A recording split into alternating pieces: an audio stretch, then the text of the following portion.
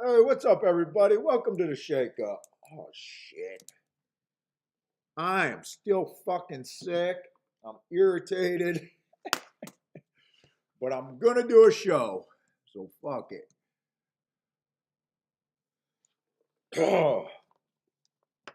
Gulfstream and Tampa today. Probably, probably mostly Gulfstream.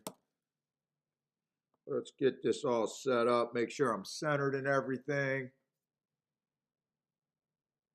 Make sure some people actually come.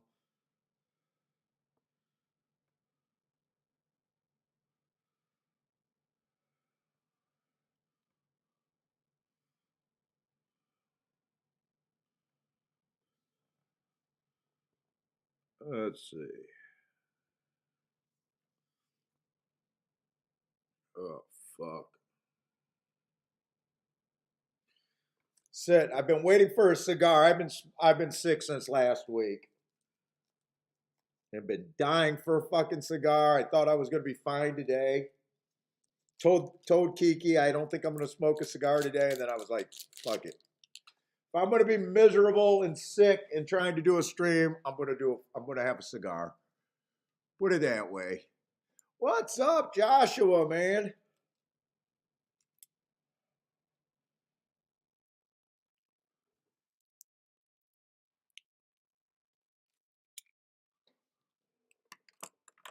Ah, comfort. Bluekin's waiting for the last race? Shit, that might be the smartest move in racing.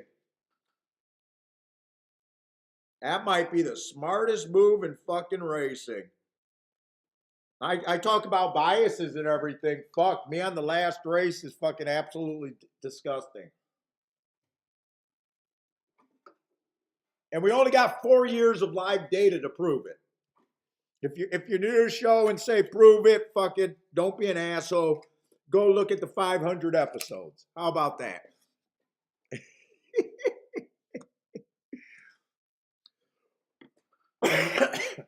I'm trying that black background behind me because I think your guys' chat is supposed to show up behind me. I want to see how that looks.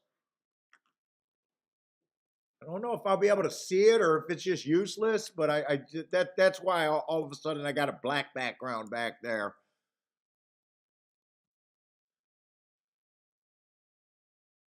Which means I might not be. Wait a minute. Let me make sure I even got my text box there.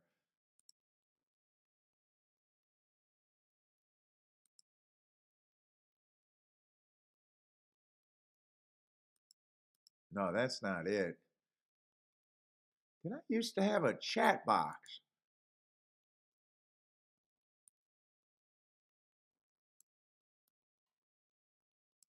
I think that's it. We'll see if it works. If it doesn't and it's distracting, I'll get rid of it.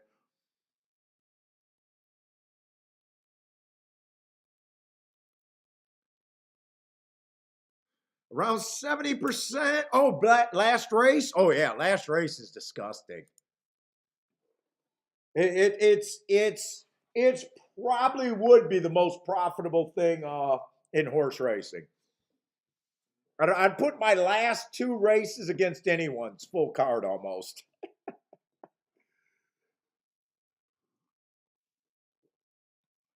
Oh, is that what it looks like? It looks like I'm in a bathroom. Maybe I do want to get rid of that. I don't like the sound that it looks like I'm in a bathroom. Hold up, let me get rid of that because I'm actually looking at it. It looks kind of distracting to me too.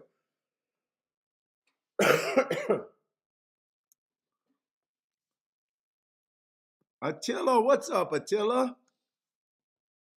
Let's see.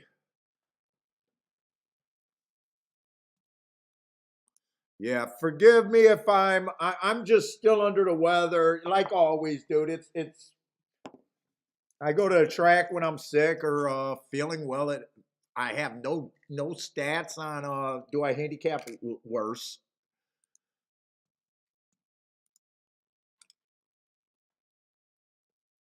Probably the worst thing is just zoning out in the attention span and not the excitement level is probably the worst thing about being sick. Whoop. Oh, shit. Don't tell me I just... Hold up. I got to find all my shit again. Hold up.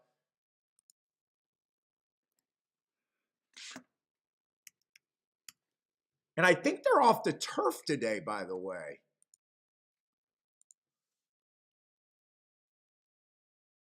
Let me get my shit up there. Fuck, I got to remember how to find it, actually.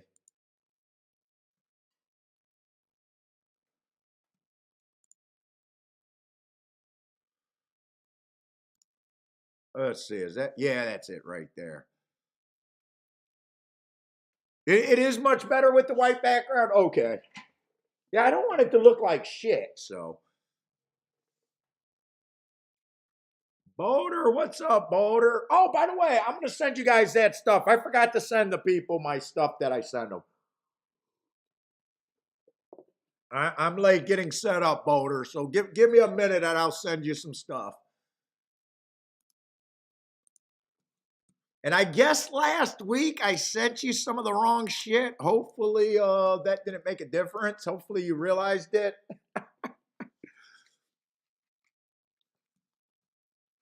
Rennis Do, what's up? Let me hurry up and send that shit out and then we'll get on with the show.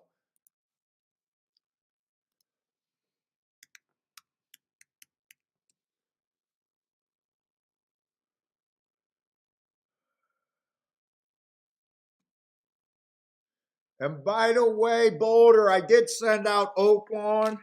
I knew they only ran 3 days last week. I was a little behind in getting all my shit together. But I got it and sent it out this morning. So if you guys were looking for, I know Peter sent me a thing. But yes, I definitely keep track of Oaklawn. So.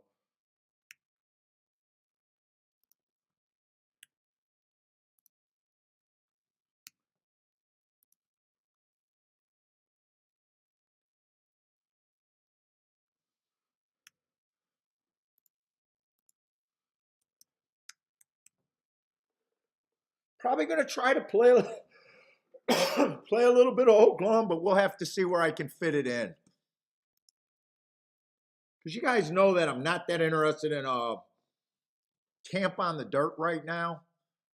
Mostly Tampa routes, but I'm still going to play to where I think my best bias is or track profile, whatever you want to call it is. Let me just send this shit out and I can... God, everything is so hard when you're just under the weather. Such a pain in the ass doing the simplest shit.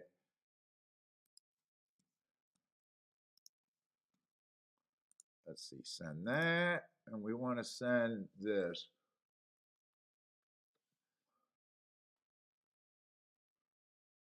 And tomorrow, I might only do one track tomorrow. I plan on doing every day this week for Gulfstream. I plan on doing every day for Gulfstream. But I don't want to get burnt out. And you guys know I've been sick. So tomorrow I just might do one track so I can just rest tonight. We'll see. It just depends on how I feel later. But right now I'm leaning towards only doing one day tomorrow.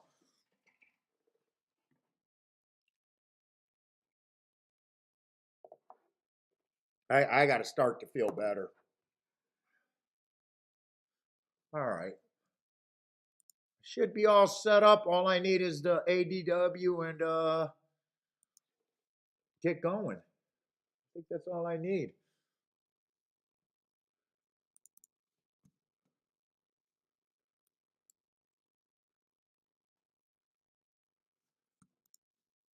Charles, what's up, Charles?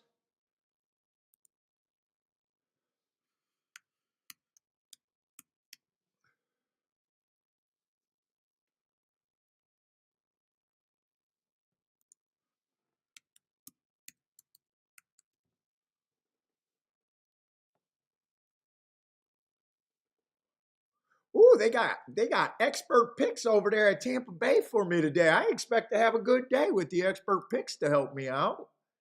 Shit, I don't even got to worry about being sick today. I got some expert picks. Off the turf today at Gulfstream all day today. I did think I seen that. So they're going to be on the Tapeta. Actually, I might not care. I've been crushing the Tapeta.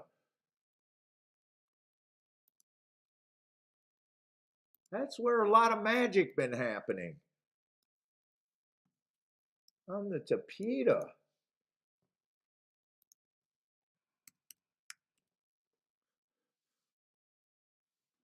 Charles does say it suck, and Boulder doesn't like not hearing that there's any turf today. Let me get this light so I can just keep my chest infection going. By the way, we're going back to boxing. I'm getting me a spit bucket going. Let's go. I got to get this phlegm out of my fucking chest anyways. Perfect.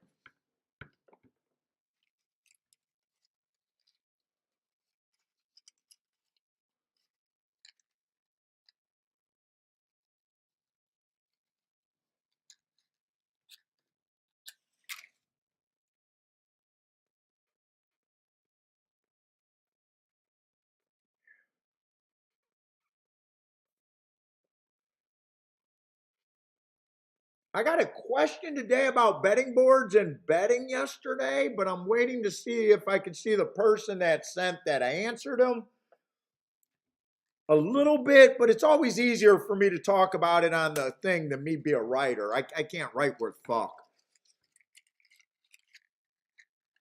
But his question was basically, he had two horses that he thought combined for 51% to win a race yesterday. And what could he have done? Is that an automatic? And they were both underlays. Is that an automatic sit out?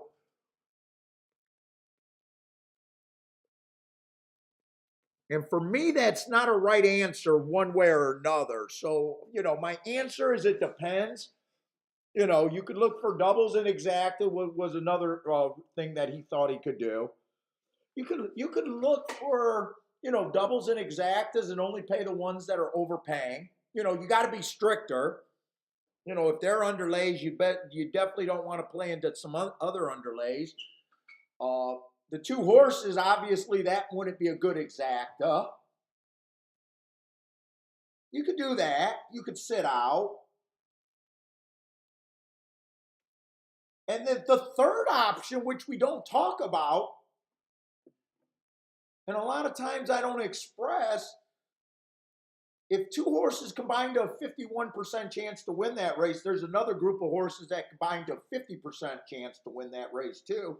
You can actually try to beat them if they're the underlays and the other ones are huge overlays. It all that matters if, one group is underlays and the other group is overlays.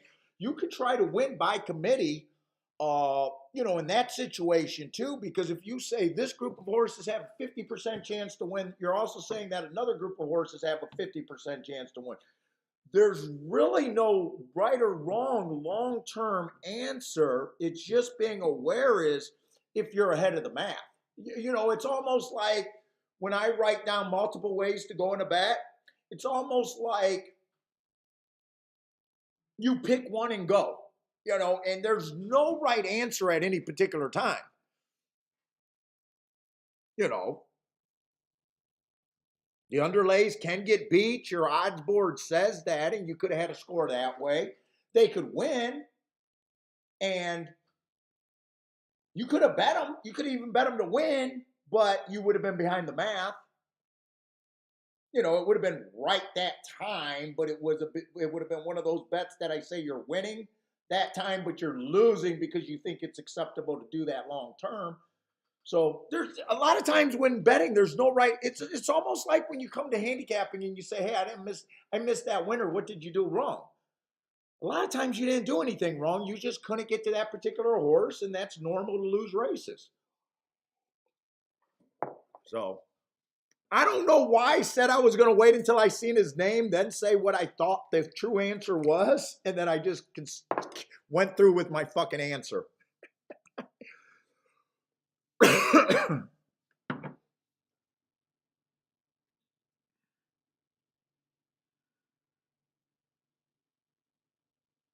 Where is the tip sheet for Tampa? I see it on Twin Spires. It says tip sheet.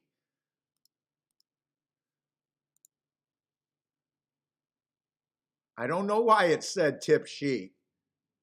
Oh no, I better have them. I need those tips. I need the tips.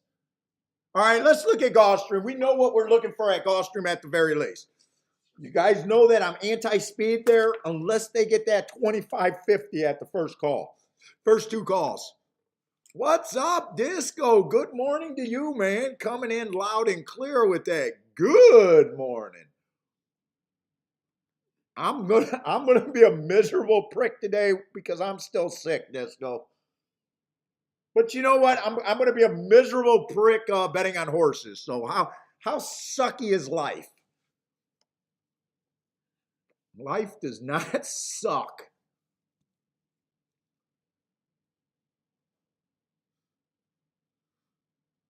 Let's see. Let's just get an overview here. So we know what I'm looking for. There's always that caveat. If the pace goes at 25.50, that's when, I'm at a disadvantage. I've been looking at the Tabita like they're going to stalk mainly or close.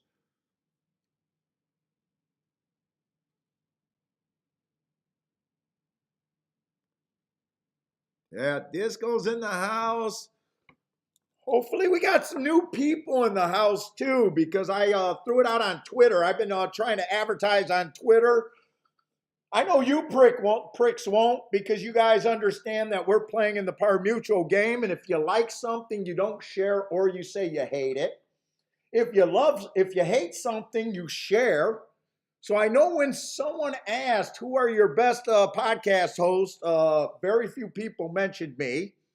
But I understand there was a few people that did insult me. I know Grandma was one. Parson was one. They forgot the rules, or they just think that I suck. So they wanted to pass me on.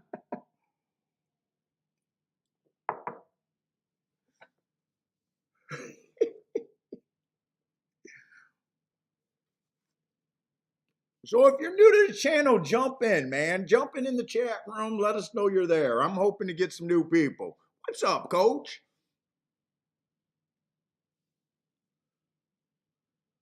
Let's see, we got $32,000 claimers, miles on the Tapeta. I know the running style I'm looking for. I love the marks on the one, but wrong running style. Well, Tricky, he has rated before. I'm sorry I'm going to be coughing in your guys' ears all day today, but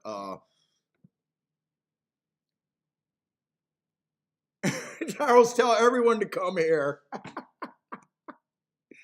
Yeah, you'll get the best rants because I'm the only one on Twitter that understands the per mutual system. I'm the only one that acknowledges it.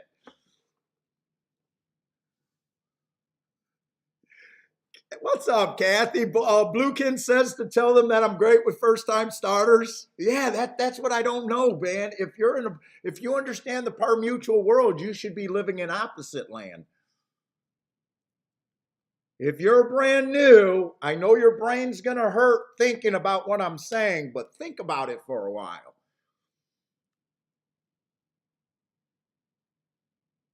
If you love someone and they got an edge, you should be telling the rest of your friends that they suck. If you hate someone's handicapping and you believe that they are the worst thing in horse racing, you should be spreading their word everywhere. What's up, Rex? Yeah, so unless the one rates, I don't think the running style. I love the Mark's last race, though, which makes it tough because he's a decent price. Let's see if there's other speed. If you think a track's backing up, you got to make sure that there's still some speed.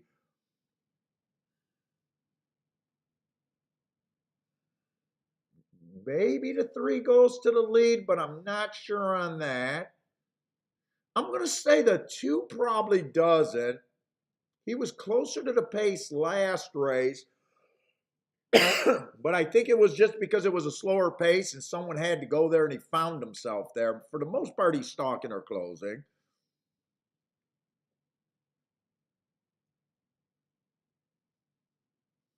Six, I don't have marks on, but he does not look like he's adding to the speed. Holy shit. Seven should add a bit to the speed.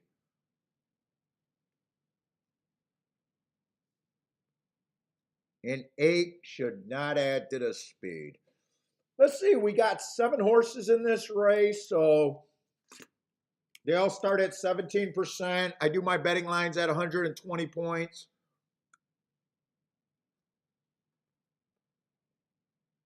For me, it's always easier to start with the horses that I can't get to.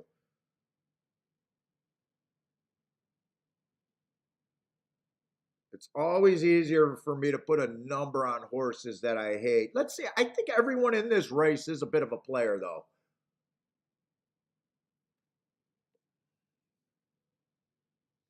I'd probably be a little. Now, they all start at 17%. So when I take 7 points away from the horse where at his starting points, I'm not being completely hard on him.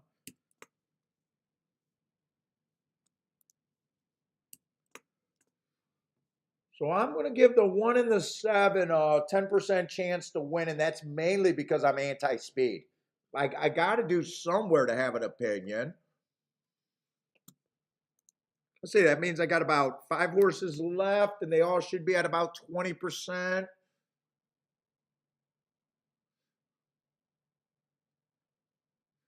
This race right here honestly doesn't look that appealing to me. I'm probably sitting out this race, but I'm going to try to complete my betting board here.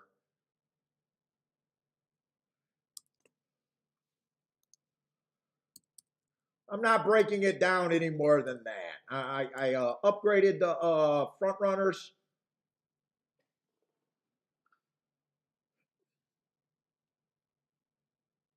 So I think eight's a little over bet. Six, wait a minute. Six, if I'm even close about that betting line, is a huge overlay.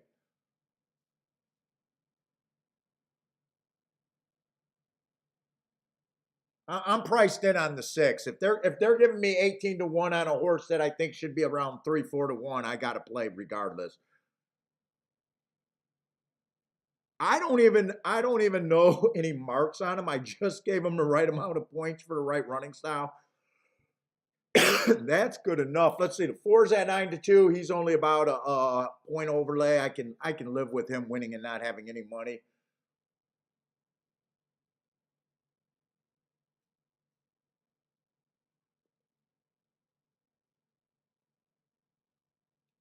Seven's technically an overplay. If you want to bet someone trying to go wire to wire, a running style that I think is going to have a harder time. To me, the horses that make sense according to math, with the way that I'm looking at the race, is the 6 and the 7. But I'm just betting a play bet. My smallest category of bets on the 6 to win right here.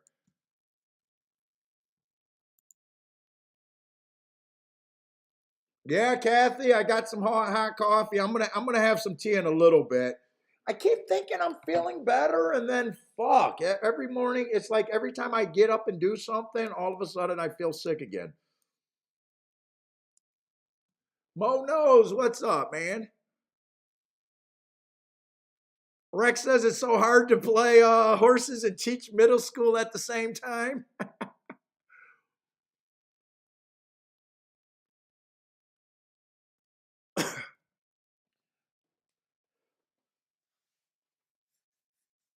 Fuck, give them a reading assignment and just fucking open up your ADW. That would be a great job for a horse player, actually, being a teacher.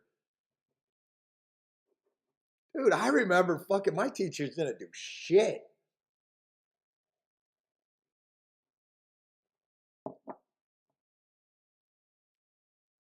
You could set up your day almost, dude. That'd be a great job for a teach thing.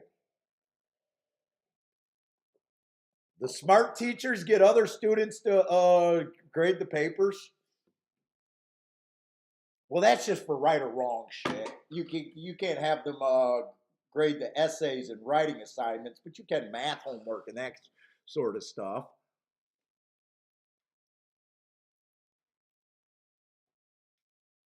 You're already sitting at a desk. Ooh, that would be a good job for a teacher. Let's see, 1 in 7 to get delayed. Let's see if they're going fast enough to back up.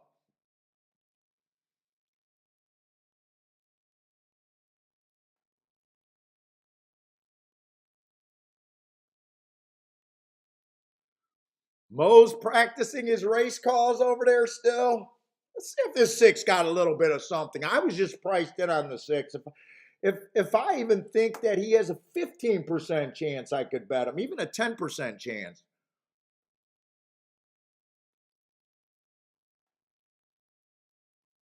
All I know is I think he got the right running style, and that's good. That was good enough for that overlay.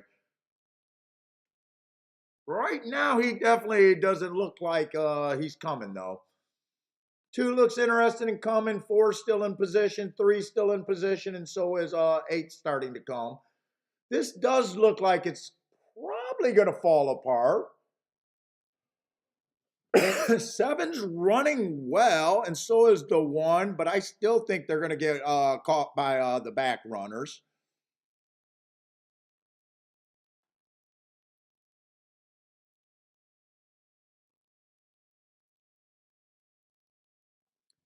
Three, two, two, three. 327. So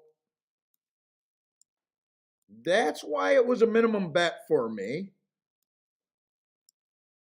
But I'm happy because they ran with the right running style. It was the only spot I could have got, and I made it as a smaller bet for me. That would have been a nice hit if he would have ran. $20 turning into 400 would have been good. So it's worth that losing play. Let's see, no turf today. We're going to do the tic-tac-toe boards over there at Gulfstream. Lots of racing today. If you guys are new to the channel, if we got new channel, please take part in our chat room. Please give us a couple episodes to check us out. You can't judge a handicapper in 10 minutes. I don't know how many people that keep saying, hey, I want to see people with an edge play in front of me, talk about why they're doing things, and then they give us 10 minutes because they don't like me. Fuck, if someone can teach you something, or let's just say you haven't figured it out, give someone a chance that at least can convince other people that he's good. These horse racing shows are boring as shit. I do agree. But you will hear me say things that no one else say, like, I only expect to hit 20% of the races that I play. And I will be profitable with 20%.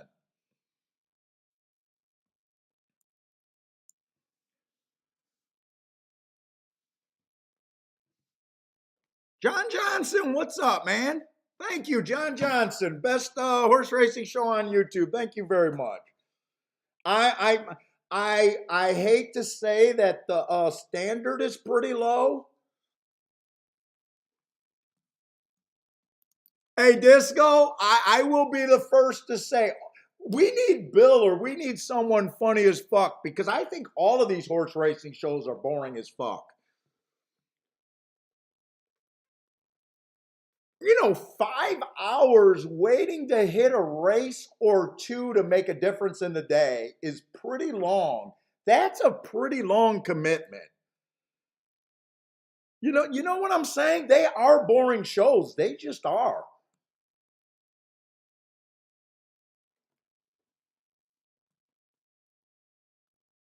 I definitely agree, and I feel the same way. The same way. They're boring shows.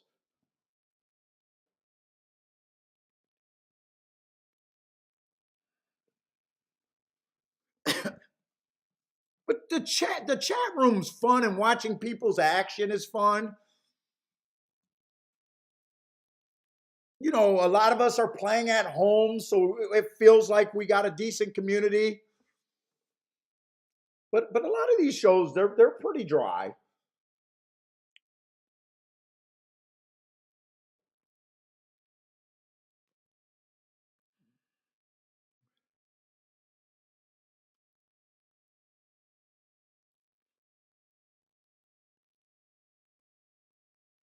By the way, I got no problem with the first race. 3 wasn't one of the horses. You know, if you guys are new, so what I'm doing on the side, this is my betting line. So I do handicapping to get to scenarios. So I put my winning percentage down on horses. This was a pretty simple race to sit out. I had a couple horses at 23 to 1 or 23% chance to win. No one better than a 10% chance to win. One of the 10% chances won. He was an overlay. So the column after the number is what I think their chances are of winning a race. Everyone's chances are different, so I'm not even trying to convince you to look at a same race the same at me as me. I'm trying to convince you to do your own betting board. And when you do the percentage, you'll get the odds that are fair. And then the name of the game is getting better odds than fair. So, you know, I had the 3 as a 10% chance to win. He did win. His fair value was 9 to 1. He went off at 12 to 1. Could have been bet there.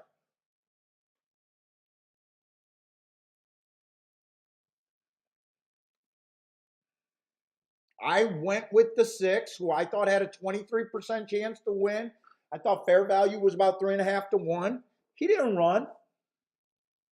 Ran a non-threatening 5th. But I'm happy with that bet. I got enough experience to know that that was worth 20 bucks to get 4 something back, almost 500 back. That was kind of like an ante. I played it in my small betting range.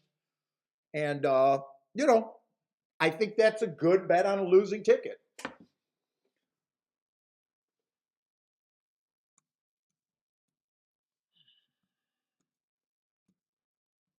So that's what you see over on the right. So if you're really looking, often I'll bet my 3rd, 4th, 5th choice because they're the better bet long term.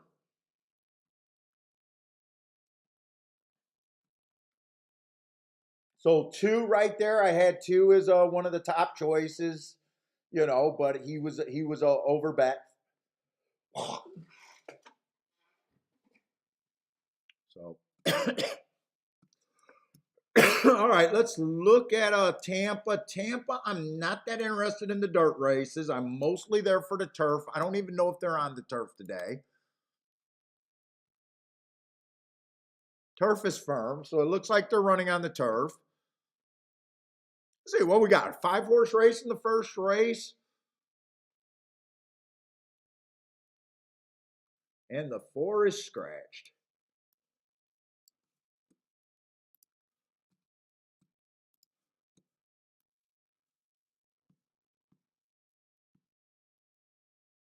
Let's see, Jeff D said, dude, what Kiki wanted to hit me up with the Vicks Vapor Rub, but I thought she was just trying to get frisky. So dude, I hate that Vapors Rub on my chest. I had a what is that? A humidifier or something where you put the vapor rub in the humidifier or something?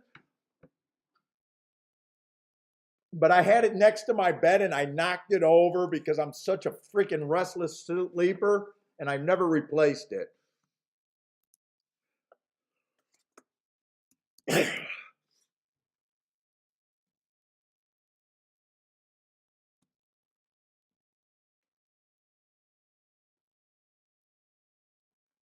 Mick, we'll try to get back to doubles because actually I prefer doubles over exactas.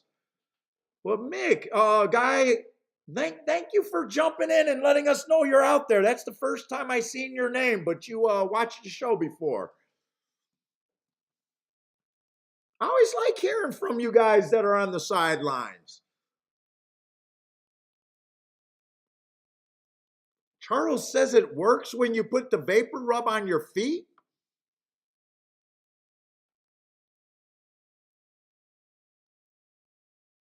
Yeah, if you guys been watching the show for a long time, you know, unless you're working or driving, I know we got a couple truckers that like to listen to the show when they're driving. Minus them, they don't need to jump in and take part in the chat room. They can stay off. But dude, if you guys are out there, jump in. Let's see, Attila calling a tough day over there at Gulfstream. I don't know. We'll see. I never know. It's so hard because what I'm looking for is so narrow. We're just looking for mistakes from the betting public, hoping that there's a bias, just hoping that there's something we can take advantage of. So it's so hard for me to look ahead and be able to tell what I like. What's up, Thad? Let's see, but 5-horse fields. I do the betting line to 120 points. So when we got 5 horses, they all got a 24% chance before handicapping. So 3-1 is fair value.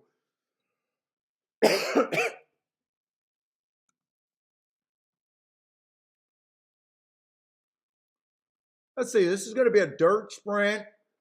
You guys know the story of my history with Tampa Bay, if you guys been watching the show. Tampa Bay's dirt racing, I don't know why I love playing Tampa Bay. For all my history, I never won at Tampa Bay. I mostly played the dirt sprints and routes, and it wasn't until 4 or 5 years ago when we started the show that I started tracking the turf racing.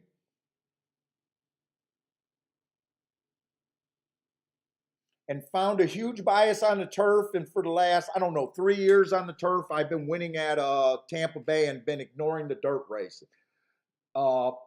If you guys are new, I'll tell you another thing about me. Usually I don't get beat by a track by 30 years or however many years I've been playing it.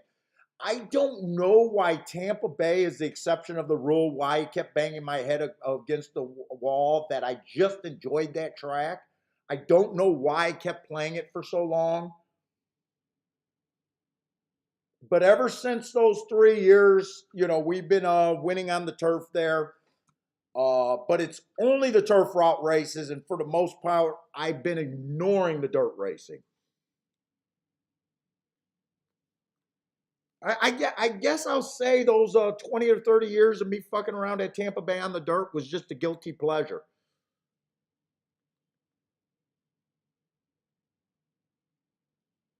Let's see, the one taking quite a bit of money. I don't have any marks on them. I don't, I'm behind on the feeder tracks right now, Mahoney Valley and Thistle Downs. Speed and Stalker's normally what you want at Tampa Bay on the dirt. But I will say one thing, 4 to 5 is never right in my head.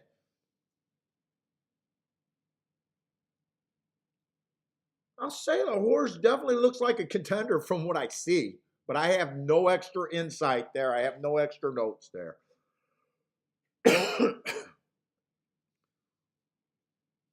Let's see, 4 races ago on the 2. That's a nice race. Early pressing day, that's what he was. Matt Strides with the slowest winner, average, won that race. I got no problem with that race.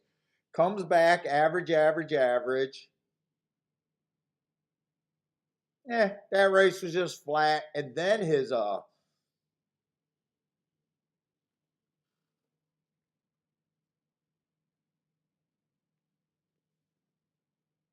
races just went south. Let's see. 2 races ago, I got that as the early pressing day. He was slow. Came out like a closer, so I gave him an asterisk there. And then last race, an early pressing day, and he still was a closer. I don't know where. I got 2 excuses for the last 2 races, but they're not 2 excuses that I could really jump on.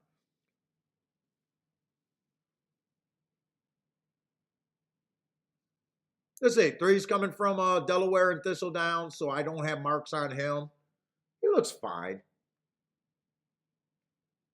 4's out.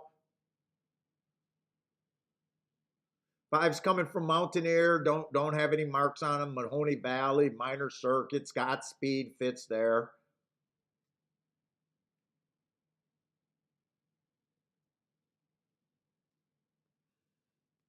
Let's see, 6 is coming from Hawthorne. I don't mind that Hawthorne race. Early pressing day, dueling, average match strides with the fastest, or 1 tick slower than the fastest winner of the day at the second call before getting dueled in submission at a higher level. I don't mind that race one bit. And then last race, he earned my best marks, went too fast to win while dueling.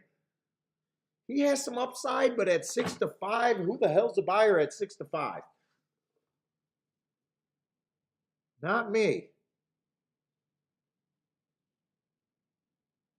Let's see. I really don't trust the 2. I'll still give him a 10% chance. He's starting with 24%.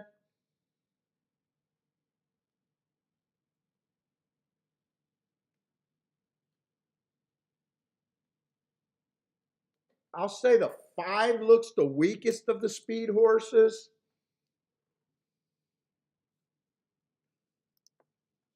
This race does not look like I could possibly play it.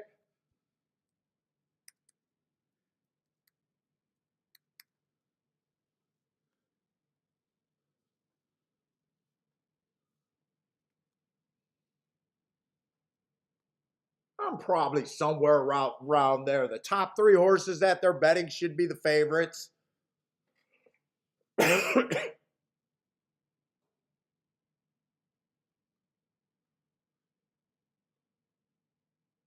But this is a non-interesting race. Let's see, unless you're Thad. Thad found a way to get to 13-1. So good luck, Thad.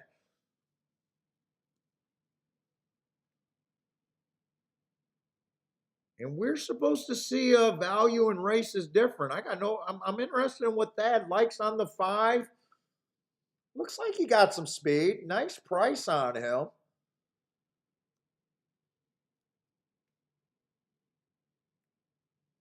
Probably an overlay for Thad, so.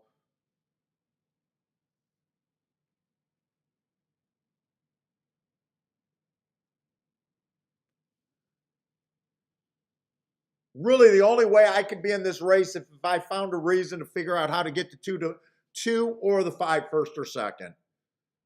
Or just wanted to say that I think the 3 should be 2-1 and I'm getting 4-1. I could make that argument. So those would be the only spots I could get to. I think the 1 and the 6 are over bet.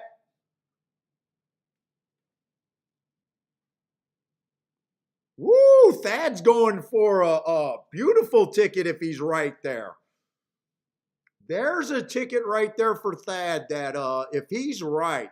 In fact, Thad, if you're willing to do that, I would probably box those 3 horses because you will be sick if it comes in. Oh,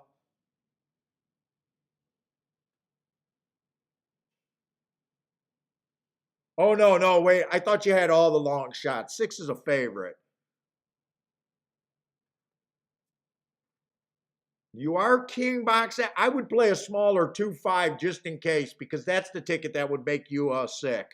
I would still throw that in as a saver that is probably worth more than everything you got.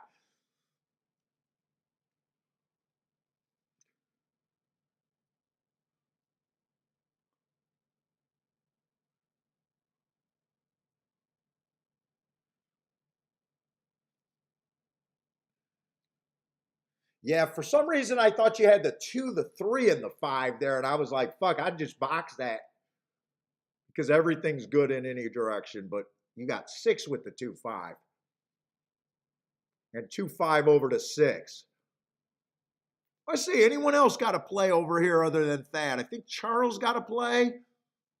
Yeah, you are throwing that in. I would do that just because if you're right, that ticket is a great ticket.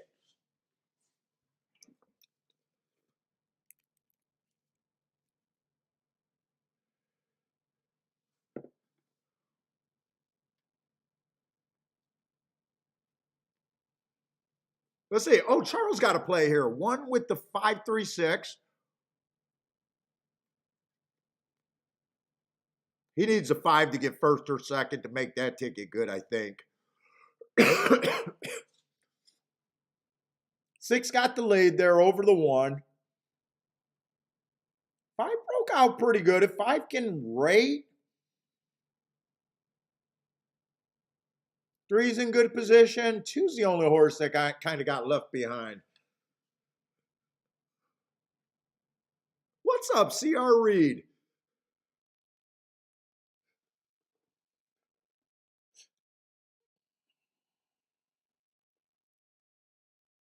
Three looks super interested here.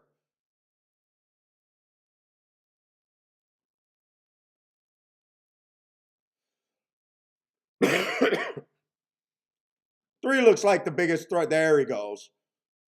So that was a way that made sense. He still stayed an overlay at 3-1, but it's just the big 3 right there. 3, 6, and 1. I mean by the big 3.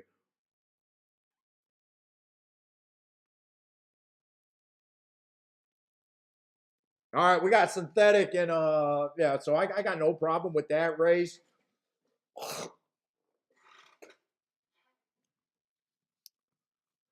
Sorry guys, I'm gonna be coughing and spitting all day today. I got to get this shit out of my body. This fucking phlegm and mucus. It's just I know it looks nasty, but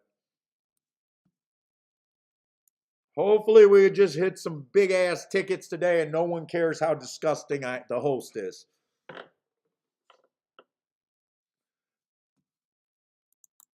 Let's see, what does Disco got here? Disco is always going to give us some bias info.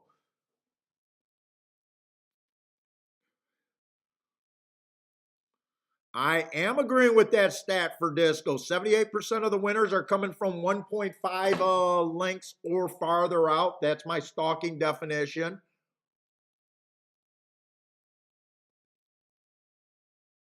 He's adding one more part to that. He's saying that 76% of the runners are also coming from the outside.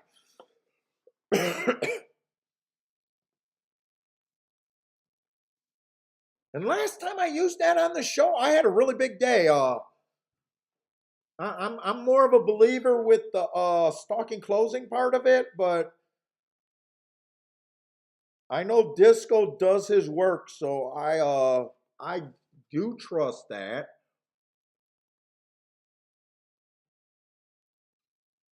I say we got made in 16,000. The only problem with this is we got a bunch of horses that are just lightly raced. That makes it a little bit trickier. You know, the one horse stretching out for the first time. I mean, he looked like he didn't have any speed first time out, but he was also off a step slow. We just don't know. After one race, it's always hard just to declare a horse's running style. It's really just hard to decide that. Let's see, Roland likes the one stretching out.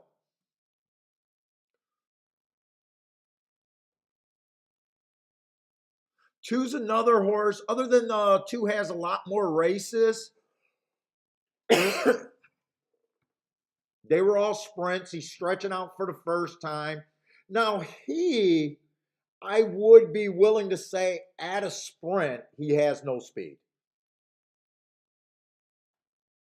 You know, we got 5 races of history with him, so it's a little easier to kind of guess his running style is probably off the pace.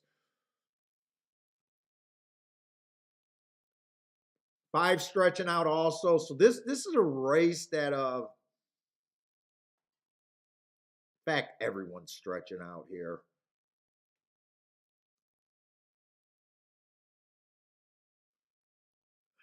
This is a race I probably just don't want to deal with. Let's see, 8 horses. They all start with 15%.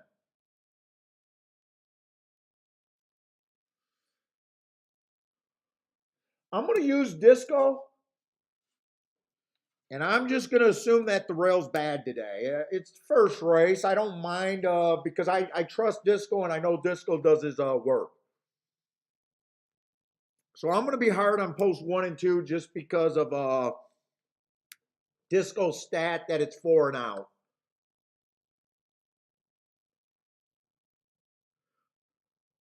3, I'm going to leave 3 in for now. Let's say 5 being the first time starter. You guys know that I don't do any handicapping for first time starters. I'm just going to blindly say he has a 10% chance.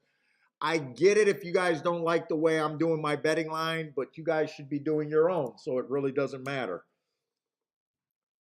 So I'm giving the 2 first time starters just a 10% look.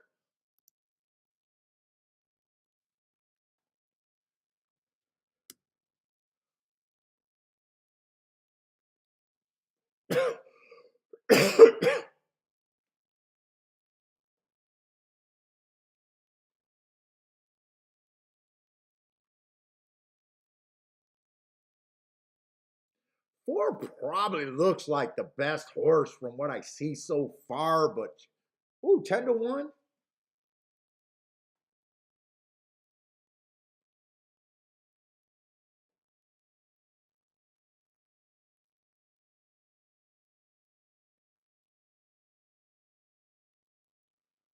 I don't know how I can play this race because when you do your betting line, you know how you came up with the betting line, and sometimes you just don't like how confident can I be with the way I made that betting line.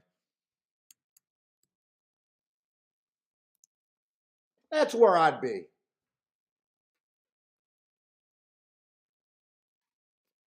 Eight's an overlay that has long-term thing. Do I really know he has a 20% chance to win this race? No.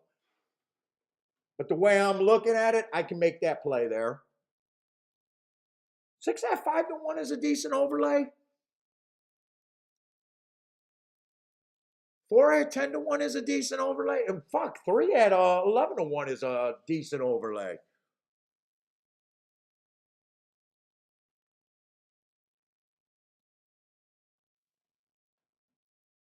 Oh my god, I'm gonna kill this name. What's up? Is it Ross? Can I just go with Ross? Ross Rare, maybe? Please forgive me if I'm not close to your name. Let me know if I can just go with Ross there. What's up, Jevin?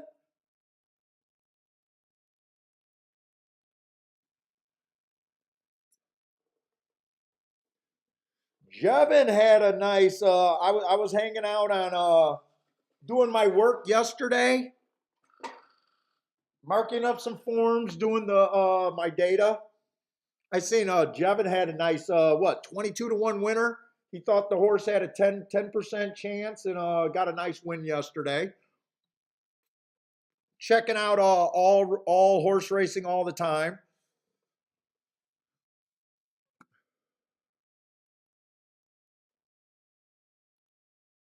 Dude, I can almost bet this race without an opinion.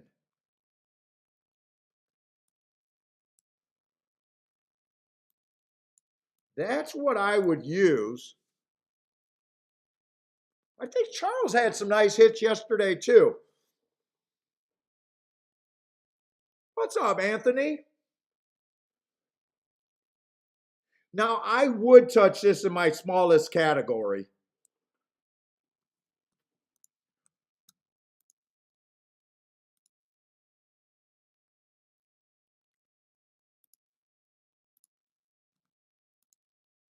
So I am not going crazy here, but if I'm right, this will be a good ticket and I don't even have to check it.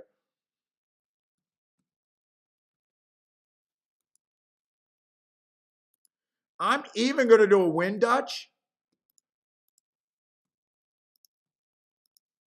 I'm going to bet all of those horses to win. I'm going to put less money on the 8, but the same on the other 3 horses. And I have no opinion here. If I'm right about this betting line, I bet 4 horses to win. I roughly think that I got an 80% chance to win. Look, all I got to do is get better than even money. I'm looking at the overlays. I get way better than even money.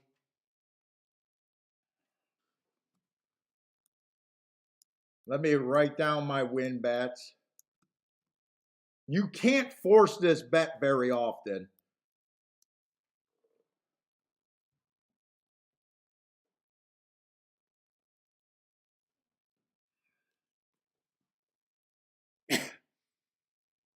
Yeah, Charles been getting hot again. I think Charles had a little bit of time. Charles, I teased Charles on last show. He cried like a baby when he lost the first race. Charles, I hope you forgive me because I just thought it was funny that you said you sucked after the first race and I called you out on it. And then it looked like you had a hell of a day after that. What's up, El Marco? What's up, man?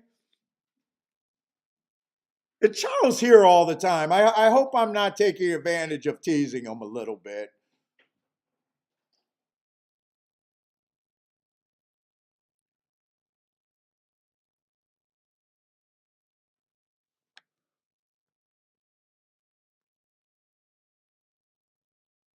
They're going to come and get me. I had no idea what the pace was going to look like here. It's going to be the inside horses. I don't think three is going to hold on. But I don't mind that bet because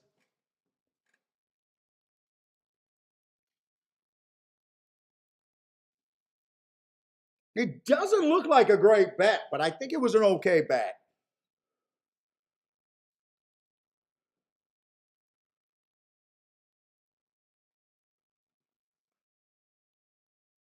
Joshua with a boom. And am I going to complain about a 25-1 winner? Fuck no. In fact, if I don't listen to Disco, I probably got him at a 10%.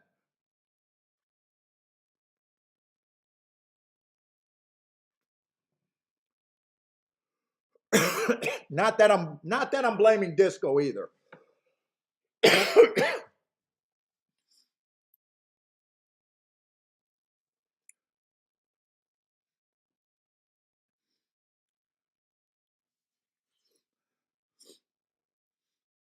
Joshua, I hope Joshua hit the Alston with a boom. Tell me you guys hit the exacta. I mean, shit, the win bet is great, but tell me you guys hit the exacta there.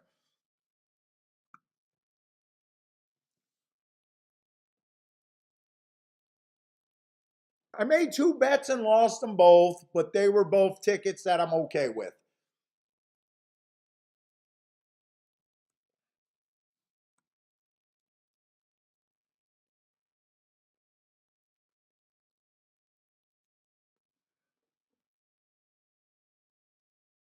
Joshua had just the win. Not Joshua, not that I'm going to complain about you just having the win. Nice job. What's up, Mac and Co? Well, yeah, I could see it be hard for you, Disco, not liking the inside.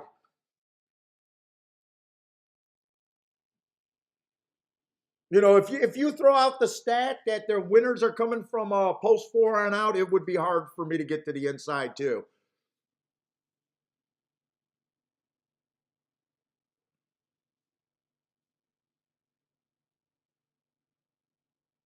By the way, you didn't even have to handicap this race.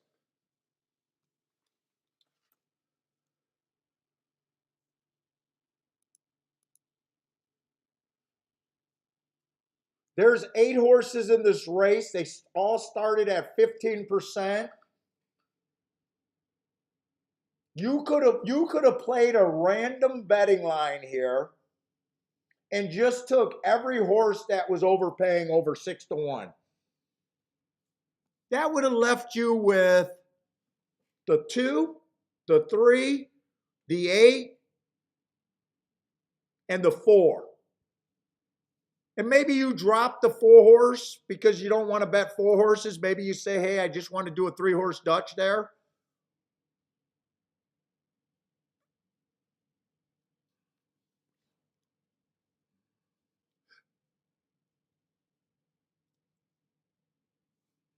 And that's a race where really it was really tough to even do a betting line there. You really didn't have to do a betting line there. You could have came up with the winner. Just by knowing what random was.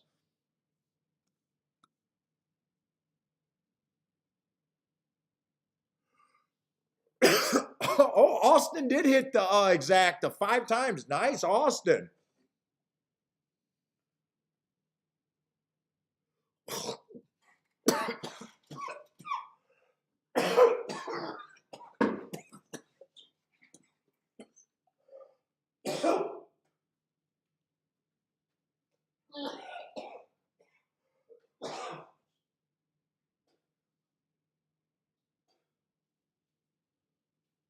Holy fuck.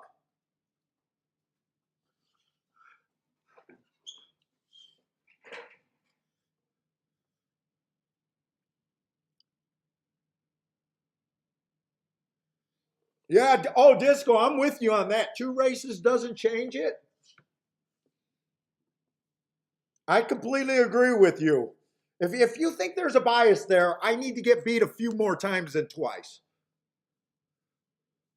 Especially in a field like that when there's nothing in the field.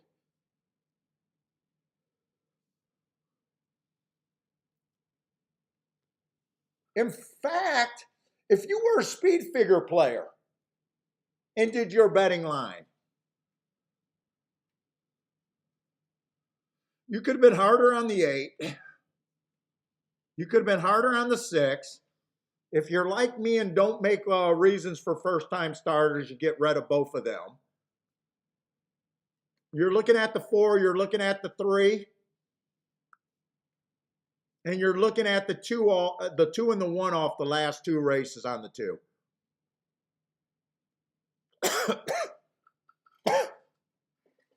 Maybe a little bit of whiskey will.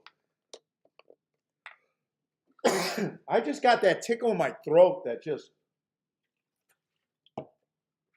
Can a little bit of whiskey just take that tickle away? I need that tickle to go away.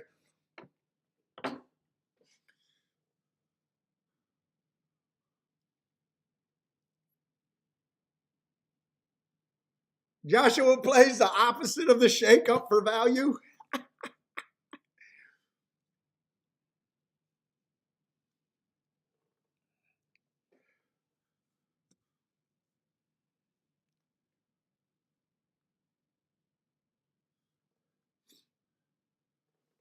Oh, I wish I. Well, this is supposed to have a cough suppressant in it, and I've been pounding this sore throat spray, and it's not doing anything. I'm probably going to OD on a cough syrup.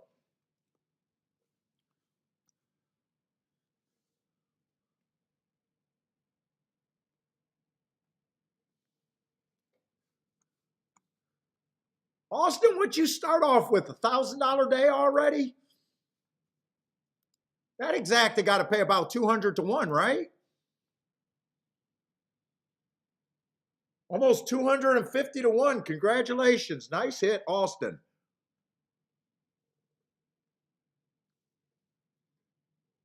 I just don't want to give the Canadian all the credit. Although Austin, are you Canadian too? I think Austin might be a Canadian too, right? Or is that, I know Joshua is.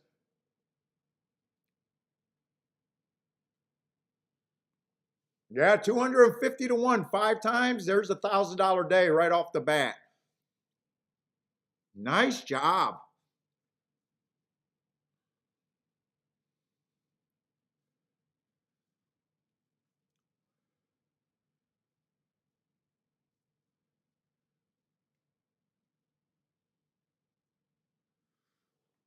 Ooh, a hot toddy, lemon, ginger, honey, and Jack Daniels. Oh my God, that sounds so. Oh, you are. Oh, that's right. Austin is the Florence, Kentucky guy.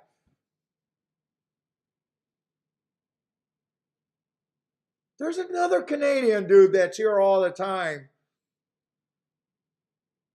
that I think I'm getting you mixed up with. That's right. You're the Florence, Kentucky.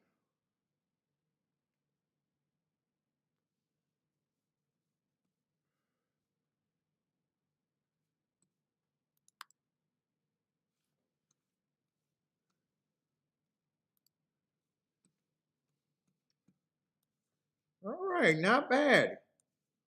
We are not going to complain about shots winning over there. Gulfstream, actually Gulfstream for the last couple of weeks have been beautiful, or at least the last 2 weeks.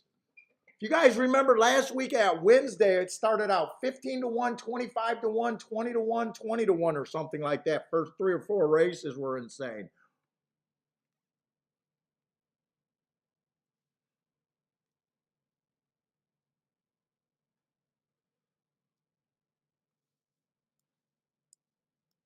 We do not complain about long shot winners here. We're more likely to hit one of them than a big chalk.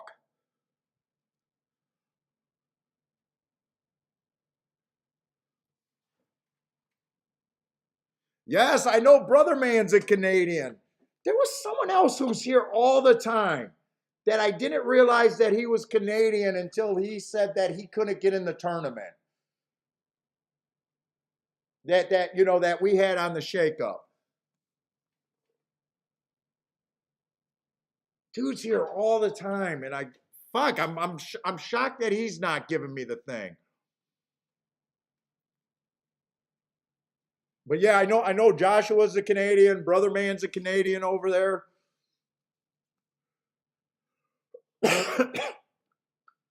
By the way, I got my year report card.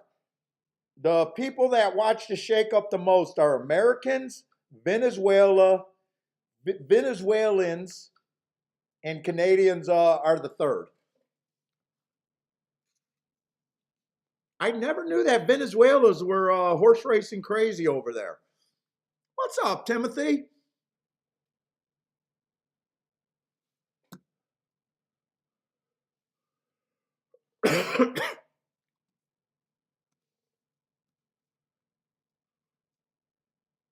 Yeah, I'm gonna have to get something.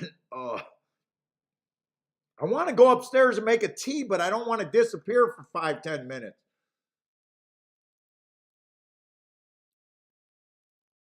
Let's see, we got another dirt race over there, 7 furlongs over there at Tampa. They all start at 17%. We got to beat 5 to 1. Let's see, I hate route to sprint. Let's see, one's route to sprint, three's route to sprint. Ooh, there's a lot of routers in this. 4, 5. Wait a minute, this race kind of changed its complexion. 7's route to sprint, so half the field is route to sprint here. I can loosen up that rule that I hate route to sprint when we got half the field coming from route to sprint, though.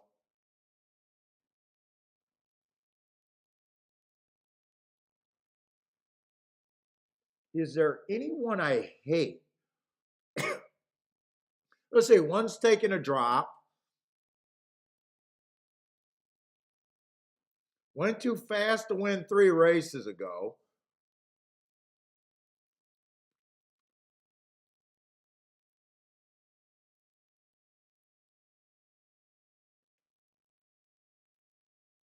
Two's what I'm looking for, a true sprinter that has speed, but 5 to 2's not. Unless I think he's a coin flip, I don't see where I'm that interested in 5 to 2.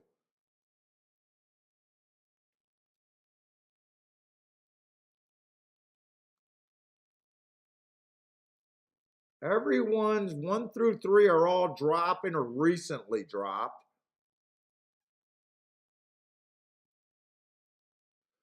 4, I don't see where a closing router is going to be able to get this.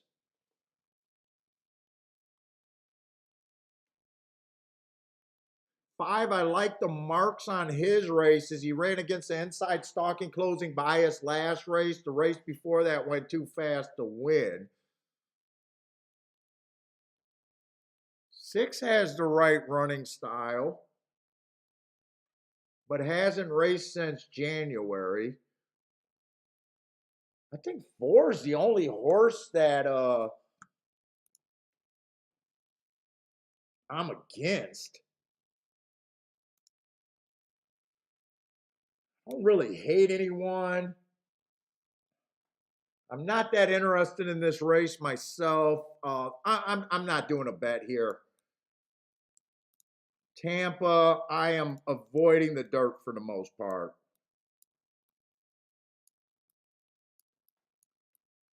You know, let me go heat up some water and I'll bring the tea down here and try to make myself a tea.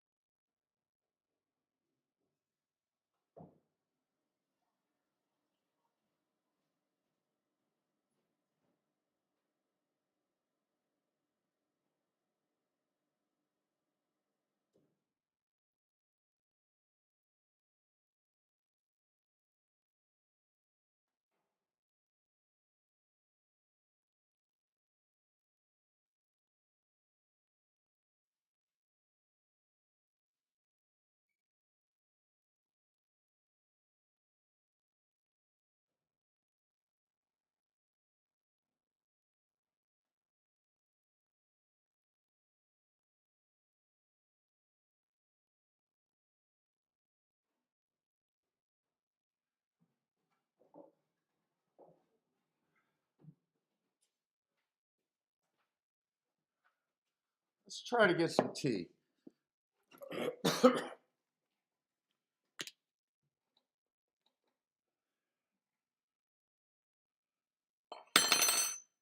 Hope I'm doing this right. I don't know how hard it can be.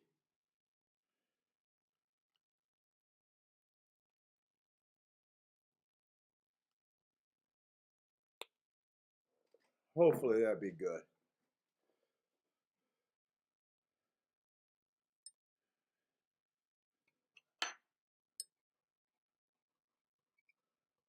I do not like tea either.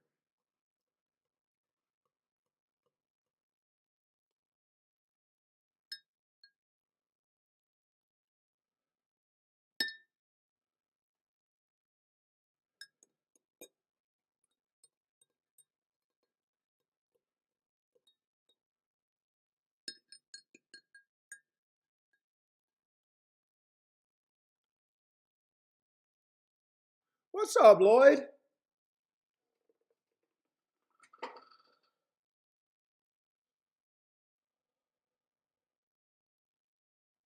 Let's say 1 and 5 looked like they were dueling. 5 got the lead. 3's coming right now.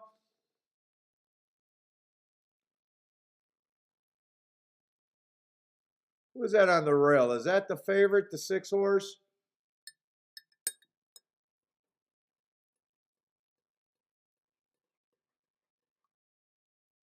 I don't know. She said just dip this in here for maybe a minute or two.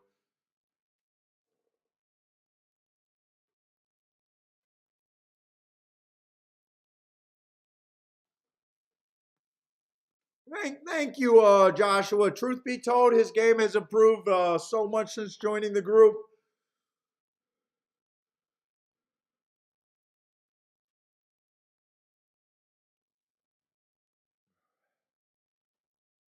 Looks like Austin's on another good. Is that a good ticket? Kind of chalky exacta there. Oh, wait a minute. That might have stayed 6-5. Wait a minute. I can't trust my vision. That might have been 5-6, 6-5 there. I thought it was 6-2. I thought the 5 completely fell apart, but they crossed the line together.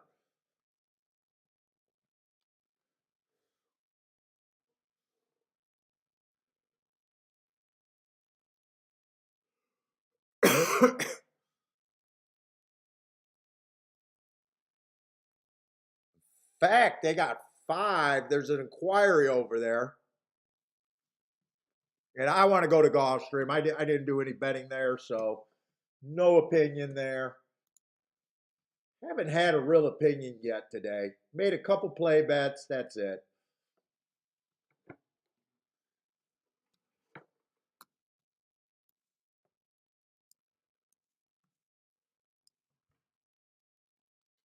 Although I don't want to bury myself with play bets today. I'm not sure if the two stalked or closed last race. I know for a fact he came off the pace at Gulfstream. I'm just not sure if he closed or stalked. I'll try to figure that out as we go on. Let's see. We got Gulfstream on the dirt. I need to hit the dirt sprints, especially today, I think. Normally love the inside. 7 is where it gets harder to win. 7 post on out. I don't like that the favorite is on the rail because I love the rail. And I don't like playing favorites.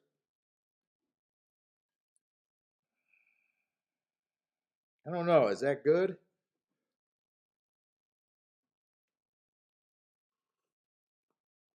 No, it's not good. I think it's done. It's just not good.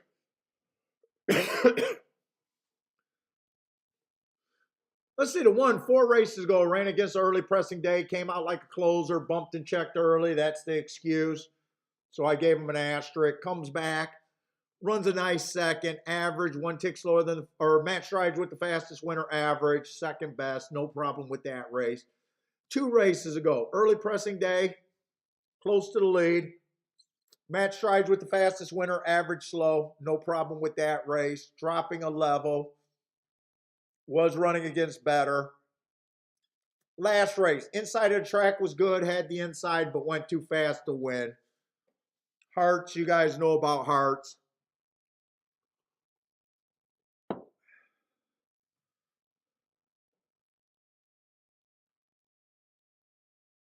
Let's see, 1 and 2 are coming out of the same race and basically ran pretty much the same race. 1 was a little bit faster early. They both were at the same place at the finish. 2's a much better price. Let's see, 3 was coming out of that same race, but 3 had, that was an inside day and 3 was on the outside. I would upgrade 3 a little bit. Not completely sure he can beat these, but I would definitely upgrade him. Last race ran against, or 2 races ago ran against the speed favoring track. If he wins, he'll be coming from behind.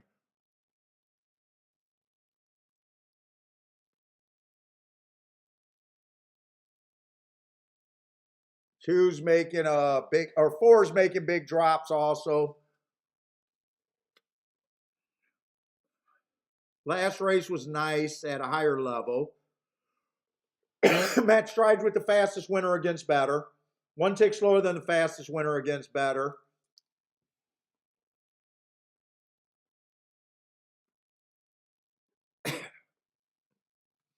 I'm going to be harder on the outside of the track.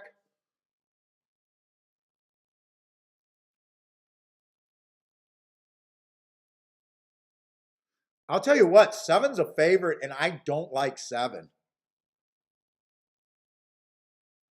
I don't see how 7 crosses over. He's making a monster class drop. If his class holds, he can win this race, but I'm against the 7. Let's see, I'm going to be hard on him, but not insanely hard on him.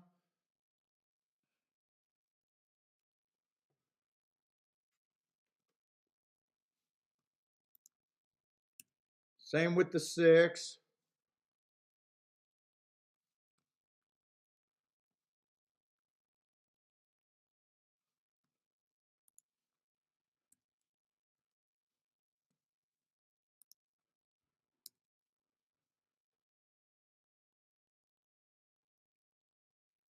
I probably like that on my betting line right there and don't need to break that down any more than that. My opinion is I'm trying to beat the outside of the track here.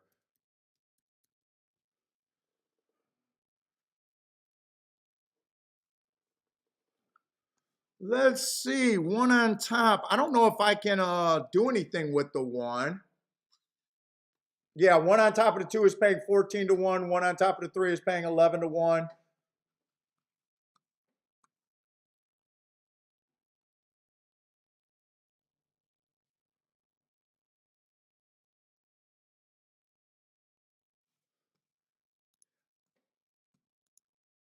This is going to be a conservative bet. I'm just going to try to beat the 1 with the 2 and the 3 here. I don't love it because I do think the 1 should be the favorite, which he is, but I can't do anything with those exactas.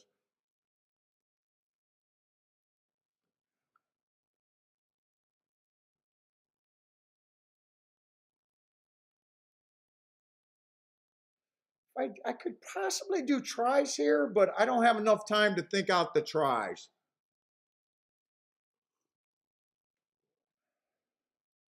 If I did tries with the 1, I'd play 1 on top of the 2, 3, 4. Probably with the 2, 3, 5, and 6 for third. I'm just going to write down the try that I'm thinking about, but I did not do the try. Let's see. All I did was the 2 and the 3 to win.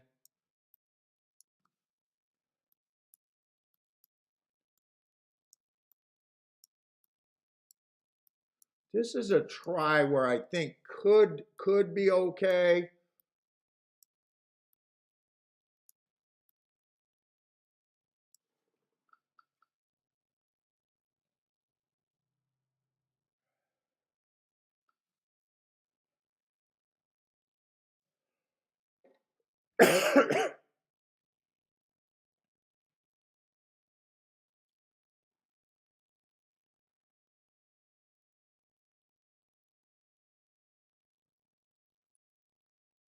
Go to the rail. Why?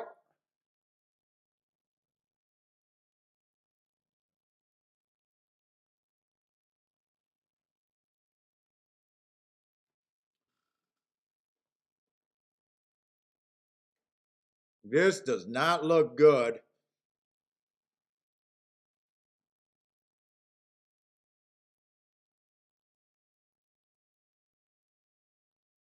Boy, 2 is really running bad, and I do not know why 3 is deciding to go 5 wide here.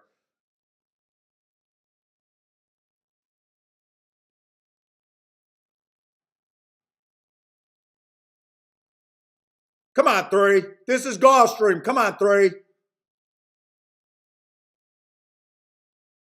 Nah, 3's not coming enough. I think I should have hit that exacta.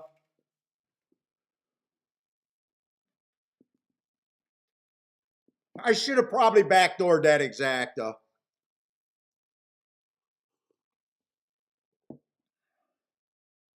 In fact, that's a mistake.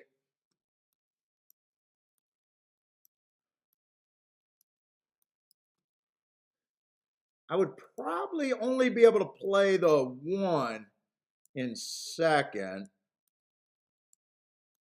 These are the bets that I should have done and would have been able to backdoor that exacta. If I would have went after that race, I think I hit that but I really didn't want to go after that race, but I think that's a misstep right there by me. 4-3 is paying 35 to 1.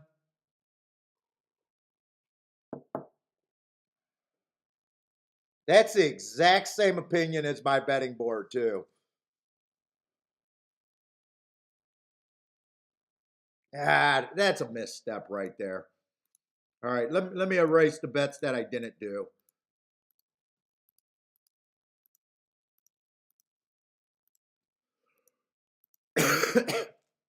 I wish this 3 would have stayed inside, and I think he would have got a little better of a look there.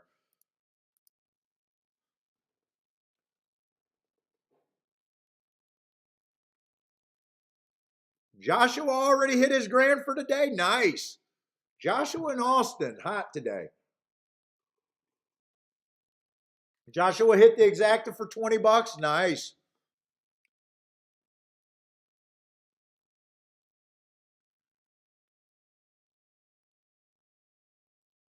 Four was an overlay there.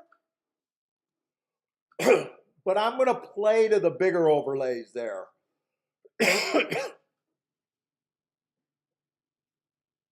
In fact, if I would have substituted the 1 with the 4 in the try, that's a monster try. I don't know what 7's objecting for. 7 had the lead. I wonder who's the 7 objecting on.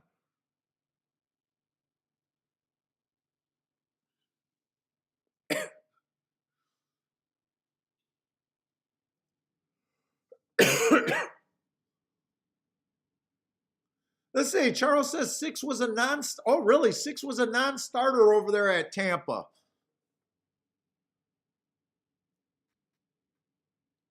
Who is this 7 objecting on? Did anyone see anything with this 7 horse? I seen him dueling with the 1. I seen him put the 1 away.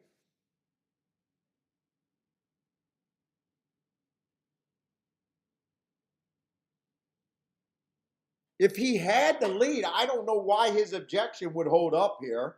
Because if he had the lead and he was good enough, why didn't he win? We'll hopefully they'll show us what he's crying about.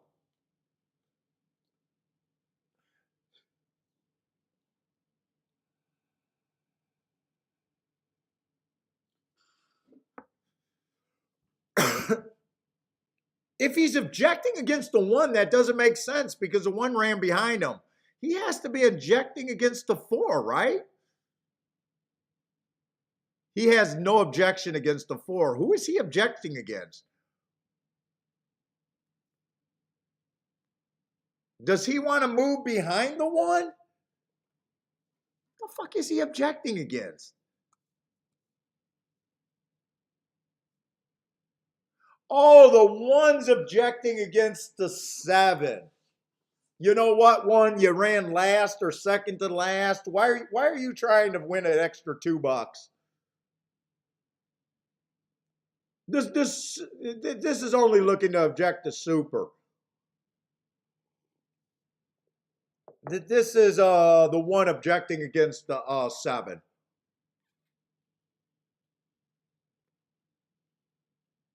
Yeah, Airhead, I figured it out. It took me a little bit of time. I don't know why he's bothered. He's just pissed, I guess.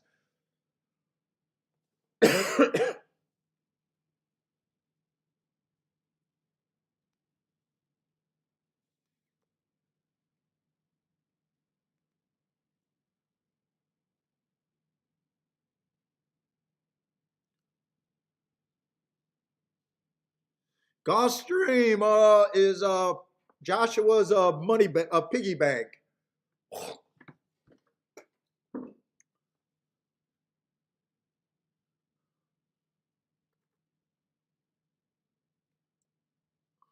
7 did come over on the 1 and probably could go down here. It will only affect the super and the high 5, if anything.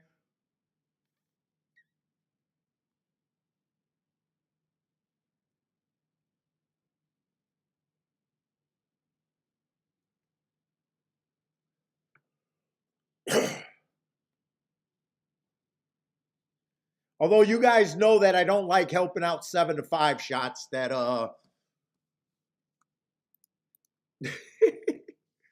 even money horses. I don't like helping out favorites.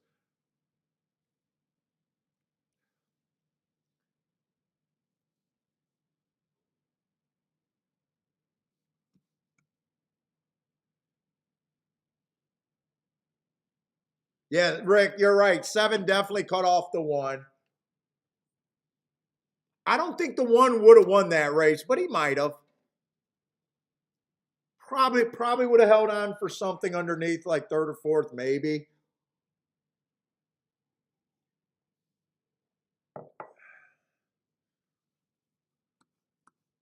Let's see. So far, I haven't. I played all the races at Gulfstream. I haven't sat out a race at Gulfstream, but they were all play bets.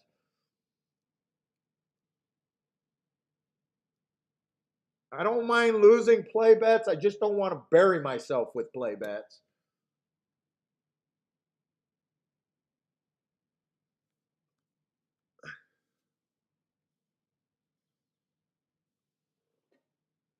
Although I feel like if I would have went for the last race, I would have backdoored that exacta.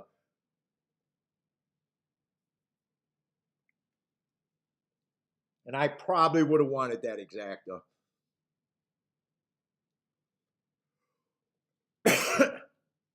And I said it last Saturday show, or no, Sunday show. Sunday we were struggling a bit. I was definitely struggling a bit. I was trying to do too much with Turfway. At the end of the day, I realized that I wasn't doing my betting boards at 90% of the races. I think out of two tracks, 20 races, 19 races, I only did 5 betting boards.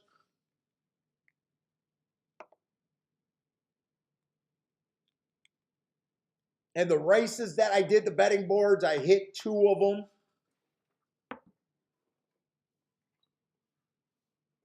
Would have lost on 3 to 1, but you know, the betting is always better when I do the betting boards. It just is.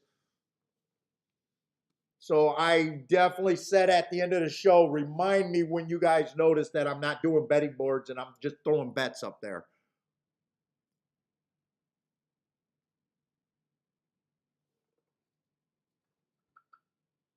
We walked off on the last race, but I still ended up being a small loser that day. I think I hit for 600 late or just under $600, but I still ended up being a little bit of a loser of the day. But way better. Other than that, we've been on a tear.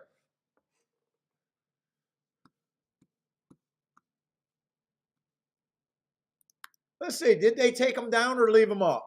They did take the 7 down. All right. What's up, Jason? Yes, Jason. We've Coach was on here the other day hanging out with us on Saturday, and I've been saying that I've been checking out his show. He does the same thing, real time racing.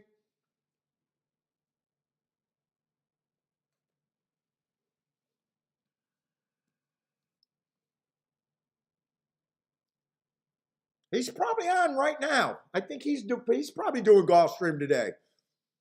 He said Gulfstream is a track that he's into. So I wouldn't be surprised if he's on right now doing Gulfstream.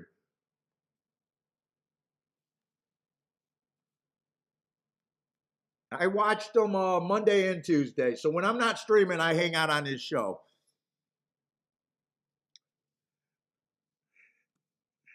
Lloyd says he falls asleep. Come on, man. It's the same show. He just handicaps different. That's all.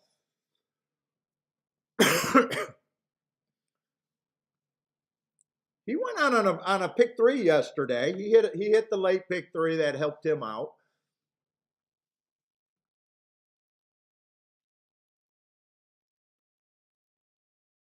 Let's see another dirt. Whoop. That's going to be Gulfstream. Let's see. Tampa, they're going in the third race, so we got our first dirt route there.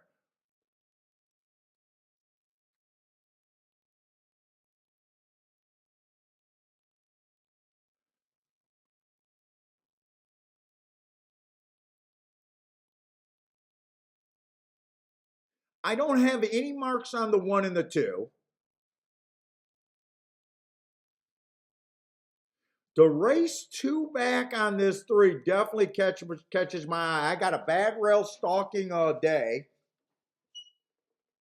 He had the 3-hole. He went too fast to win.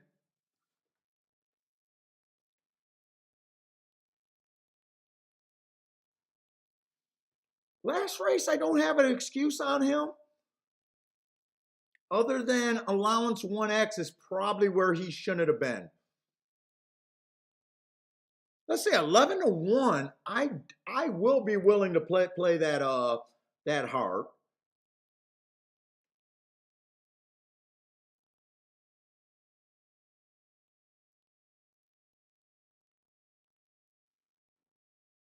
Six is the favorite.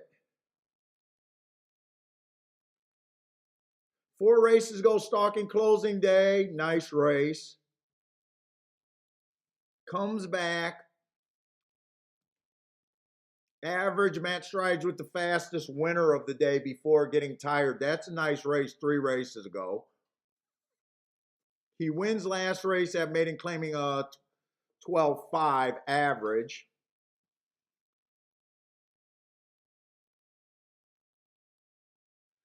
I'm forced to do something with the 3 here. I don't think the 3 should be 10-1.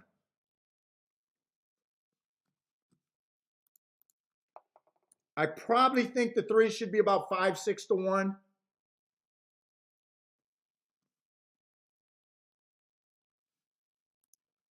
I don't like the 1 at all.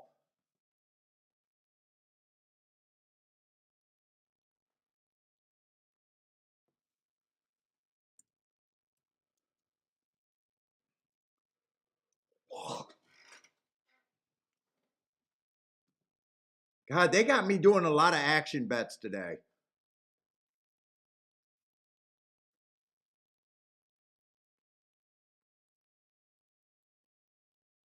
I probably think everyone else is roughly the same horse. The only reason I want to be in this race a little bit is if this 3 can get first or second.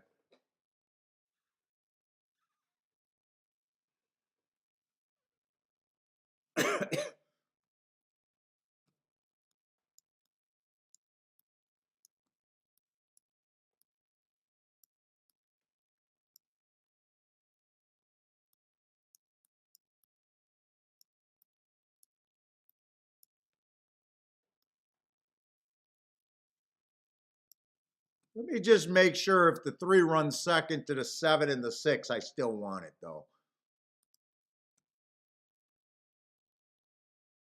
Yes, I still want it. God damn.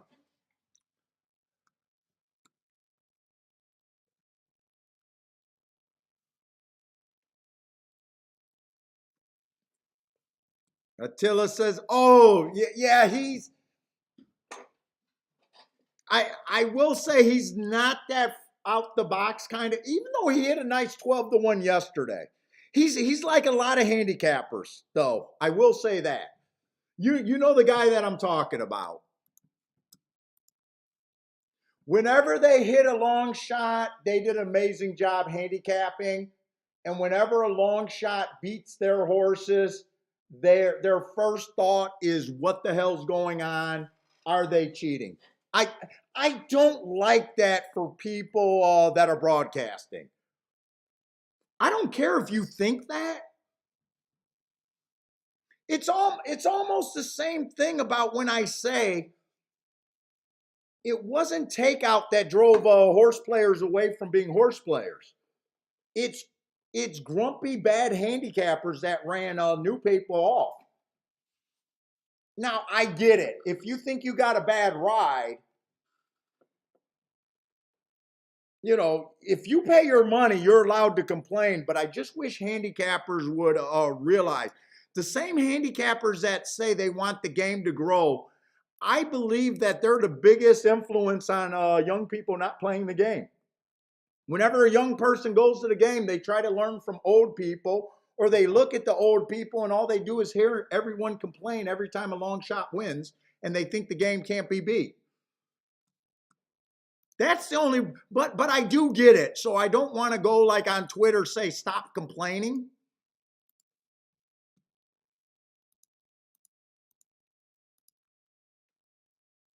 It's almost like check yourself a little bit. Don't say you want the game to grow and then you're the biggest complainer about the game.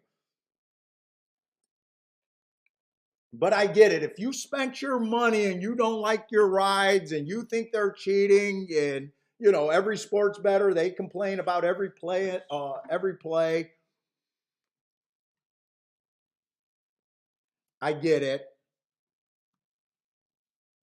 So you can't tell them to stop complaining. I get it.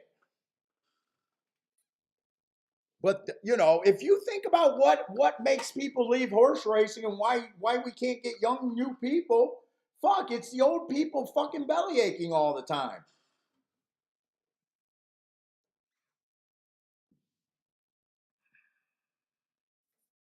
So that is one of my things that I don't like that he does on the show. Every time a 20-1 wins, he's like, "Oh, they're cheating, they're cheating, they're cheating." But you didn't hear that when his 12-1 won. He was like, "Yes, yes, that's me. That's me. That's good. I did that." You can't have it both ways.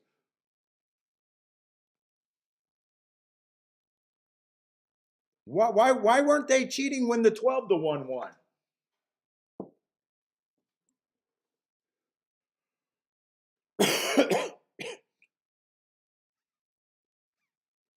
But I like his show. I watch his show when I'm doing my work. If he does Delta or a late track tonight, I'll watch it after I'm done.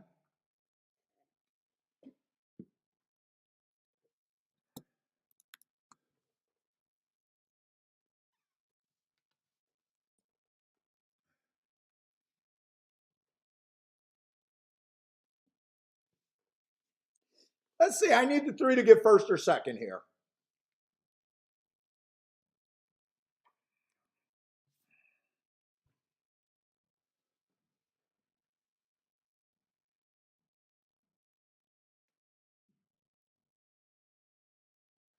Yeah, it's never a bad bet. You as a handicapper, you got to look at your plays and say what you think is a bad bet. What were you reaching? It's not, they cheat in horse racing, but I don't believe that they cheat as much and it's as sophisticated as people believe.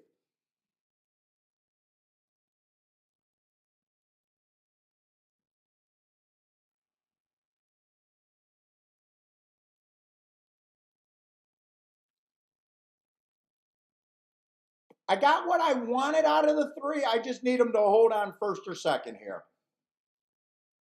I thought it was worth the play, not a main bet, but I definitely thought it was worth the play here.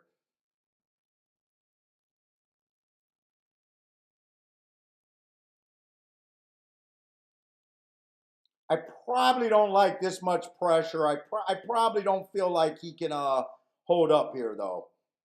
Six is giving him a lot of pressure here. There's three horses in a firing line right behind him. He's really going to have to be good to hold on here, I think.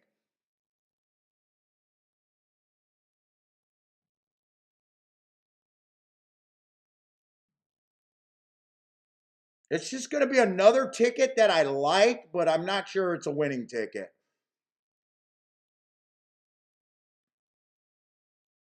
It's definitely not a winning ticket.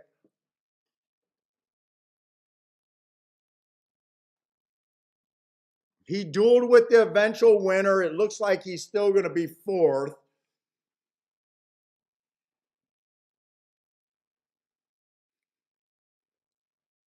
6273.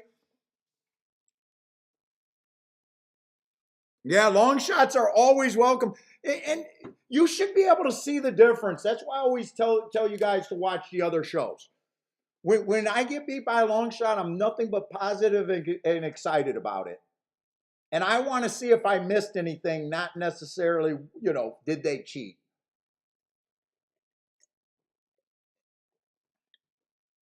Because we're playing to hit those damn long shots. Yeah, 6 was clearly the best.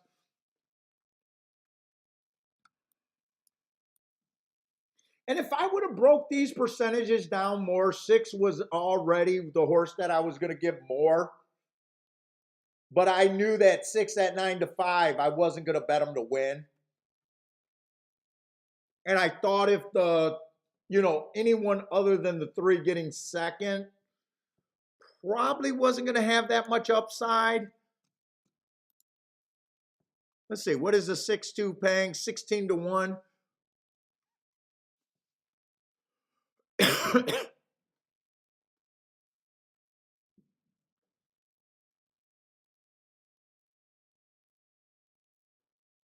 Lloyd's not a. Hey, Lloyd, what else do you watch on YouTube besides these boring handicapping shows? I watch a lot of. In fact, I watch more YouTube than I watch television these days. I watch all my boxing channels, a lot of MMA channels. I watch. I love watching Age of Empires. That old classic video game. I love watching the pros play the Age of Empires. Is normally what I watch every night. That's like my primetime viewing.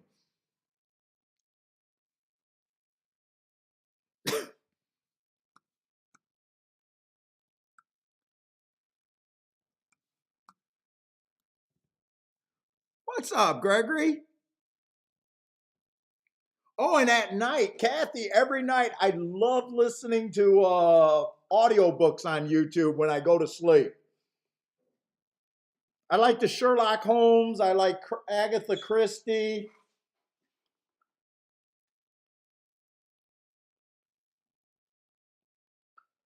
Mostly mysteries.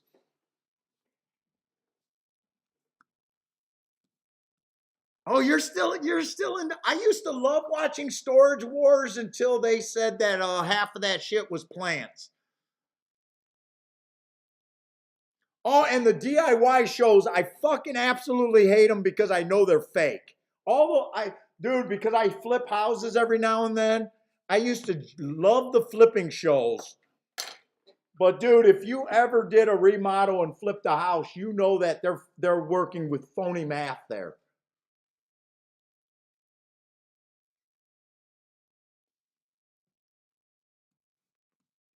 So my wife still watches the flipping shows, but I can't stand when she watches them because I got a flip house that I'm living in and she has a million projects that I can finish here and she could just watch me and hand me tools.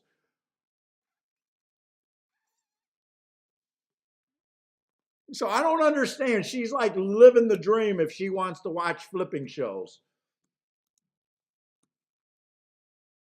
And she knows they're lying to her. What's up, Rex? All right, I got to find something I can sink my teeth in. I kind of had enough with play bets. I did 4 play bets. None of them went anywhere. I'm probably down a couple $100 on play bets already. So I hit my stride on play bets today. So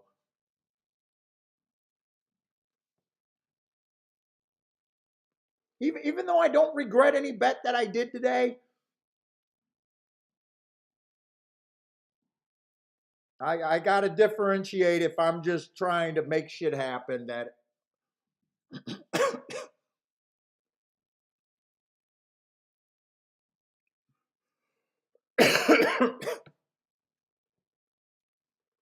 let's rest this cigar.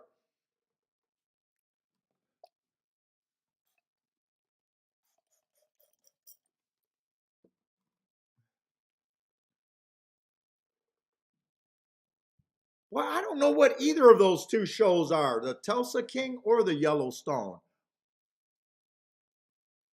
I don't know what either of those shows are.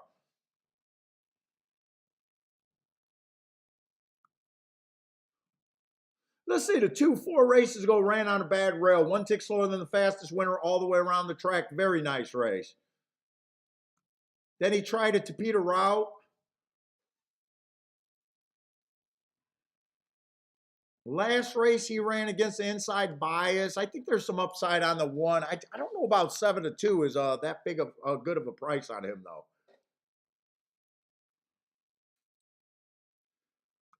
Let's see, the 2-horse went too fast to win first time out in last race. Inside of the track was good, had the 7 hole. 4-1. 3 is a first time starter. I got nothing on.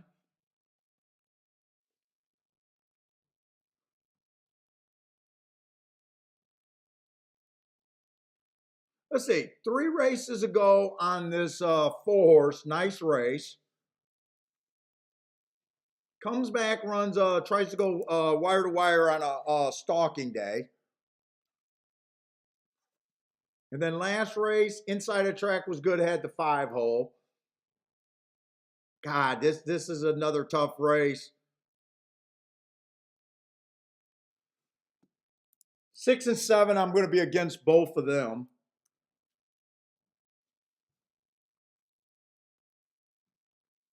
The first time starter, he is on the inside. I'm going to give him a 10% shot, but everyone else is pretty much the same horse to me.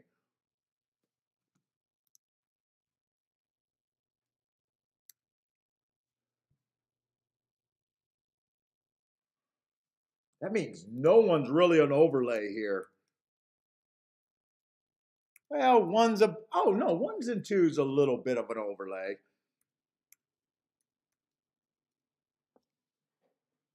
I probably wish I was looking at doubles right now, but I don't think I got enough time. Let me see. Next race is going to be a Tapeta route.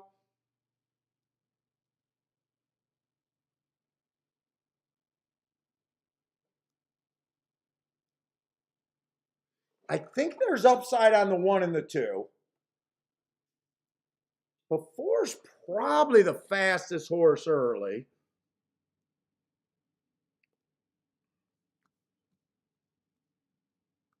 Three's the mystery on the inside. I would use the 3 in the exacta.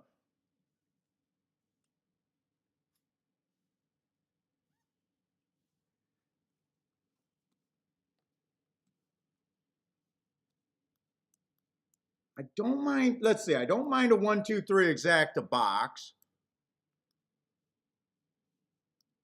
I don't mind 4 on top of the 1, 2, 3.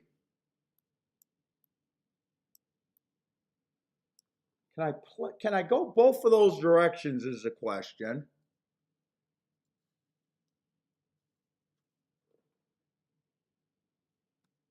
I don't mind the 2 and the 3 to win. Let's see. Or the 1 and the 2 to win.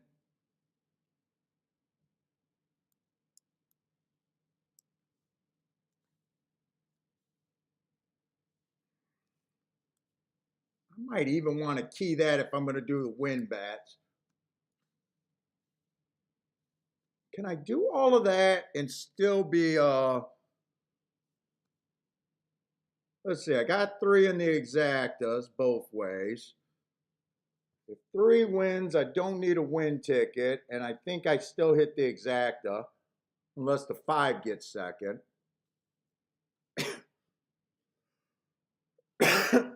Let's see, the win bet. I think I got a 50% chance to win the win bet.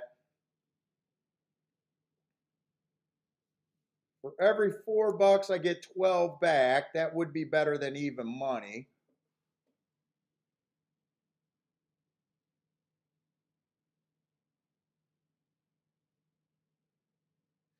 I think I'm playing this, and I don't think it's a play bet.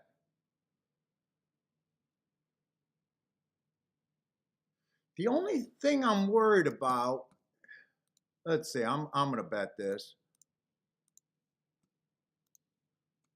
I'm probably going to play the 4, the exacta with the 4 more than the 3 horse box, though. And I'm going to play the win tickets pretty good.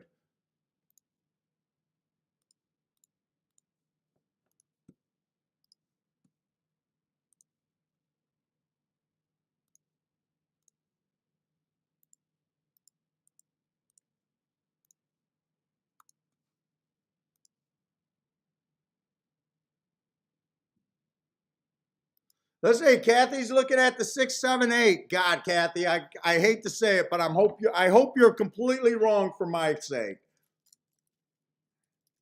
Oh no, she likes 5, 6, 7. I still hope she's completely wrong for my sake.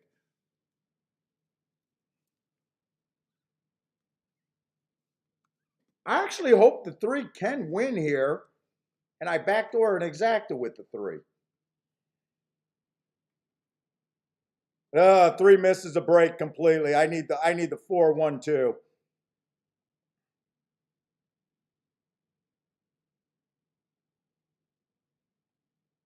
Four is doing what I was worried about, probably having the best speed.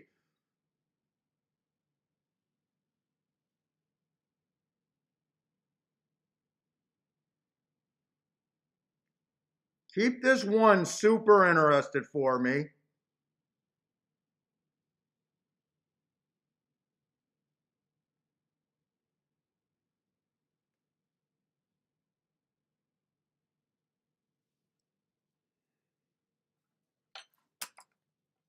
Keep the 1 interested, bring the 2.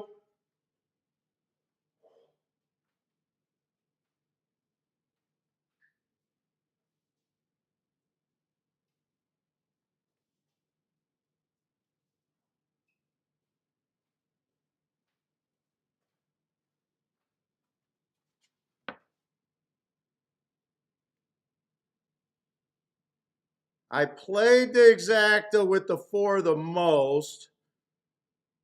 I think I hit this exacta no matter what.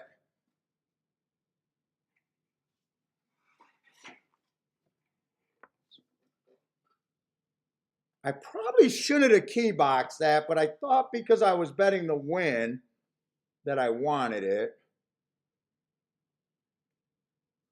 Hopefully the 4, 1 is paying good enough. 4, 1's paying 25 to 1. I think I'm happy there.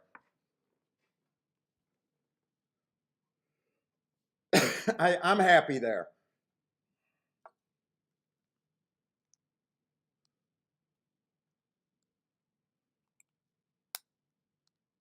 Pick up $500.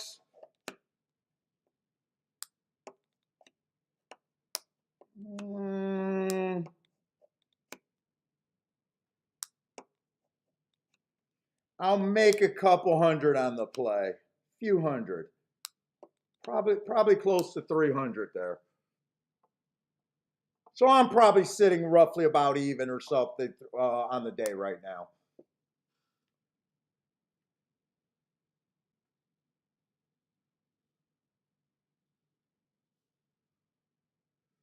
Joshua hit a small exact on a play bet with a boom. I did have a feeling that 4 was probably the safest play there. My first thought was not to key box that. I would have did quite a bit better if I did not key box that.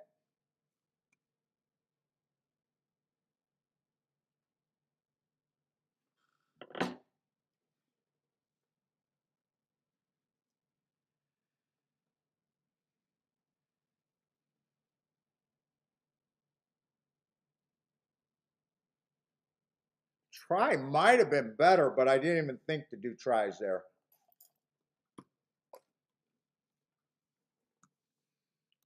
Yeah, Joshua's having a good day. Austin's having a good day. I'm just treading water. Nothing crazy yet.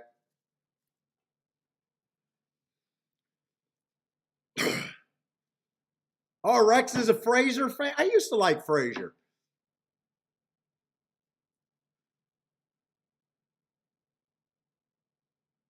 Now I need that 25-1. If this goes down from what I think it was going to pay, it might not be that great of a bet. But if I get 25-1, I think I did okay here.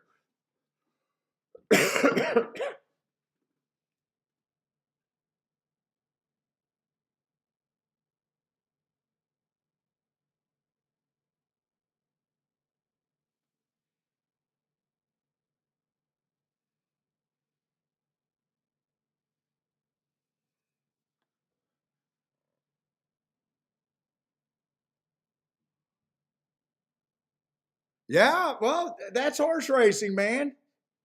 Dude, like I always say, so many people think this game is about picking winners. It's really about putting in enough tickets that you think are good tickets. I really like what ITP says. Just keep betting good tickets, and you'll cycle into something.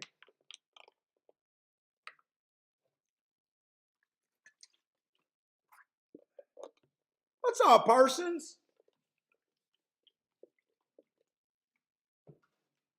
So I had four losing bets, three or four losing bets before this. Luckily, they were in my play category, and it was easy for me to know that they were play category bets.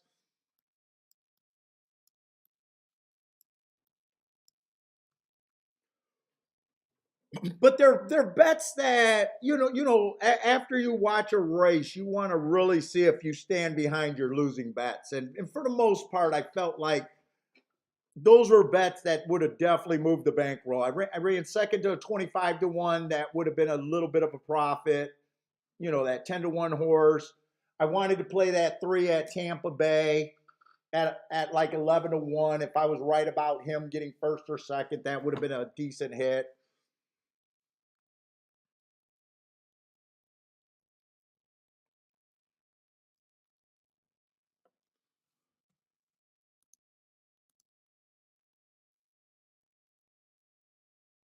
Oh, Kathy, who's the scammer? ITP? I don't believe ITP is a scammer. Are you talking about just the owner of Twitter?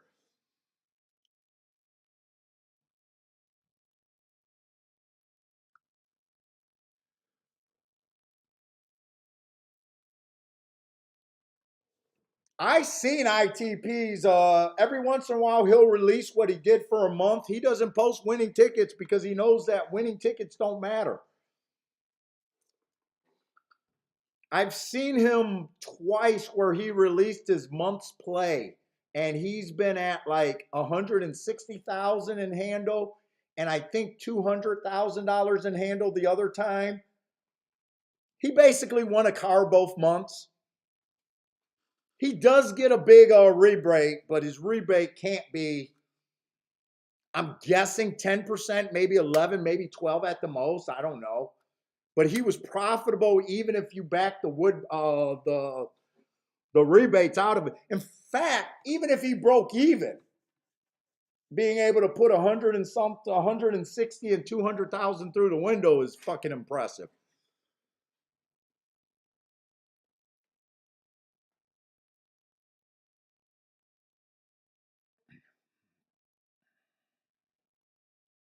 Oh, you're talking about Musk. You don't like Musk, not ITP. Okay. I think ITP is a very good listen to. In fact, all I do is hear myself when I talk about ITP. When you hate chalks, throw them out, don't use them. If you like chalks, don't, make sure you got something that's going with them that makes value.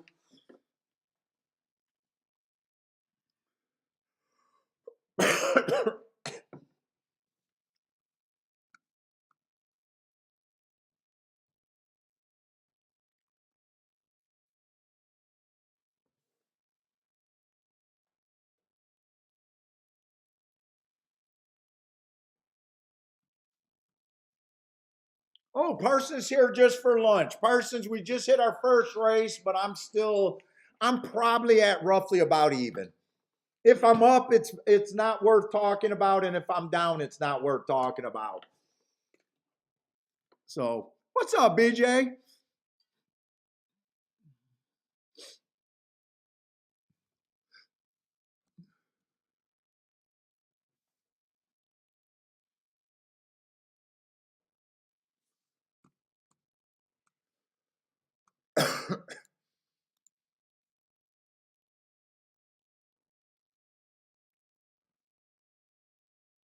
Let's see, Tampa Bay, and I think this is a turf route race, actually.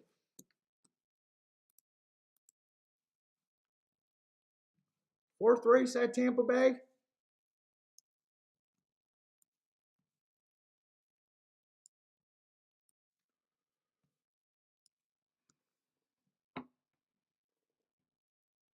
Ah, BJ Plum, just listening today.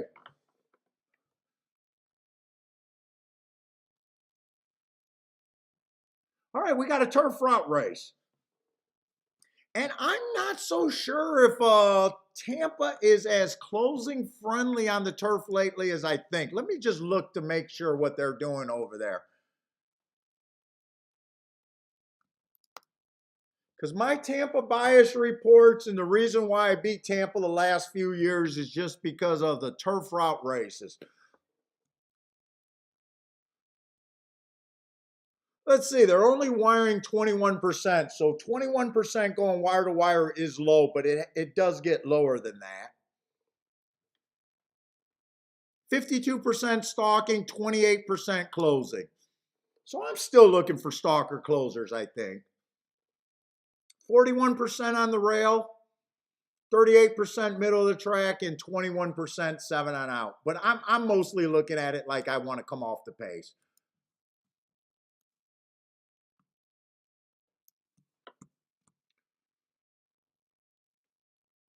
Let's see, we got a big field, so you got to be harder on horses if you're making a betting line. Let's see this one horse. I can't say he's a closer. He definitely starts out slow, but he has not made up any ground yet. I don't know. I can't get to him off of those betting lines, and I got to be brutally hard. Two's last race, not bad. Average. What kind of class is this? Just made in 16?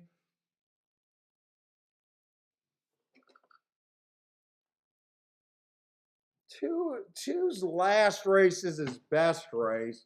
Eh.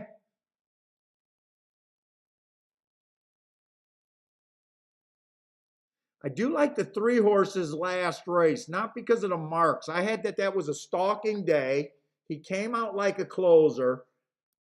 I got him as slow that race, but I think when you're judging closers, the best thing to do is see if they get in position at the top of the stretch. Oh, am I in the wrong race? Thank you, Disco. All right, I'm in the wrong race. I got it, Matt. I got it. Wrong race. Dude, you guys are alert today. You guys are ready for me to be on the wrong race. Okay. Ah. I got it. I got it. Thanks. I got the bat phone now.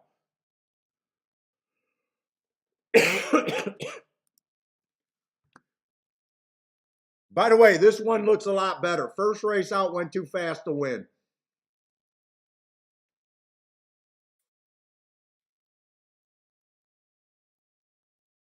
Got a bunch of first-time starters here. Bunch of first-time starters. About 4 of them. 3 or 4 of them. Let's see. 4's dropping a little bit. 2 ran out of bad rail last race, so that race could be better than what it looks.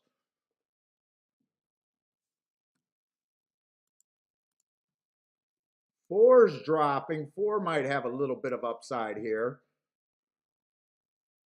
Matt strides with the slowest winner before getting tired. Not.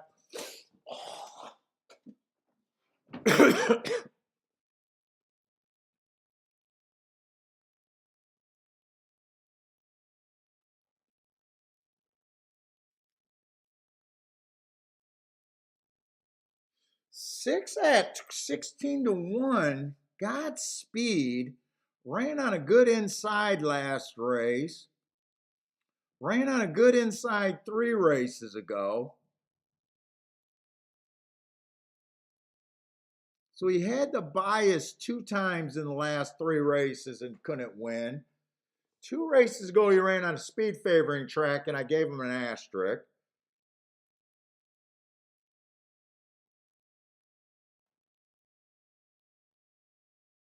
Seven got some upside. He earned a heart 4 races ago. Ran against the inside bias 2 races ago. 22-1. He's not a bad looking 22-1. 8's making the biggest drop in racing.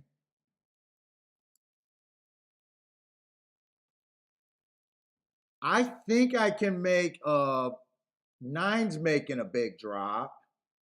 I can make a case for every first time start or every horse in here but the first time starters.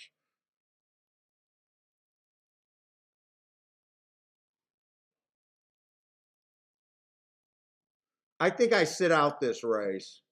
1, 2, and 7 are interesting, but this is going to be another play bet, and I kind of buried myself with play bets.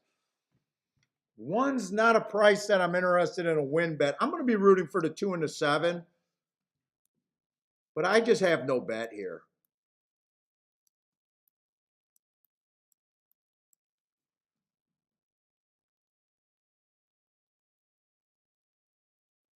If I didn't play 3 or 4 play bets today, I probably would have took one more stab at a play bet here.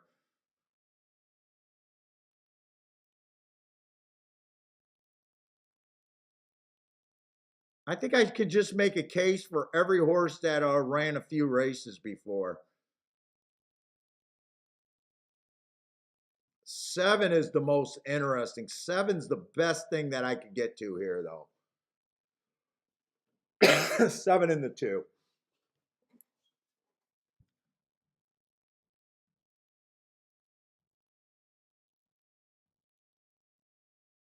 Let's see, Boulder. Oh, Boulder's warning me about wrong race.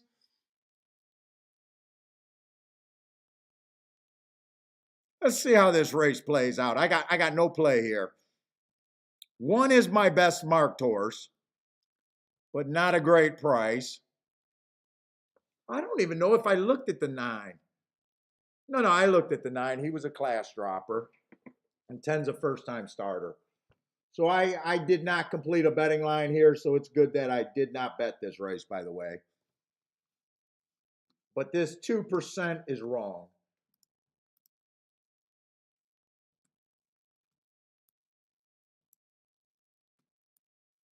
And there's only 10 horses in the race.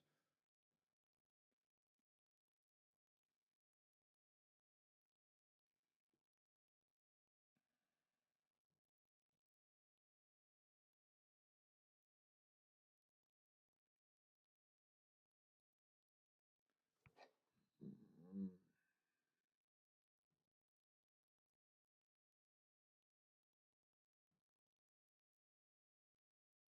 9-3-2-7. So 2 and 7 ran okay.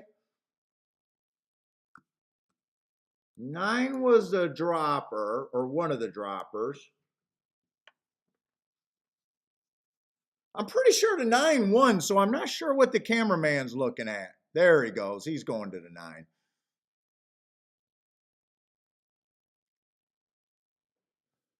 Who was the 3? 3 was a first-time starter, so I couldn't have got to the 3. That's just a good sit-out race for me there.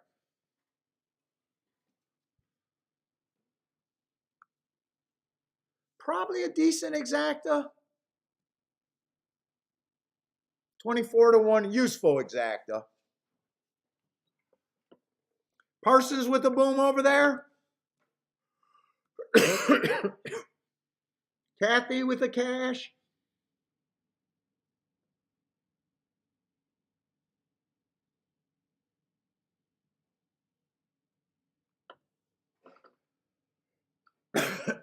but not for me.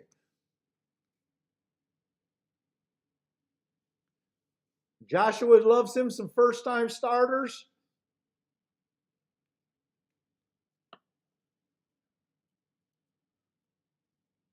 Yeah, too bad he couldn't get his head down for you. Looks like Parsons like that 3 a bit too. What did Parsons hit? Hit the exact on a play bet? Or no, that Joshua. What did Parsons? Have a very small play bet on the 3 and the 10.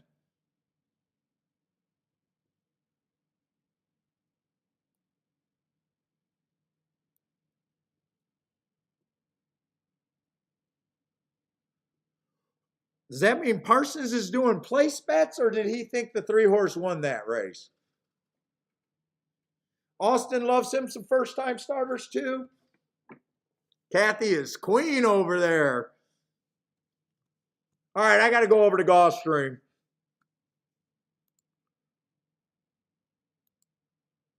Backdoor the exacta. You guys are sneaking in the back door today. Let me take my watch off.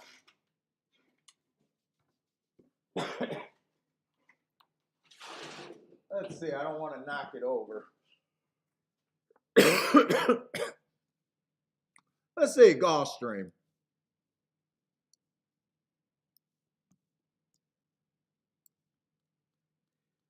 And next race is going to be the turf race. Let's see, we're in the 5th race over there at Gulfstream.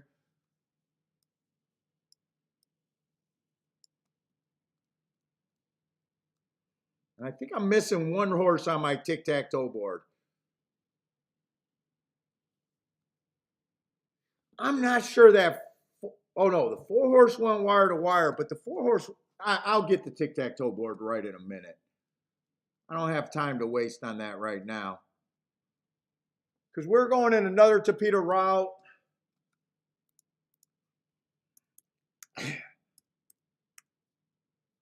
Let's see, we end up with a 6-horse race. So they all start at 20%.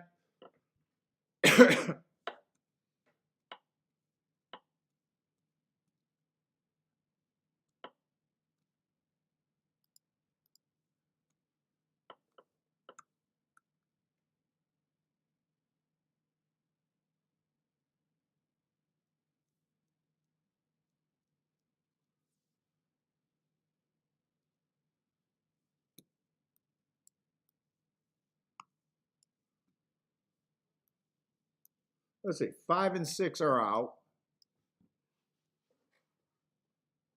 $32,000 claimers on the Tapeta.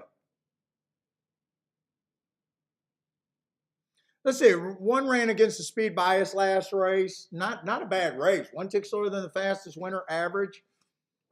Running against the bias. Problem is he's a sprinter stretching out. Probably going to have speed, and I'm anti-speed on the Tapeta right now.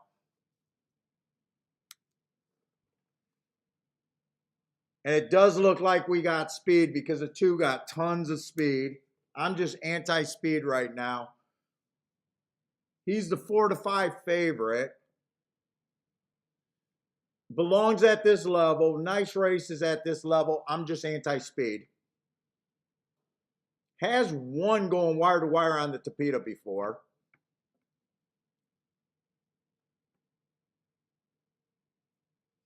Three-horse, that's a nice stalking closing day, going way too fast. I like that race.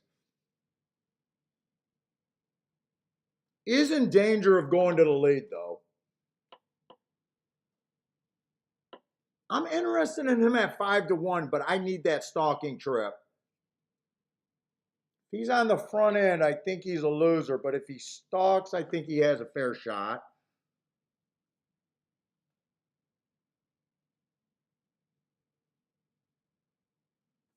Four got the running style I'm looking for, and I like that race 3 races ago where he went too fast to win coming off the pace.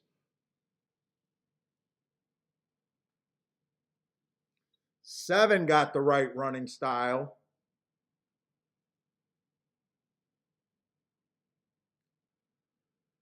Let's see, 8 ran on a bad rail last race. I can forgive him for that race. Making a big drop.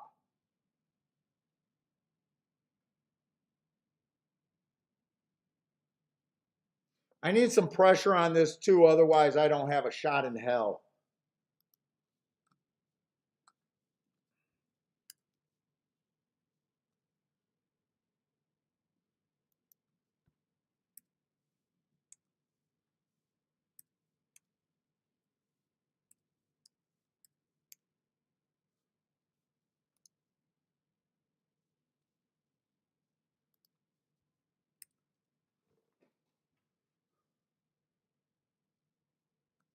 Let's see, 3 would be an overlay, 4 would be an overlay, 7 is a monster overlay, and even 8's an overlay.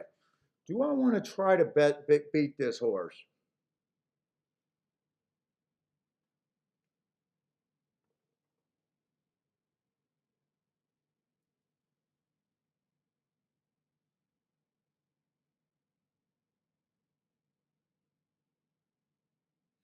I need the 1 to go to the lead, and I need the 2 to go to the lead, and I might even need the 3 to put some, try to go to the lead.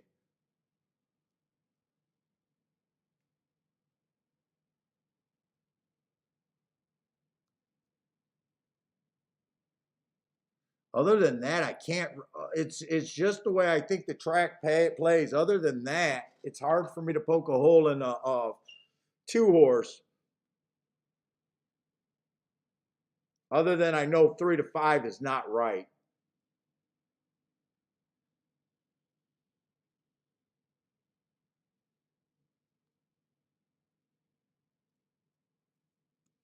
Let's see, if I did something here, I'm using the 3, the 4, the 7, and the 8.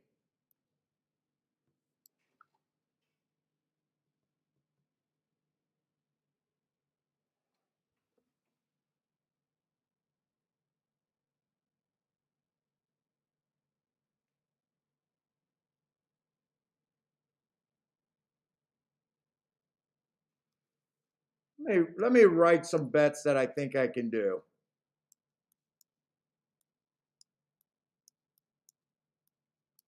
I think there's a lot of directions I could go here. I can do that.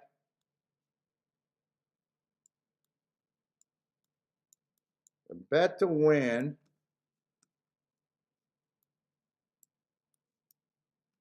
This is probably safer, but I don't like paying for safety.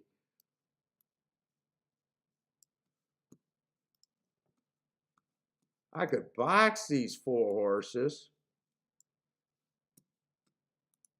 If 8 wins, let's see, that would be the worst exacta. No, I can't box those horses.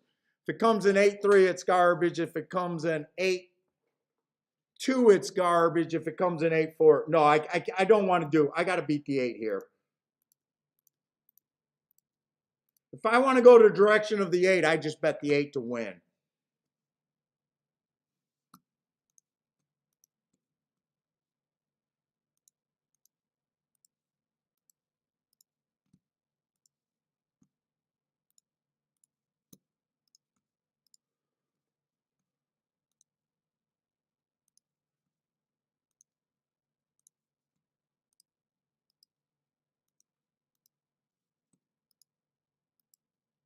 All right, this is what I ended up doing. I did this exacta, and I did the win tickets, but I did the win tickets like that.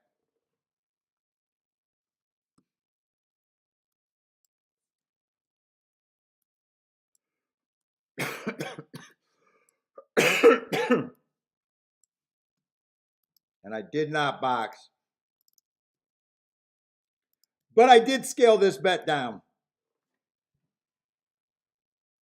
I need the 1 and the 2 to go, and I would love to see 22 at the first call. I don't think I'll get 22, but I need 22.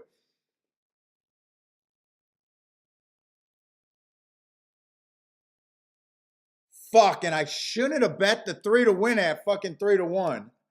He went down in the gate. Come on, keep this 7 interested for me. Keep this 7 interested. That's all I ask.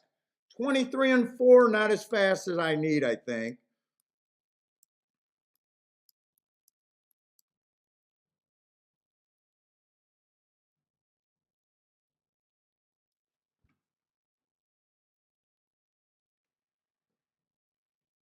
Keep this 7 interested.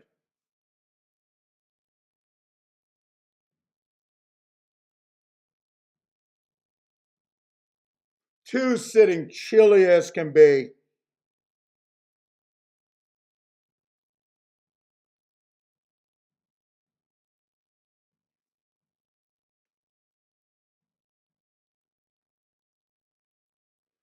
Three's going to win this bet, but the way that I bet, this is not great.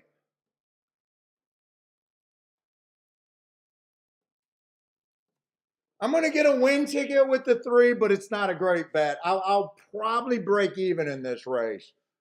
I thought I was getting 5-1 on the 3.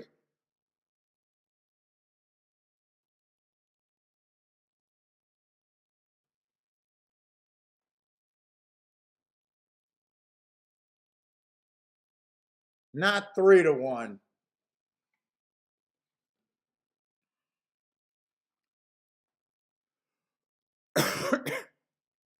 Attila got a boom with the 3 to win.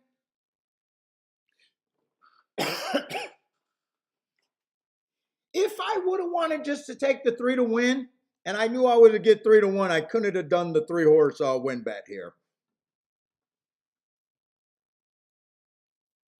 I don't know. I'm gonna say that he probably got bet down in the gate. Okay, Parsons is telling me he was 5-1 until the first call. Okay, that's all right. You know, look,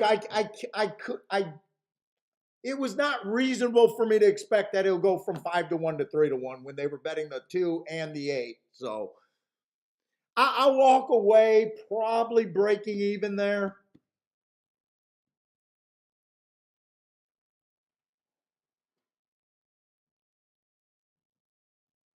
So, I mean, I try not to complain about the bet downs. It's part of the game. Let me go check on Bentley. I hear him making some crazy noises.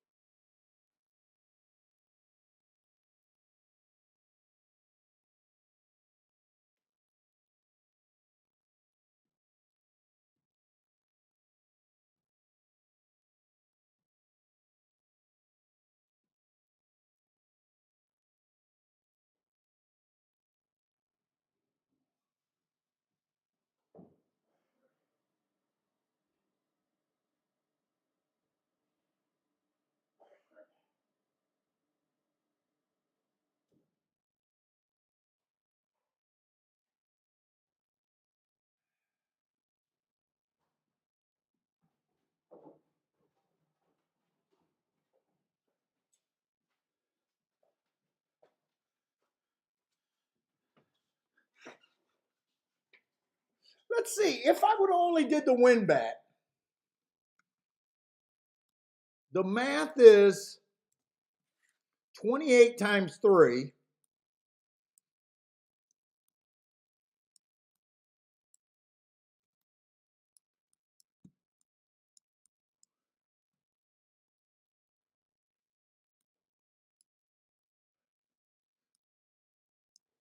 If I would have just did the win bet, I would have thought I had an 84% chance to win the race. But I'm playing a game betting 3 horses, even though I bet the 7 less. If I only did the win bet and not the exacta with the 7, my math would have been good even at 3-1 because I'm trying to beat whatever an 84% chance horse would have. You're talking about point something.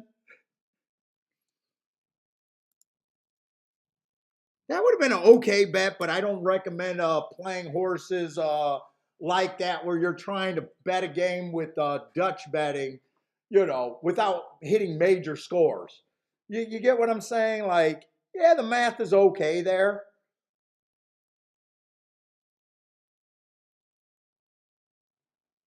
But it's not great.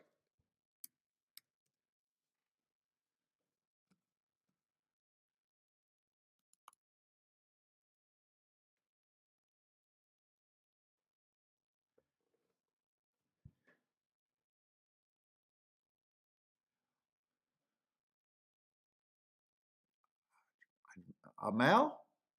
Hey, what's up, Amel? Fucking race, don't play your fuck you. Hey, man. I don't know what that fuck you thing is. Look, I'd like to have you in the chat room, man, and really don't want to turn the chat room into arguments, man. If you want to keep making comments like that, I won't have you in chat. But I don't want to jump down your throat right now. You don't like Gulfstream, that's fine. If I was betting your money, you would have a say in what I'm doing. But I get it. You don't like Gulfstream, you don't have to play Gulfstream. I'd like to have you in the chat room, but I don't need the fuck you comments, man.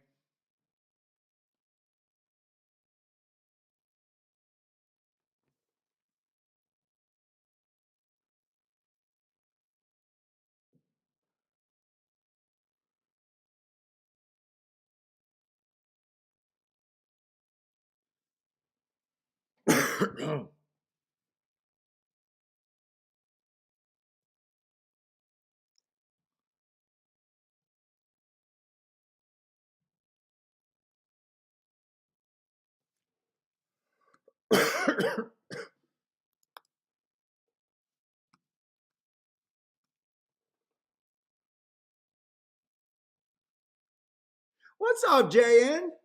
No, there's not drama. He's a new guy. I'm giving the benefit of a doubt here, but I'd like to have him in the chat room, man. We're trying to get handicappers and that sort of things. He could put up other picks.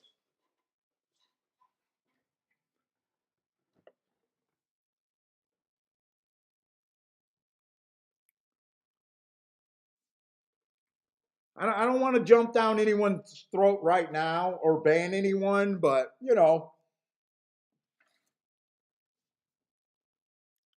it's up to him.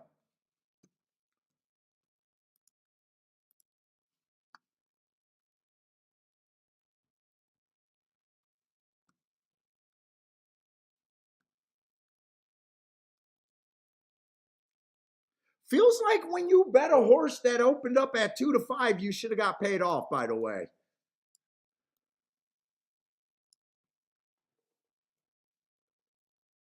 But we're doing good. We hit the race. We hit the last two races, but yeah. Like if he doesn't like Gulfstream, I'm okay with that. I just don't need shots taken at me or anyone in the chat room. There's other shows to watch.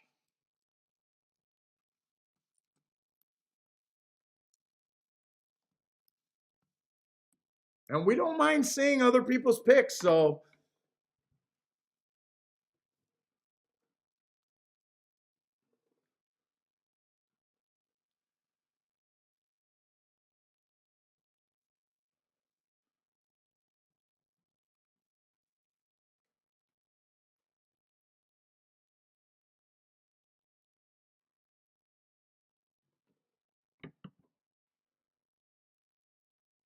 and by the way, no one can get me to stop betting Gulfstream.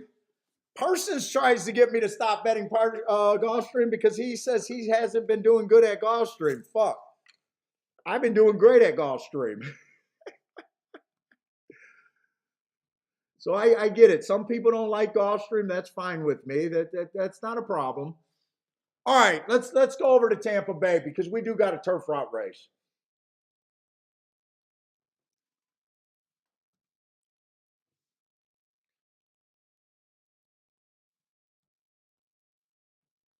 What's up, William?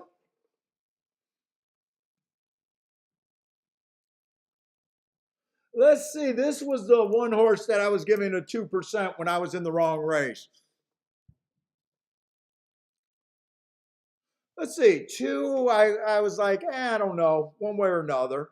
Three, I was a little interested in. I like his running style. What's up, Jay Brum?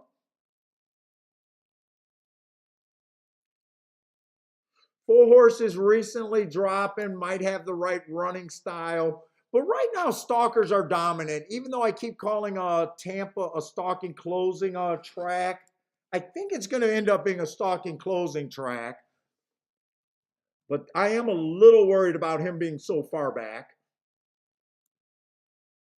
In two of the last four races, he has managed to get a in position.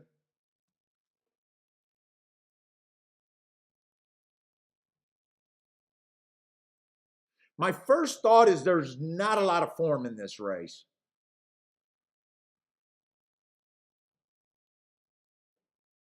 And even though I want to play all the turf routes, let's see, the best marked horse that I have in the race is the 8 horse. He's a decent price at 9-2. I just believe his running style is wrong. But I will say he has stalked and he even kept running when he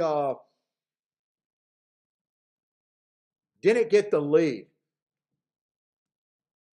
That race 3 races ago was really nice. Went too fast to win. If he runs that race, that's a nice race. Last race, stalking closing day, ran against the bias, dueling going too fast to win. 8 got some upside. It's just, do you want to take 4-1 on a front runner?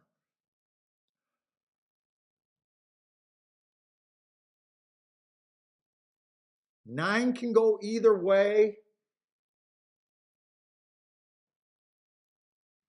I probably can't. 10 looks pretty good dropping. Possibly looks like the right running style. I probably agree that 10 should be the favorite, just not a coin flip. I'm going to write that down, but for the most part, this race looks like something I don't want to be involved with.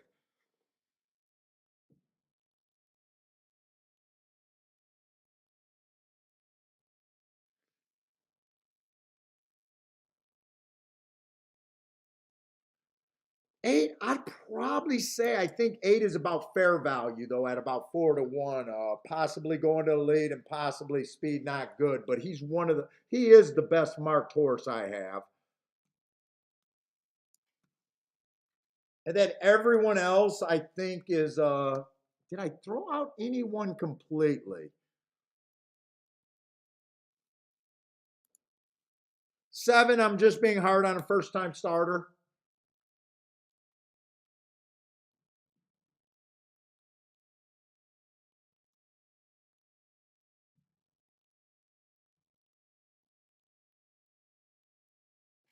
And I think everyone else can just one are about the same kind of horse that can win on the right trip.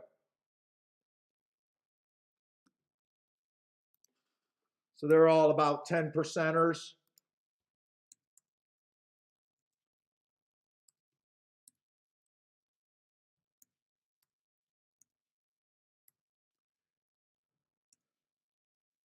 If I was harder on the 8, they'd probably end up being about 12 percenters, by the way.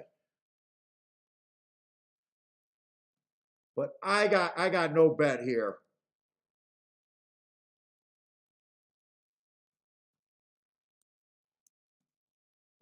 Tens over bet, probably deserves to be the favorite.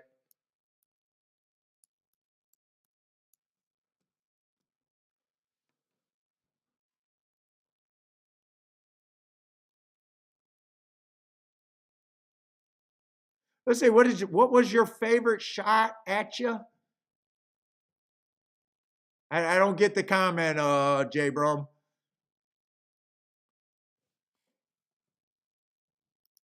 What's up, Michael Lester? Ooh.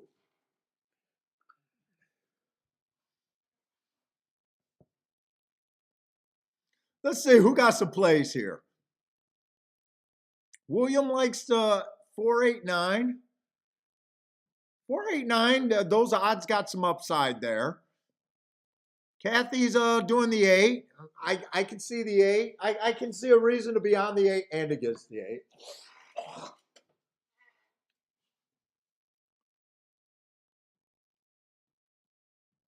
Let's see, Jabram likes the 4 over here. Nice price on the 4. Ooh, 10 got the lead, so I was not I thought 10, if 10 ran this race, I thought he'd be rating.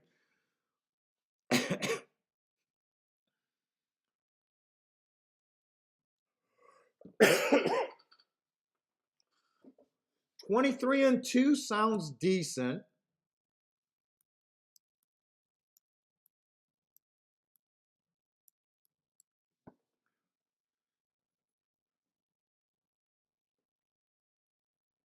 Three is a nice position. I thought I was going to really be interested in the 3, by the way, till we started getting through more horses, and I was worried about what the pace was going to be. If there was going to be a fast enough pace for the 3 to close. 8 kind of looks all in. It looks like it's going to be 10 or 3, really. Maybe the horse on the inside, the 2 horse also.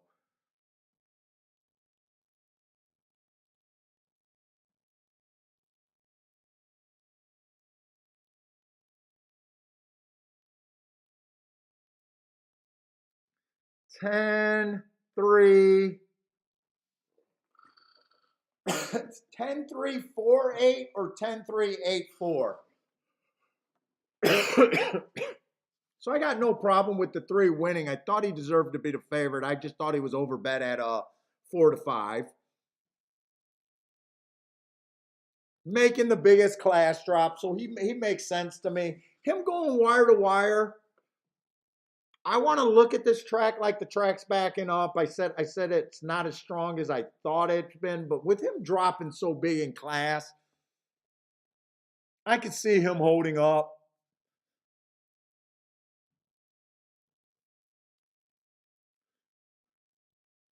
Yeah, 4 came flying. I think the 4 might have got third. He might have even got second. He really did come late. I think it came in 10, 3, 4, 8, but it's close for second and third.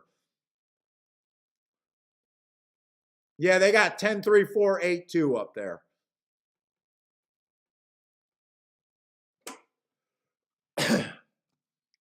My guess is that exacta probably. No, not probably. That exacta to me is a no-go. $10 on that exacta, 10 to 1. Thad got the try. Thad, what do you need on this try for 50 cents? I'm so bad at guessing tries and what people need for a try.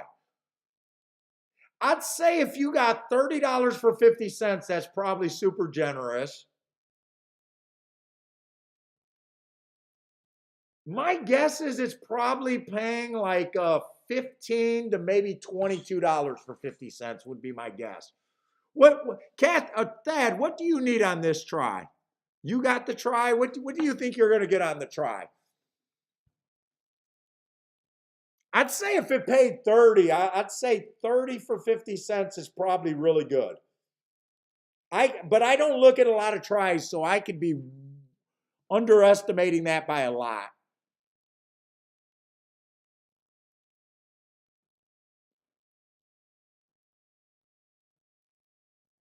Almost 25 to 1, so I'd say that probably played on the better side of fair.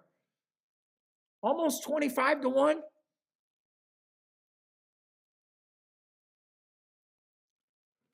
Or 25 for 50 cents. It paid 49 and change for $1.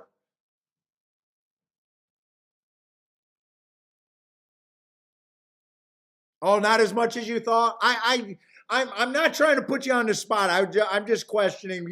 Thad, you know that I don't play that many tries, and I really don't know what they're supposed to be paying.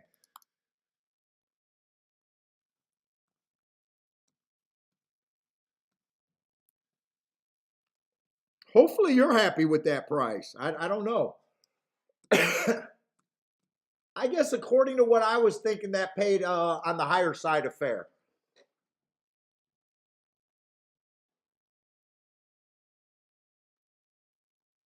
Let's see, we're already in the sixth race over there at Gulfstream.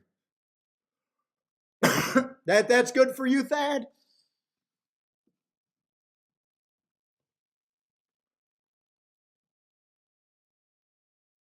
Lloyd stirring the pot over there today?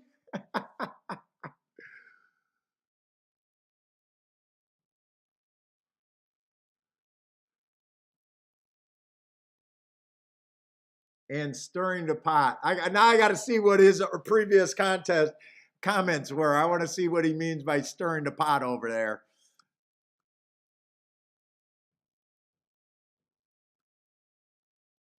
Well, he just says he's heading to the store soon. All right, we got to look at Gulfstream though, because I'm loving the dirt. I think today. Except we got a 4 to 5 on the inside. Ugh.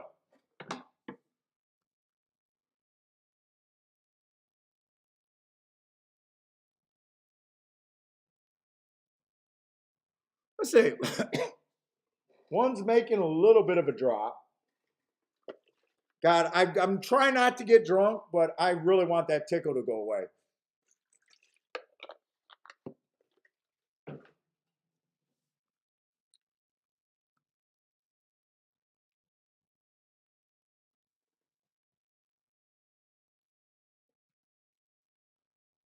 Let's see. The one's mostly a router. That race two back. Stalking closing day went too fast to win is a nice race. I don't like route to sprint, but every once in a while, I don't mind taking a torpedo horse that earned hearts at a sprint. I don't know if this is a case here. Probably not the case here for me. I do believe that the inside speed and stalkers are where I want to be, but we had a couple four horses win today. Let's see, two ruins a race for me. Because he's on the inside, he got speed. He's normally what I'm looking for over there at Gulfstream, but his price is ridiculous. Went too fast to win last race on an inside day.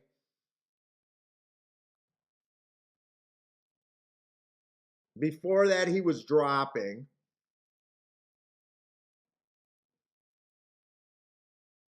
I think he ruins a race for me. I'm almost willing to say, yup, I think he's a coin flip.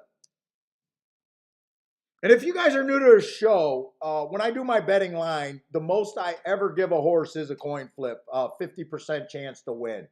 You know, a coin flip.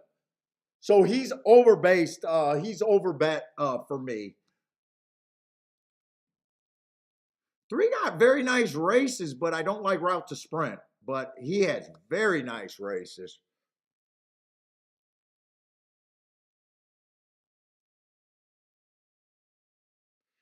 Four does have some real speed. Went too fast to win last race. Ran with the two horse.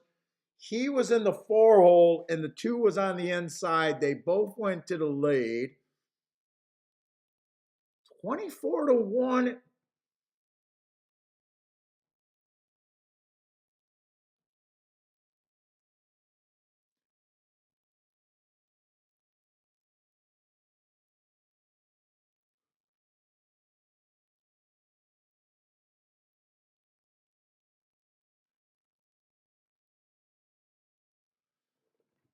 You guys know how I reach for bombs. Let's see, five's coming out of that same November 25th race. So November 25th, there's a bunch of horses coming out of that race. I did that. My notes did say that the inside was good there. So I do see a reason to upgrade the 4 and the 5 a little bit here.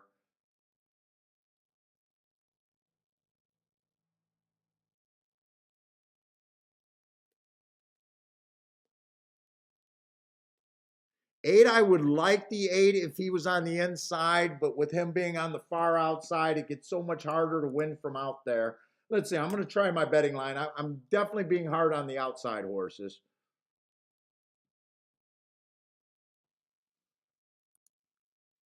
So if you guys don't like the reason why I'm being hard on him, just I like to say why.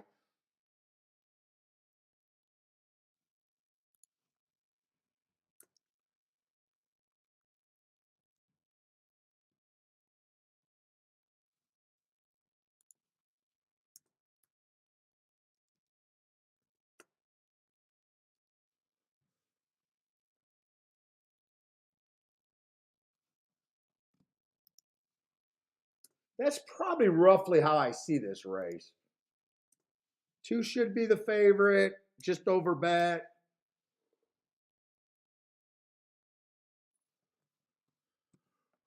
Let me look at some exactas. There's a couple ways I can go.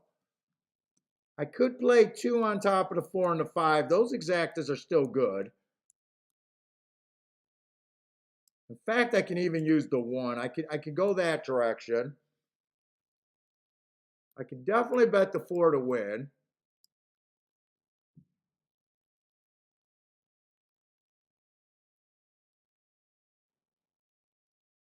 Two, 3, I can't bet.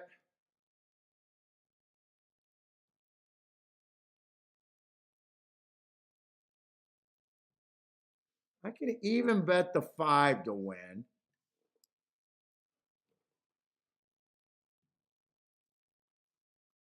Those exactas are good if the 2 wins.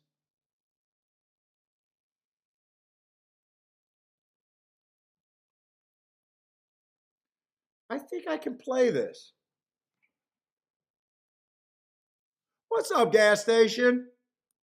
Are you off this week or are you doing a show this week? If you're doing a show, feel free to let us know.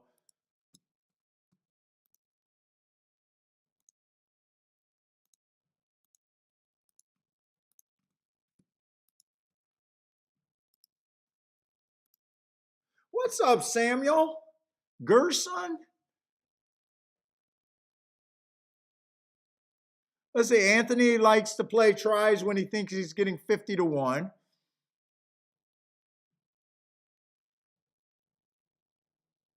Let's see. Kathy, I think this is Gulfstream play 3, 5, 6, 7. Kathy got to help me out with the track she's playing. Joshua has an Asian girl that can take away my tickle. As long as Kiki doesn't find out. Kiki would cut off my tickler. Let's see, J Brum. What does J Brum? Exacta box 1, 6, 1 to show. 1 horse should hit the board. Oh, you'll be back Friday, December 7th, right after Christmas. Definitely let us know when you're back on. 2 should get the lead here towards the inside. Oh, 8's the quickest early. Oh, wait a minute. This is something. Hopefully 8 is doing the Gulfstream move where he's going to get hurt going to the rail. I'm hoping that the 8 used too much energy early.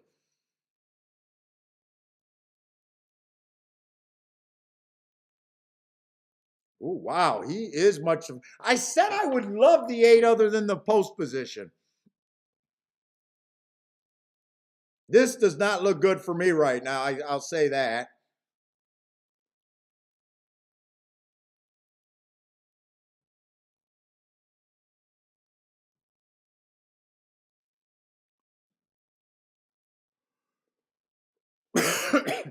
Eight looks like he has this under wraps. He's not moving a muscle. 3 and 2 are the only horses that are really trying.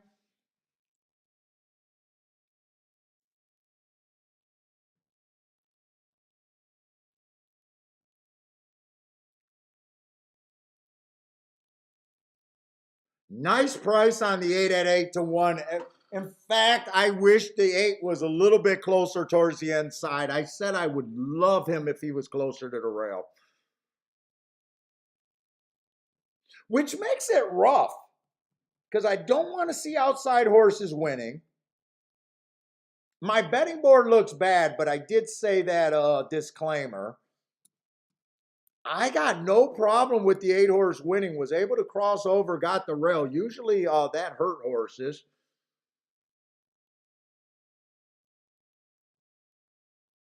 Nice price if you got the 8. I was just overly hard on them.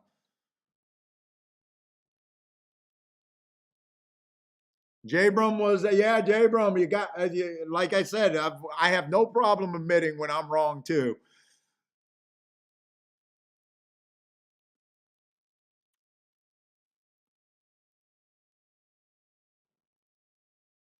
I thought the 2 was going to be fast enough, and I could not see a scenario where I thought the 2 would not have the lead in the rail.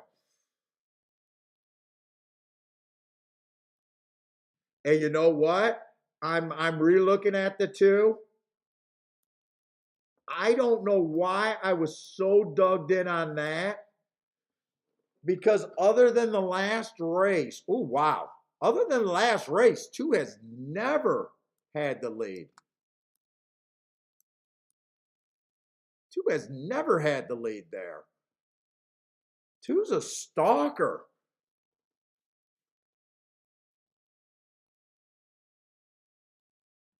And the only race he had the lead is when he had the inside on a good inside day.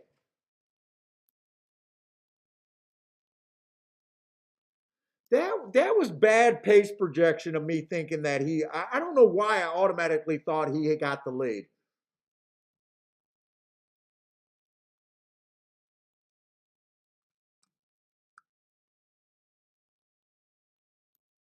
That was really bad pace projection there.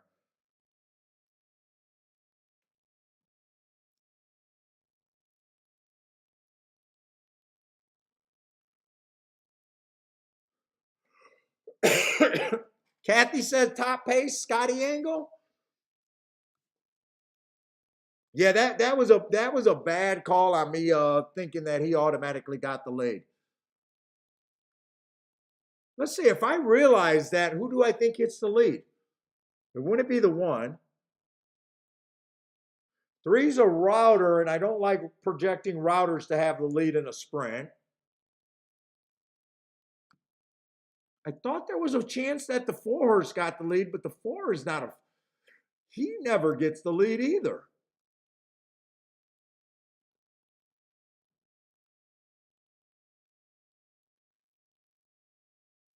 5 only got the lead twice in his career.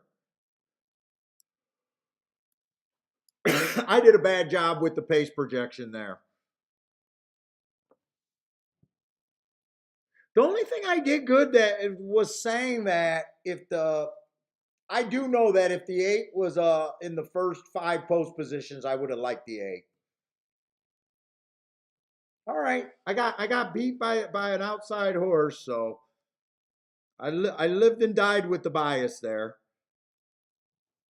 8 went wire to wire, and I think I'm missing a horse there. Let me see what horse I'm missing.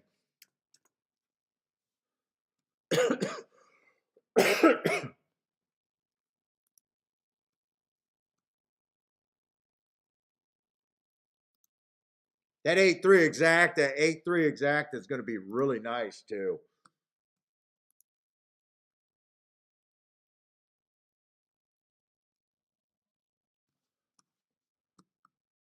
Three horse won the first race. I got him stalking, but they said he closed. I'll move him up. 2 won the second race stalking, so I got both of them.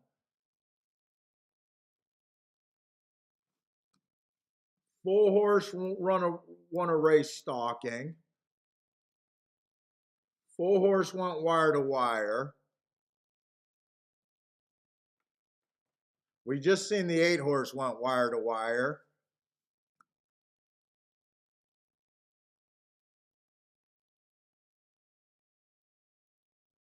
And then that 3 horse that I hit and basically probably broke even in the race.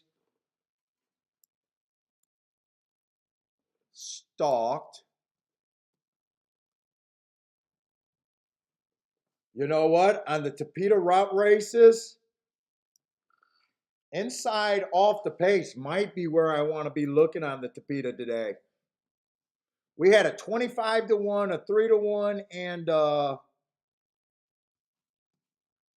what was the other horse? And a 12-1 winner. All on the inside on the Tapeta today.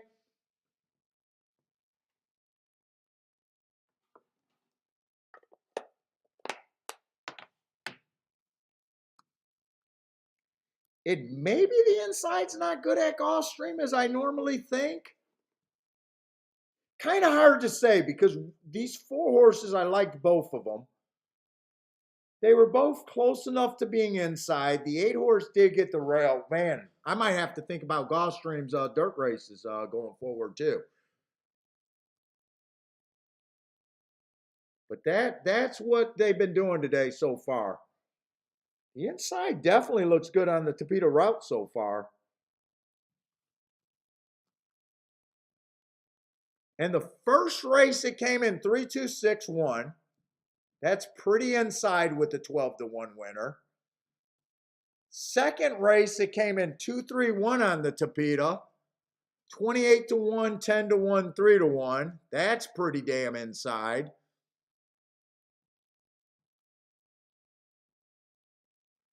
Fourth race on the Tapeta, it came in 3-2 again, although 2 was the favorite and 3 was 3-1. I don't know, something to keep an eye out on though. I'll definitely be thinking about the insides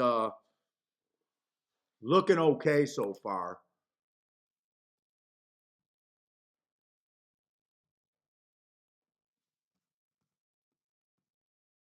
All right, I'll look at Tampa, but I need Gulfstream more than Tampa today.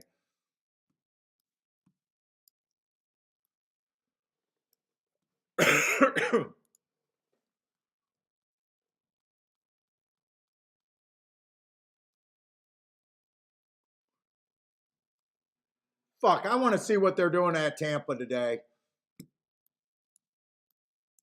We've had a lot of sprints so far today. Let me at least get Tampa done. They don't run any sprint races on the turf. Maybe one.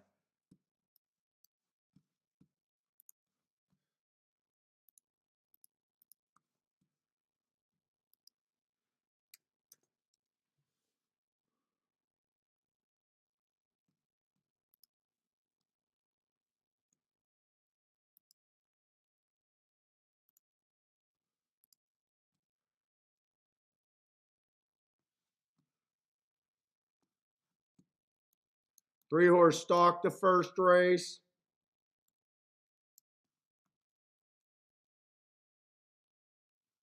Five horse wired the second race.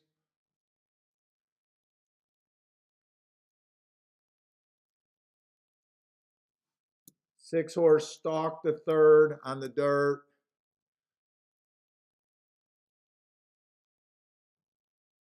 Nine horse stalked. In Tampa, I'm looking for speed and stalkers.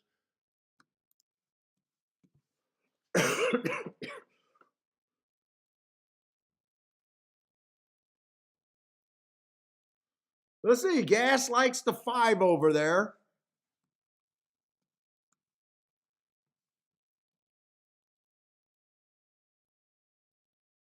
Oh, more expensive race.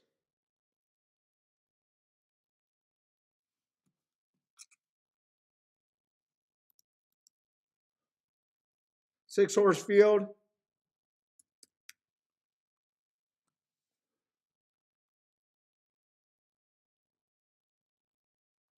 Let's say one got good speed, stepping up a little bit. Average Matt Strides with the fastest winner 2 races ago, come back basically being the fastest winner of the day, stepping up in class a little bit, been at higher levels before, shouldn't be a problem.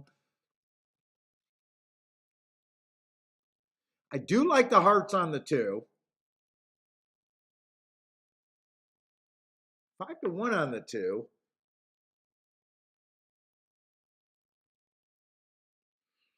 This is a race where I think it's going to be hard to throw anyone out. 4's out. Let's see. Gas's horse. I don't have marks on him, and I'm not sure what Prairie Meadow horses do coming over to Gulfstream or Tampa. I'm not sure if that's a step up in class, step down. I'm just not sure.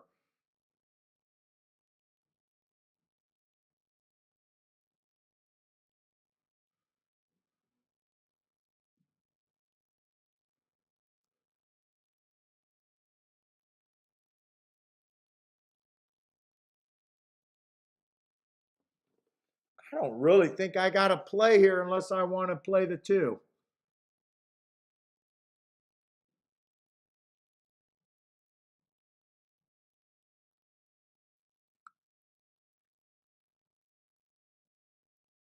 Let's see. The 2, I do like that race 4 races ago. Ran against the inside bias, went too fast to win, just missed.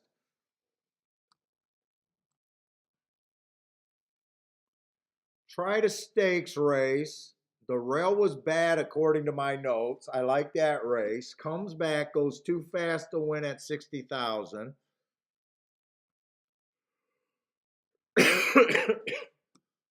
Let's see if there's 6 horses in the race.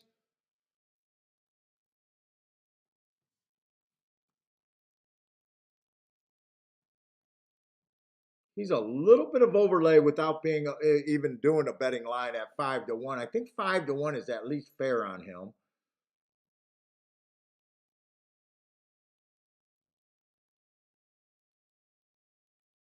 Two's the only spot I can really get to here.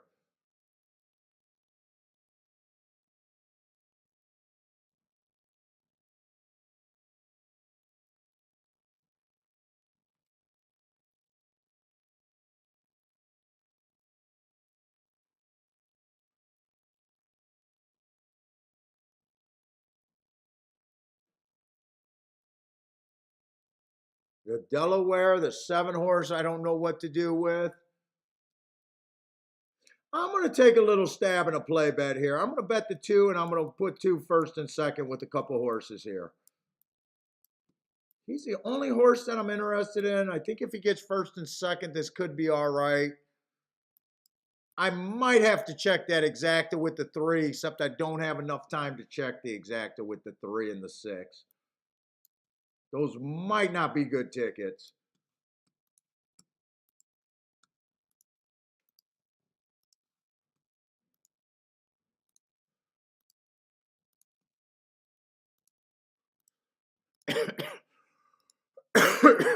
But I'm putting them in, and then I'll check the exacta to see if I actually like it. Yeah, 3-2, I probably didn't need to do that ticket. I probably should have just did the 2 to win, and that's it. Let's see. Thad likes the 5 with gas station.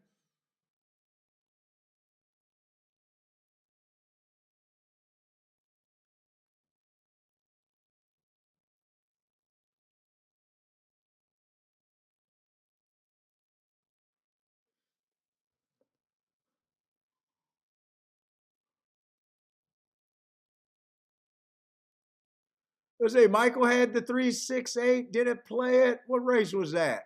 368.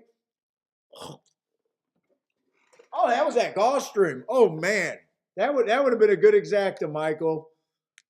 You're probably sick right now.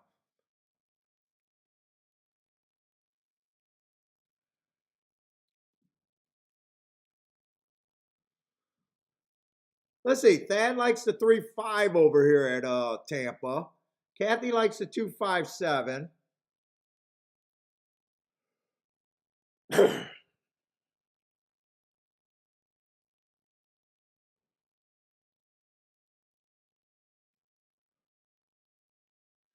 Parsons likes the 1-3-6 with the 7 in a box. key box.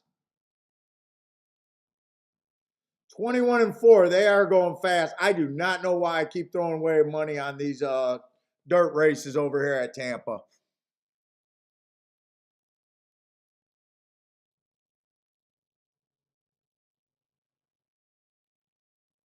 My 2 doesn't have anything.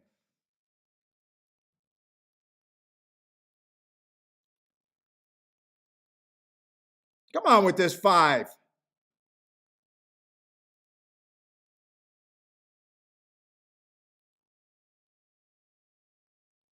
No. 671. Is that going to be it? Let's see. 6 was the second choice. Oh, that's going to be a nice exacta. Oh, actually, 1 was second choice. 6 ended up being third choice. Parsons keyed that 7 first and second with the 136. Nice hit over there.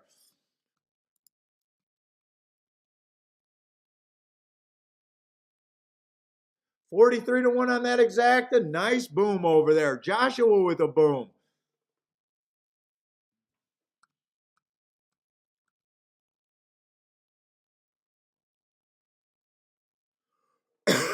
Kathy looks like she got a boom.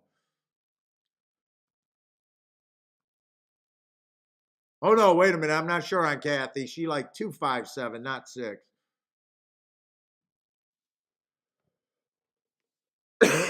Nice hit.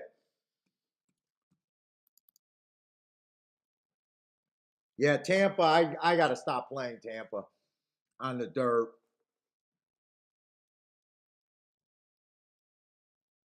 I don't know what my problem is at Tampa on the dirt. I really don't. In theory, I should like a speed stalking track. Austin with a little boom with that exacta. Nice. I cannot figure out Tampa on the dirt. All right, but I got Gulfstream.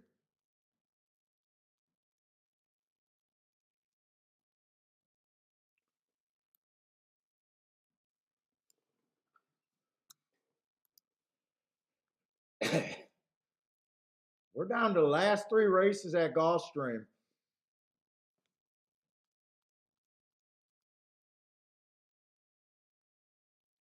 Two dirt. Do I got another Tapeta route? Three sprint races. No more Tapeta route races. I really wanted another Tapeta route. So I got a dirt sprint, dirt route, Tapeta sprint. And might be a little worried about the inside of the track right now. I don't know if I should be. Usually I want to get beat by a few outside horses before I make the adjustment.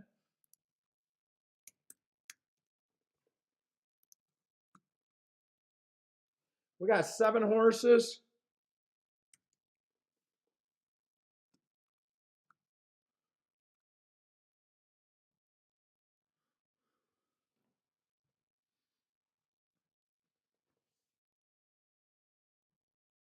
Six is the favorite. Okay.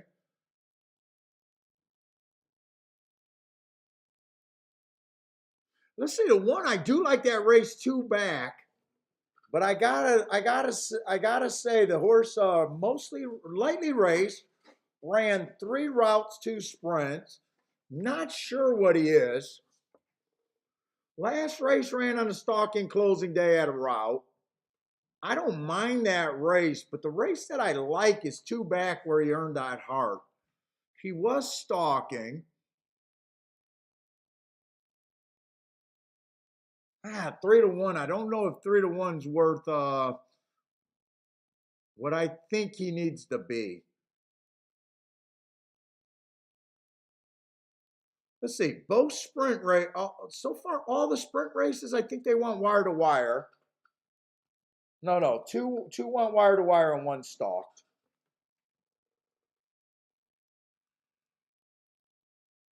We did see a couple speed horses get beat on the inside. I thinking that.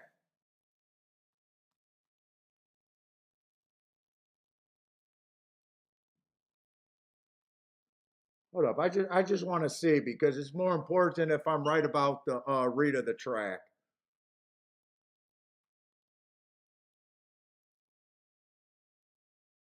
Well, the one wasn't a speed horse. I think that's exact. No, no, no. I should have backdoored that exacta there. I'm not sure what I think of Gulfstream right now. That 8 going wire to wire from the outside really messed my thoughts up at Gulfstream right now.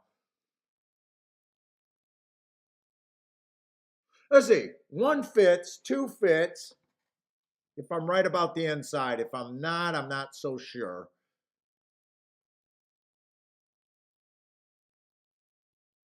Two races ago, had the 8 hole on a day that I thought the inside was good. That's a nice race. Comes back, early pressing day, had no speed. Stumbled at the start. That's why he didn't have any speed.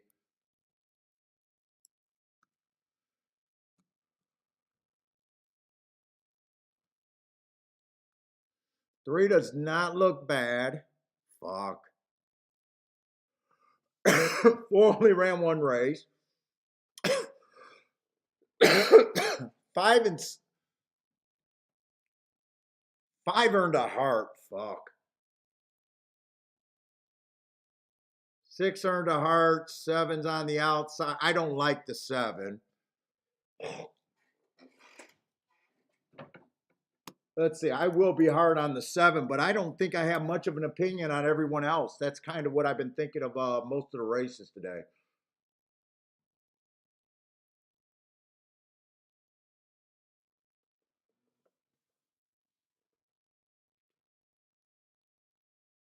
One, two, three, 4, and 5, I think, can all win this race. Even the 6.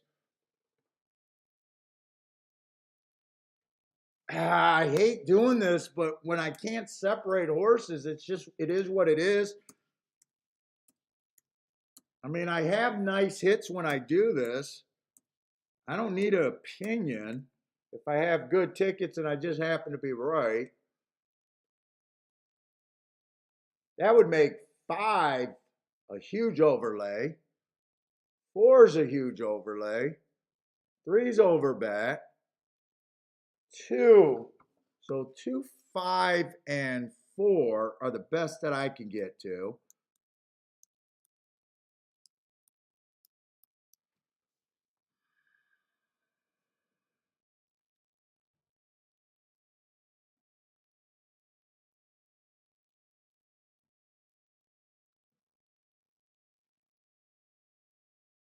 I think I play this race, and I think I play this race more than a play bet, even though I don't have much of an opinion.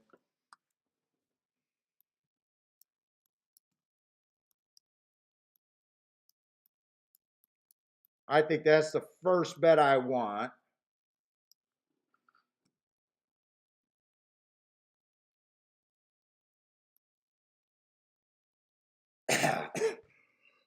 In fact, I think I want the 2 and the 4 as my main key.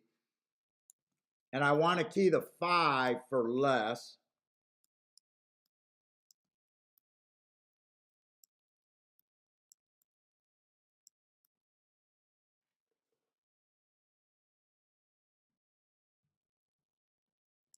Wait a minute. 2 with the 1, 3, 4, 5, and 6. That's actually an expensive punch. That's a $20 base ticket. Do I really want to do a $20 base ticket for the exactas? I would do this one for less. But I already got the 5 and the 4 in there, so I don't have to hit the 2 and the 4 more because I got that on the other ticket.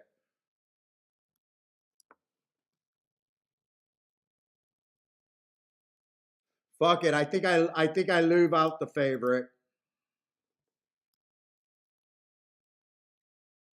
That makes that a $16 punch. The only exact I want with the favorite would be the 5-6. I still think I play this race. And I still think I'd be fairly aggressive here. If it comes in 2-4-4-2, I'll have that twice as much.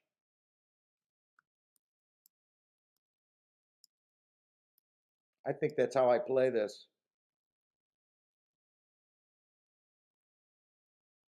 If I'm right, I have a big day here.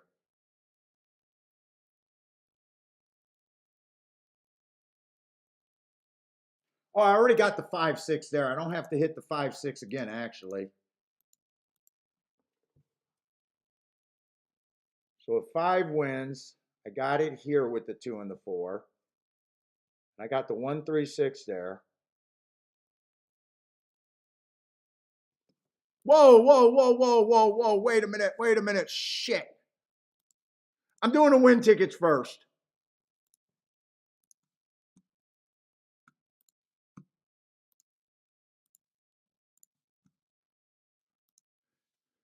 All right. I got the win tickets. I'm going to do the key box with the 2 and the 4 first. Just in case I can't get this in. And then the key box with the 5. I'll actually be able to get all of this in.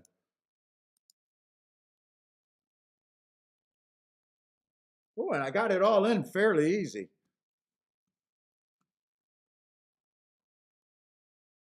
So I need to be right about the 7 not winning. And basically I need 2, 4, 5 to get first or second. If the 7 doesn't run and the 2, 4, 5 gets first or second, I should hit this exacta.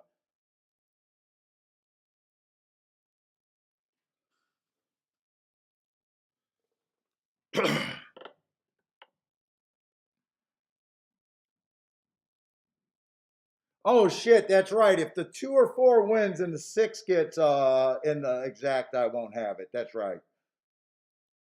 Fuck. I need this 5 to run. Just run with the 5.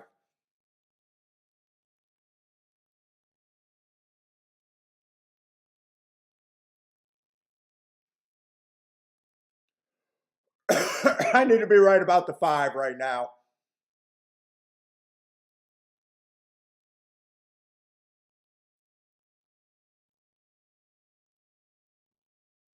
Because I threw out the 6-2-2-6 exacta.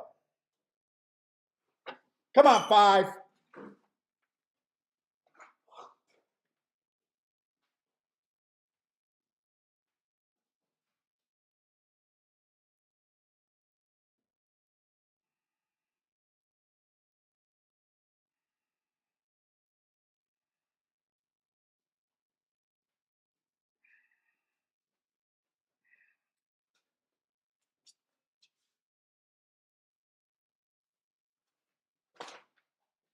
I got a banger. I got the banger. Give me that banger. 4-3. Give me the banger.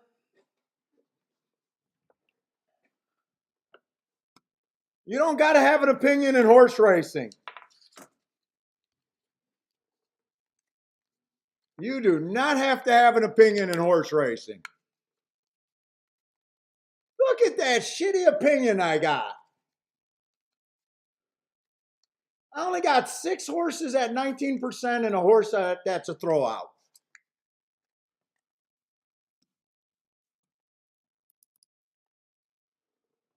You do not have to have an opinion in this game. Make tickets that you think can extract value.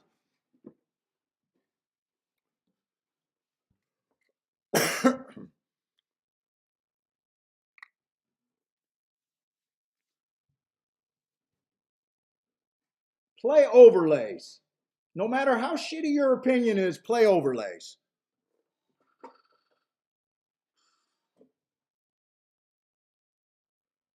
What's up, Sean? Sean? Is that Sean or Sheen? I always wonder how to say that name. I think it's Sean.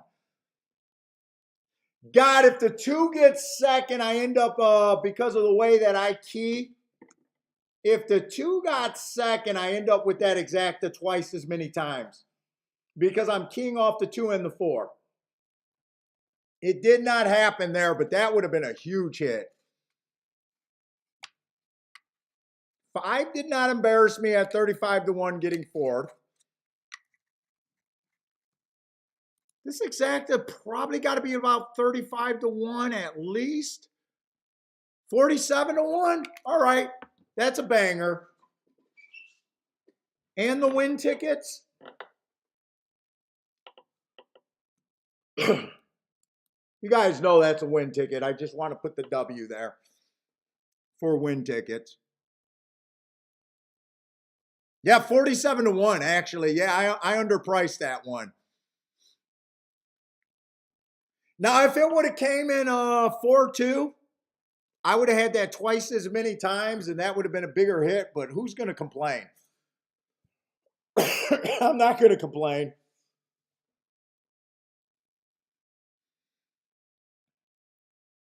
And all day long, just been kind of struggling, being about even. Started out losing, I think, my first 3 or 4 races, but they were play bets. Hit a race that got me basically back to even. Hit another race that my horse got bet down in the gate. Ended up being basically a push.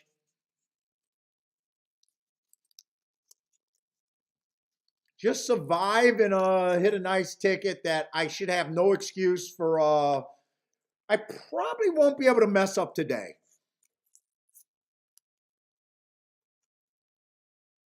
And if I do mess up the day, I understand that it's my fault.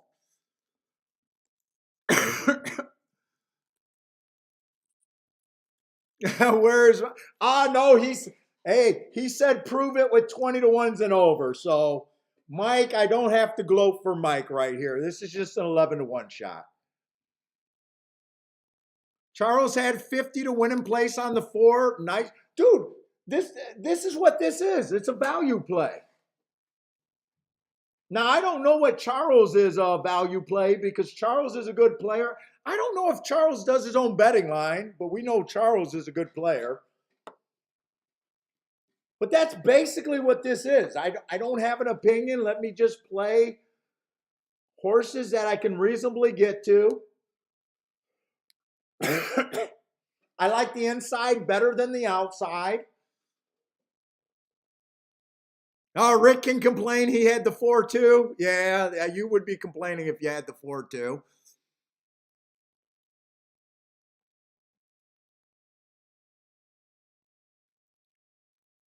Attila, well, Attila, I don't think Gulfstream was that tough today. I hit 3 races there.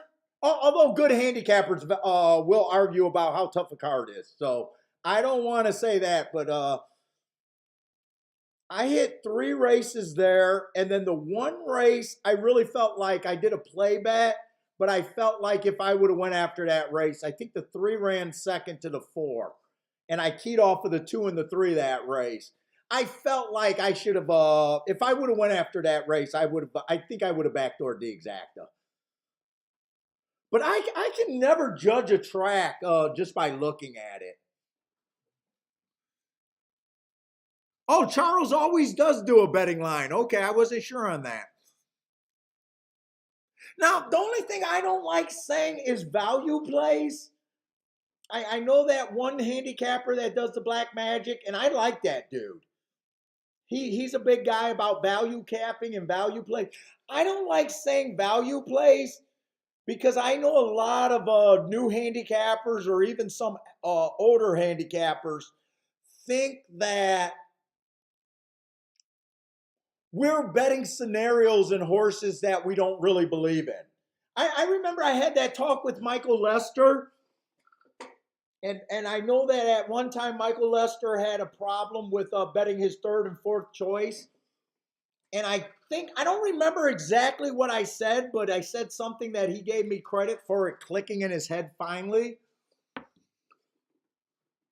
And I don't think I'm putting words in his mouth because he said that to me more than once. Whatever I said, but I think I basically said, well, how are you doing with your top choice? Well, I'm not doing great. I've been, I do like everyone else. I'm an average handicapper and I'm losing. Like most average handicappers or even good handicappers that are bad bettors. And I said, well, if you're already losing with your top choice, what does it hurt to try to play for value? But I know a lot of new players think, hey, you're just betting horses that are long shots and you're not really. And I know Michael Lester is here today. If he's here, maybe he can correct me with what I said, but he said something I said to him just clicked, and I think it was basically that.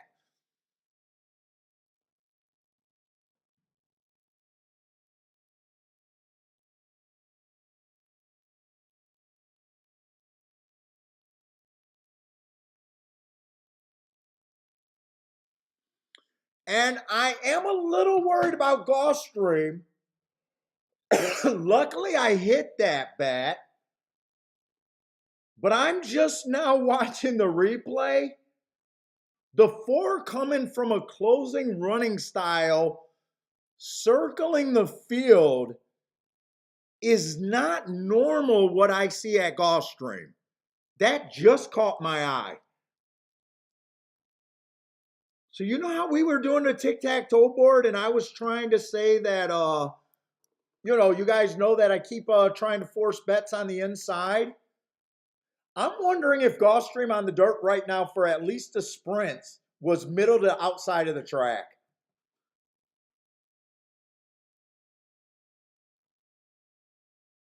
Now, we won't have another dirt sprint to be able to really say that. I think on my notes that I'm at least going to have I'm probably going to label this track middle to outside with a question mark on my reports.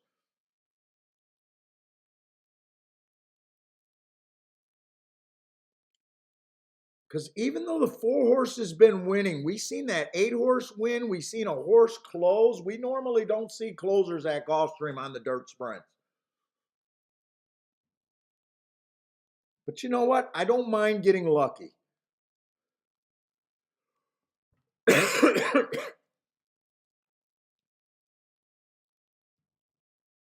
If we had another dirt sprint today, I might actually been willing to test the outside of the track.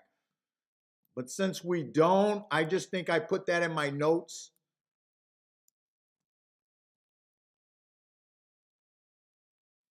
Yeah, Michael Lester, I didn't put words in your mouth, right? Whatever I said to you, you said clicked. And Michael Lester went on a tear.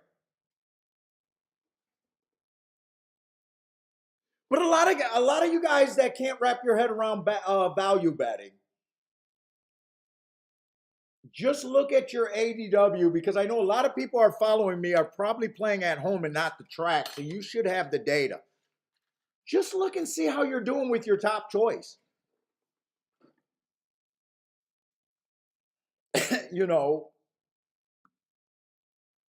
and you guys seen ever since we've been doing these betting lines like this, I can't tell you how many of these races where I don't have an opinion ends up being the best, the races that we're feasting on kind of deal. It, it was more than just look for value, Michael, because I remember I was like doing the tough love with you. We had a Skype call, or it might have even been a phone call, and I remember it was more tough love than just look for value. It was a little bit more than that.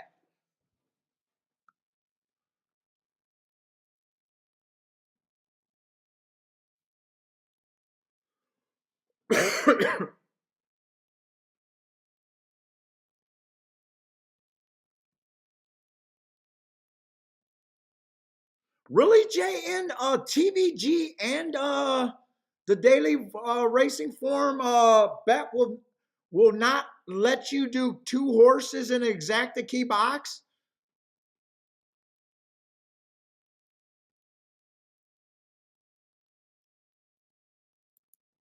Dude, I really find that hard to believe, but I don't have those apps, so I got to trust you.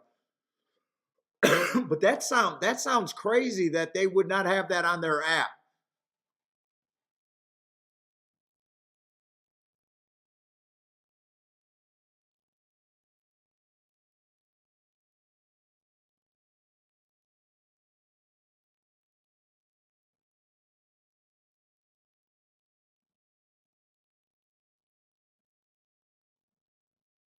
Only one key horse is allowed, huh? Huh. That's crazy. All right, Tampa, we're not going to get it. Definitely, I'm not going to have time to look at Tampa, but I don't care. It is a turf route, so I'm interested in watching that. Plus, I got to go to the restroom. I'm going to watch Tampa, and then we'll come back. And I had to go up there to see what Bentley's doing. He's making strange noise. Mama got him some big old rawhide bones right here, and I gave him one for instead of a cookie today, and he's been tearing that up all day.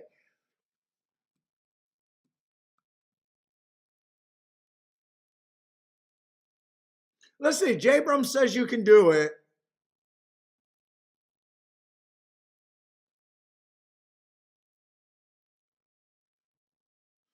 I know you can do it on Bet America. I know you can do it on Twin Spires. Now, if they don't let you do it, you just need more time to punch them both in.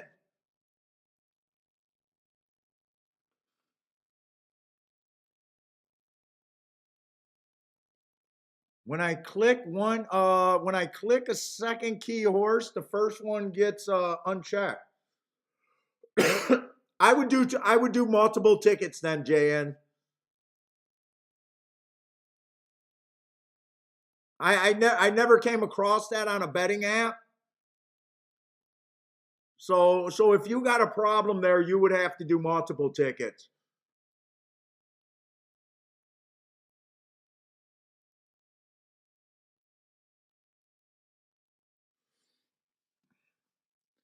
All right, I do want to take a probably not gonna they're in the gate. Let's see, this is a seventh race. I want to see them come off the pace. That's all I want to see.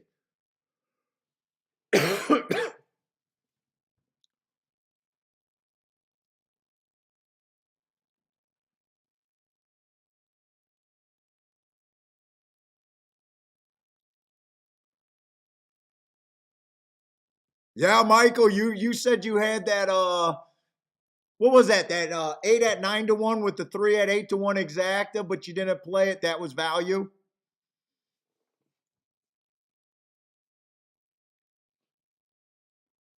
Like when you got something like that, that's got to be the first bet you do. Like if you get shut out, you want it to be when you're fucking agreeing with the public, not that you should be agreeing with the public.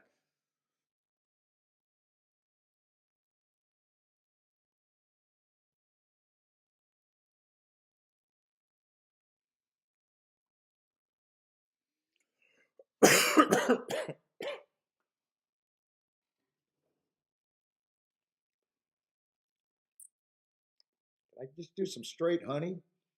I like honey.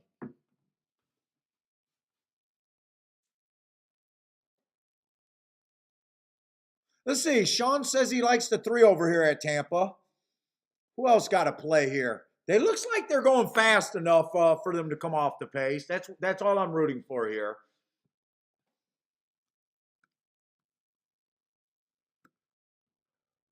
Let's see. I like writing my no bet though.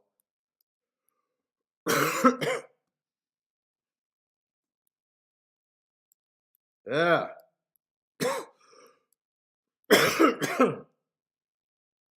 Six is in danger of going to wire, but he's going to get caught by the 1. 9 was coming, but too late. 6 ran pretty good.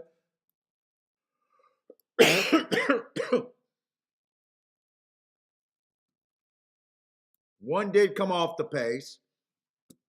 Was 1 a nice price? That I don't know. 1 was 4 to 1. Joshua is on fire today.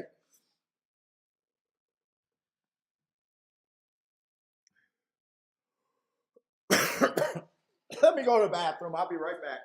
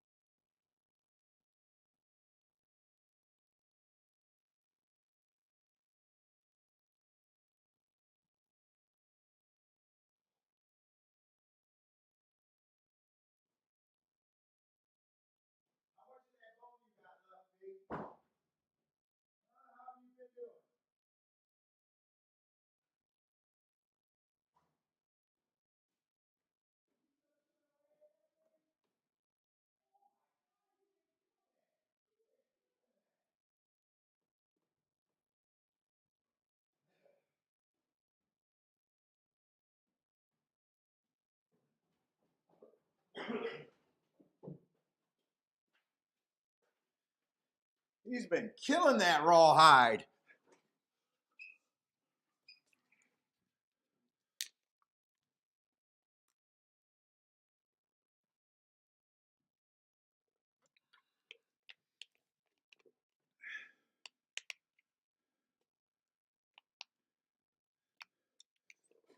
Let's see, Jan's thinking about going to Turfway between Christmas and New Year's. Austin's out there.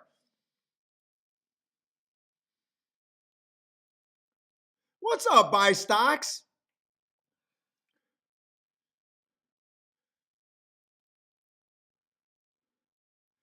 I used to go to Turfway all the time before we got simulcasting in Michigan, but I haven't been out there for years. So they remodeled there. I don't know. It looks like they don't have the seating anymore, and it looks like everything's just in a banquet room.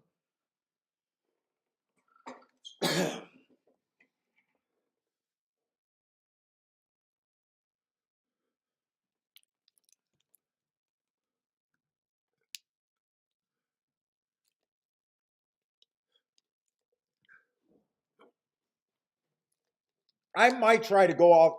I might try to get a trip to Turfway though this winter. I used to love. I used to love going to Turfway. I'm hearing mixed reviews about the room though.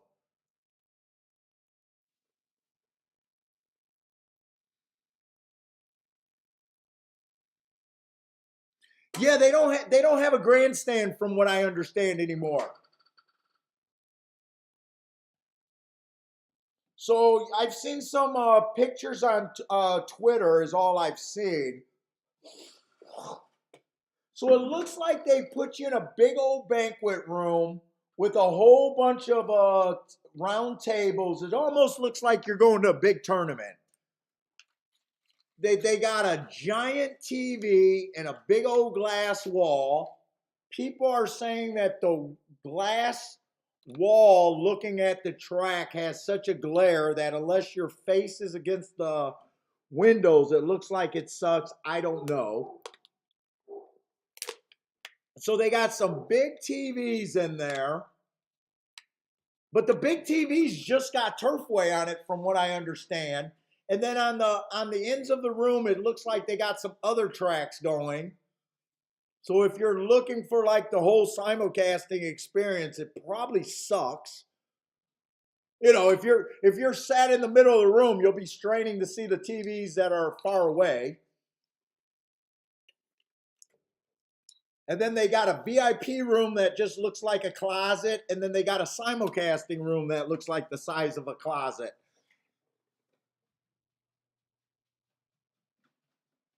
I'm not sure if we're getting out to Gulfstream anytime soon. Maybe after the new year.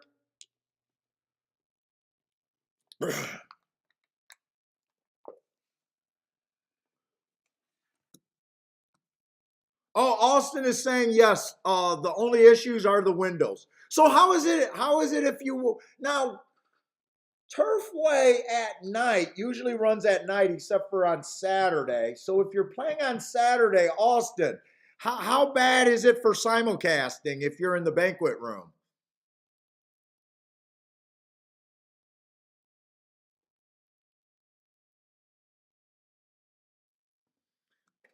Oh, we had a good Breeders' Cup show. We've done the Breeders' Cup show live by stocks. We were I only had three winners, but they were big winners. Let's say I got to get over there to Gulfstream. But yeah, we for the last 2 or 3 years we did the Breeders' Cup live. So keep checking us out, man. I don't know if you're new, but it's definitely the first time I seen your name.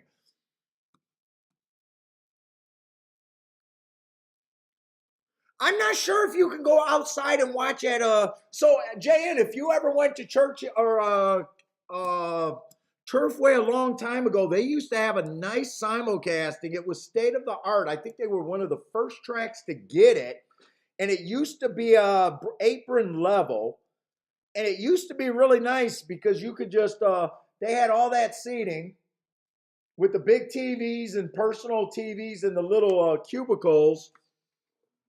And you used to be able to go right out that back door and be right there on the track apron. But I got a feeling that's probably all casino space now.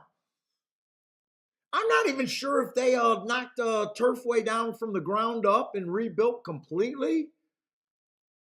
But I know a lot of these tracks, once they get the sign, like Woodbine, it's kind of hard to get outside on the apron because they got the casino where the fucking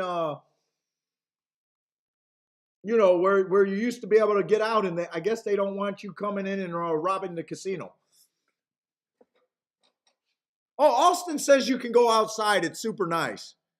But Austin, how easy is it to get back to your seat? Is that a hike?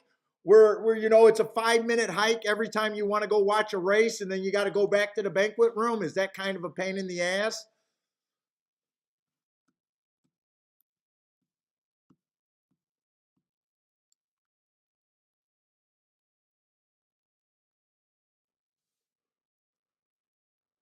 Let's see, the one is scratched. We got 7 horses in this race. I probably bullshitted too much.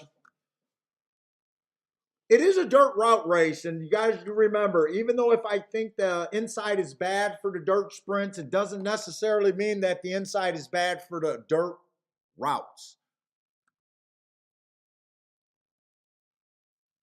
Let's see, we got a $25,000 claimer. I am going to have to be really fast. 2 ran against the inside bias last race, or inside speed day last race, so he did run against the bias. Looks like he might have a shot coming off the pace. 3 got great marks.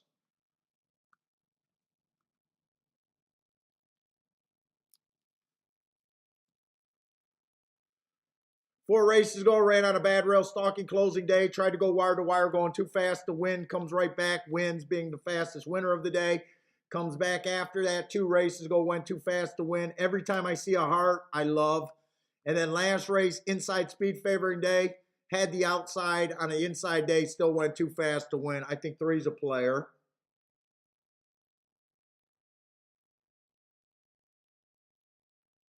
4 is the favorite. Let's see. I remember this 4 horse. He was off for years, came back and beat me.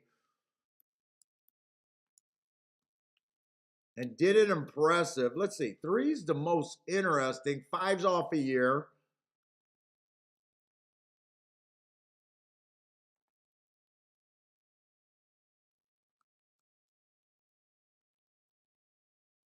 Let's see. The 3 at 13-1.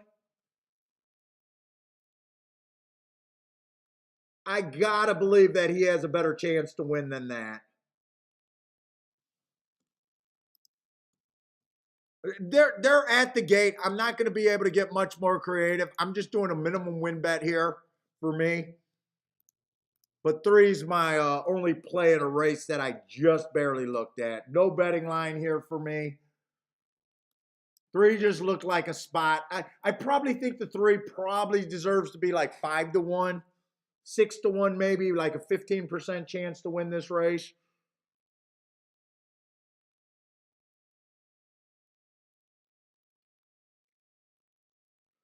There does look like there's a lot of speed. This one might get a trip at a crazy price if he's good enough and if the inside, or not the one, the 2-horse. In fact, you know what? Oh, I was going to try to put a win bet on the 2 also at 35-1. Did not get that one in.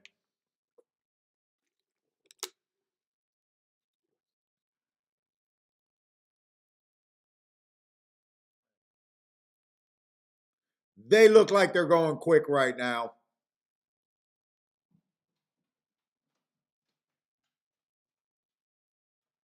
And 3 ended up being just better than fair value. I knew he wasn't worth 13. I knew he shouldn't have been 13-1.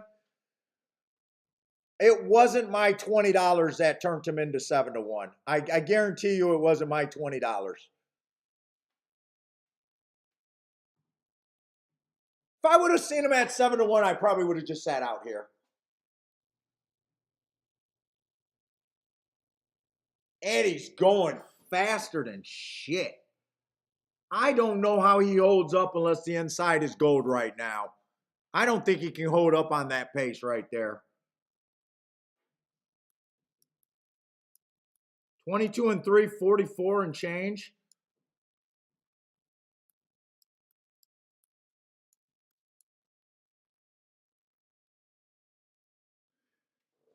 I should be credited with this win bet on a 35-1, but I could not get it in. But don't tell me I do not understand Gulfstream. Don't tell me this beautiful fat guy with this fat belly does not understand Gulfstream.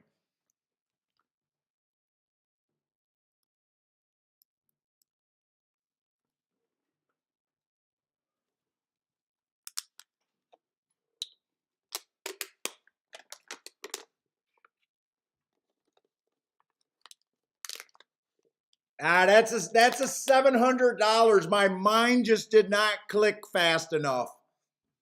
Let's see, Spencer with the boom, Joshua with the boom, Kevin with the boom. Thad with a wow, I think that might not be a win.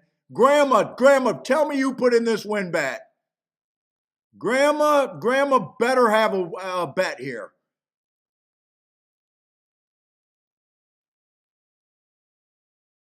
Grandma,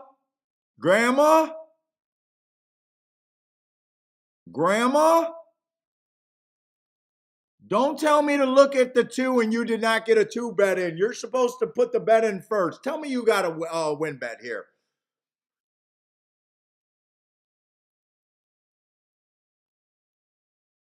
All right, Grandma, little bet. I know Grandma's going to do the right thing. Well done, Grandma. Very nice. A lot of you guys had that too. Oh, shit, Grandma, you had the 2 before I gave them out. I didn't realize that I could have played them until too late. I'm not taking credit for that one. I got shut out. So by the time I said it, if I got shut out, I think you guys would have got shut out. So you guys hit that on your own. Rick with half a boom.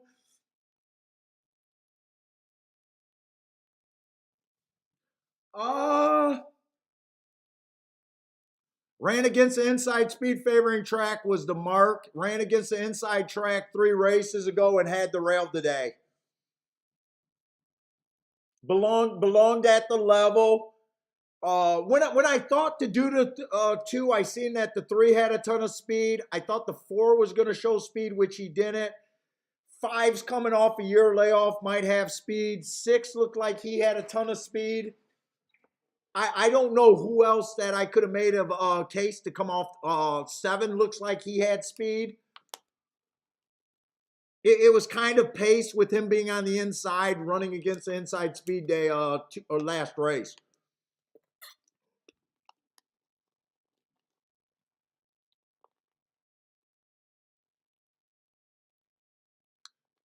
Let's see. J. Brum says you are not alone. So did J. Brum have the exact? A nice job if that's what you're saying, J. Brum.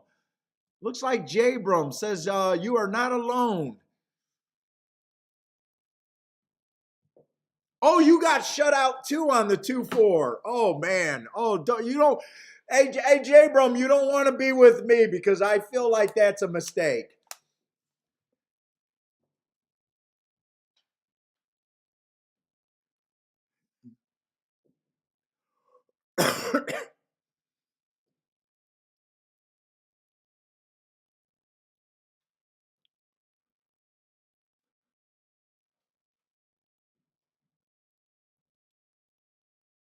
I swear to God, I don't see. I watch all of these streams. I swear to God, I do not see chat rooms that have a shot as often as the shakeup does. I just don't see it. Yeah, Joshua, you've been hot as fuck today. you could buy a house if you were betting heavy today. Nice job. All right, 2 won that race. Little $700 mistake there. I would have only had $20 on them.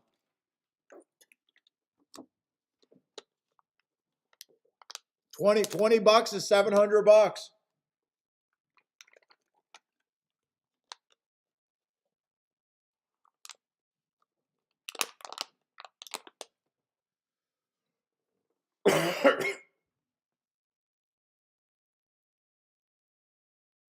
Gas Station Sushi says all chat rooms suck.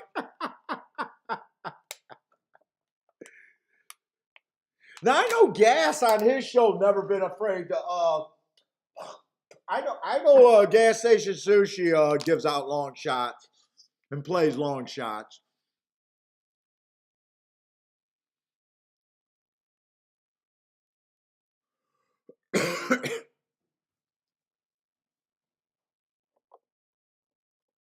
No games being played there, by the way. That horse is completely handicapable.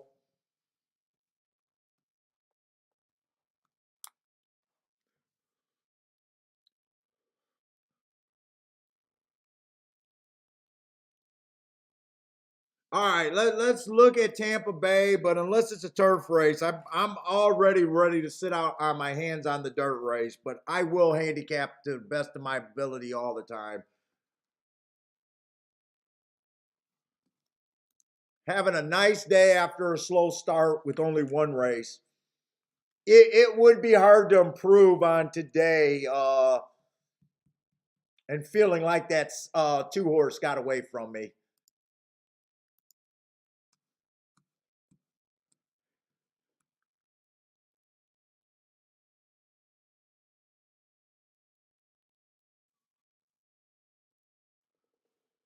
Oh, did the 2-horse close? I didn't even get to watch the replay. Well, I thought he was going to close if he was going to close. Did they show the replay? So Attila's saying that he came from dead last to win?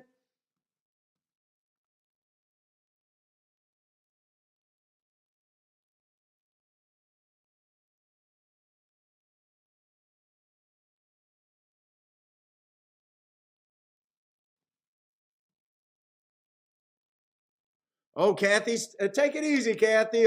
She's a World Cup fan over there.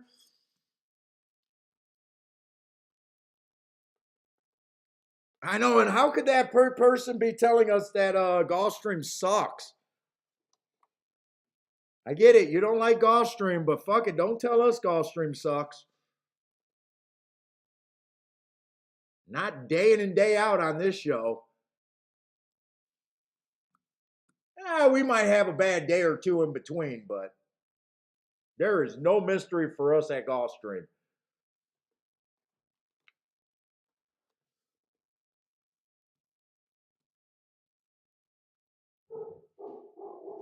Someone's at my door. I'll be right back. I got it, babe.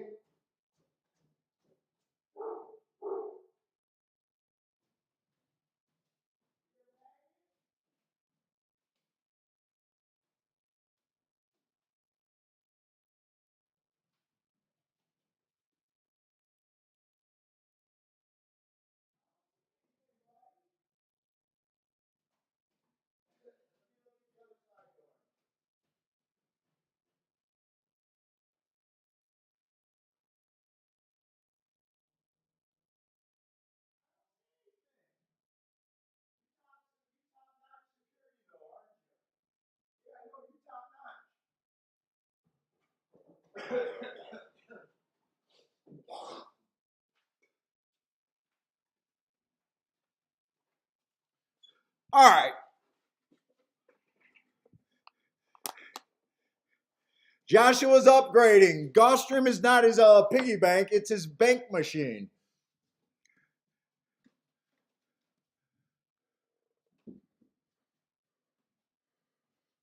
Two reared up at the gate also. But I don't think it hurt him. He's a closer.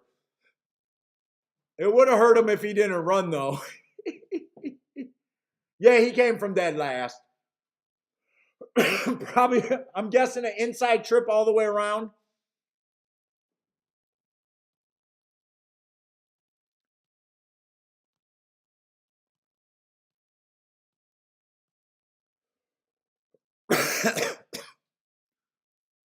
What's up, Nathan? Case G, what's up, man? Yeah, Joshua, you better tone it down. The IRS might be checking the chat room right now.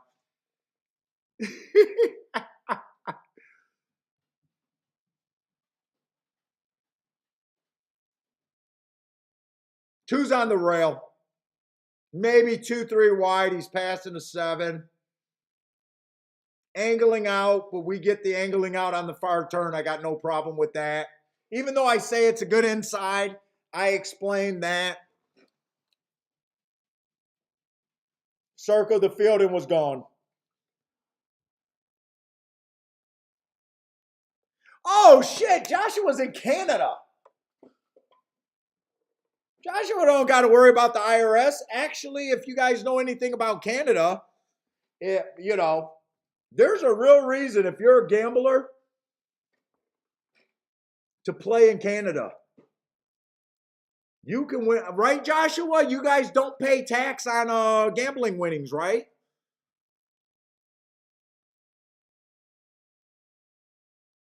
I don't think you guys pay any taxes on gambling winnings.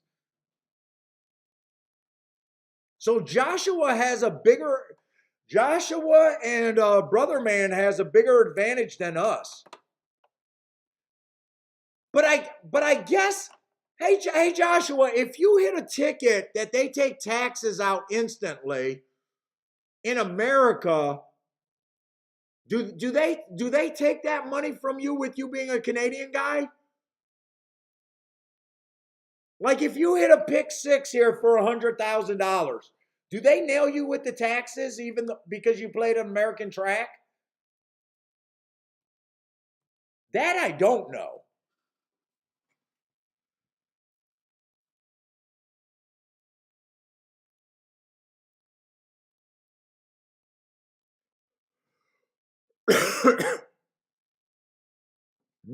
Rennes Du says no taxes on any gambling. There is no threshold in Canada.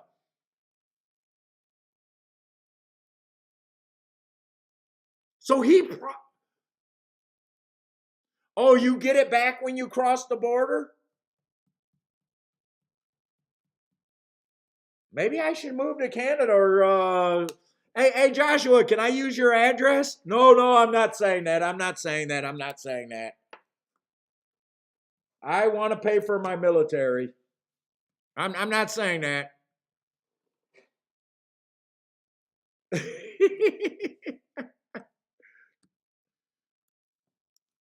I'm not saying that. There's no fake addresses. Nothing. It's a joke. IRS, it's a joke. I love you, IRS. There's nothing more patriotic than paying my taxes. Oh yeah, and serving in the military. That's the only two. That's the next step. Or that's the first step. The least I can do is pay my taxes.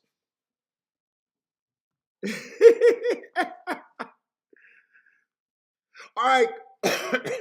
Tampa Bay, I have no thoughts on the turf sprints over there at Tampa Bay. I don't play turf sprints at Tampa Bay. They just don't run that many.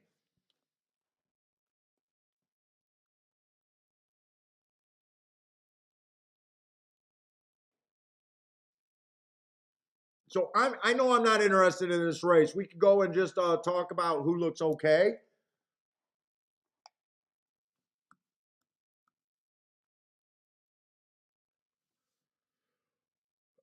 Let's see the one horse.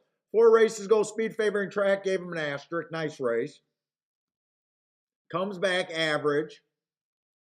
Dropping in class. 2 races ago, bad rail, speed favoring day. He was nowhere near the bad rail, but he did not have any speed, asterisk. And last race, speed favoring day in New York, asterisk. And I'm looking at the wrong race.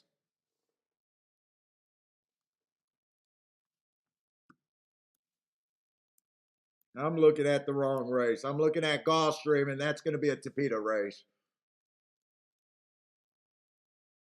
Okay, we got a turf, and I'm still looking at the wrong race over there. 8th race.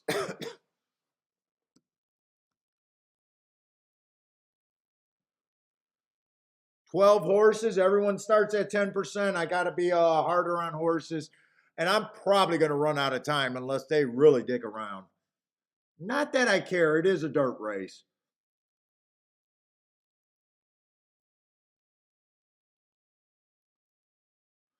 One I don't like, route to sprint. Looks like a closer at a route. Probably not interested. I would be hard on that horse. I have no. I think Tampa's just been speeding stalkers today. Let's see the 2. You know, ran against the inside stalking closing 2 races ago, so I like that asterisk. I don't mind that bad race. I think I can give an excuse there. And then last race had the 9-hole on a day that I thought the inside was good, so he has muddied form. Let's see, 41-1. All right. I mean, I can see him improving, but I'm not sure what I really think of his chances overall. 3 probably feels like a closer to me here, or at least a stalker. Stalker at the best, maybe a closer. Earn those hearts at a route, so I'm not like ready to jump on those.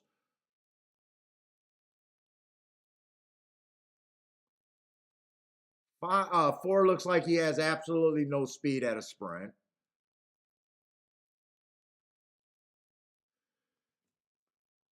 5 earned that heart 2 races ago at a route, but he has a lot of sprints. Let's see, last race he did run on a bad rail day, had the 3-hole. He might have a little bit of upside. 6 looks like he has absolutely no speed. 7's off a year layoff. 8 horses route to sprint I hate.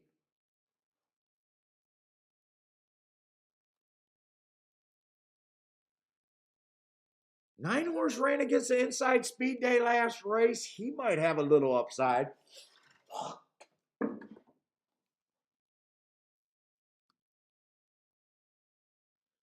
10 might have a little upside.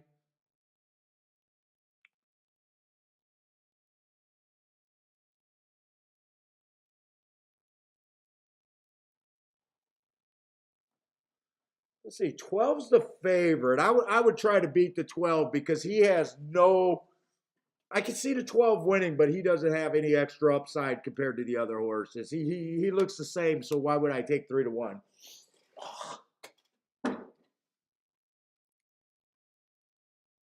12 is interesting. 10 is interesting. I'm sorry, 11's interesting. 10 is interesting. 9 is interesting. I don't think I'm going to have enough time to get to all the horses that I'm interested in.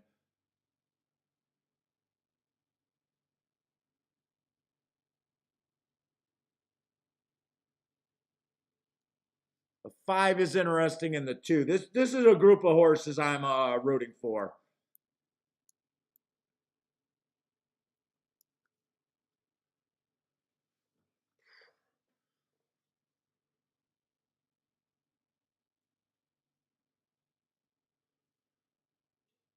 $56-1, $14-1, $5-1, $14-1.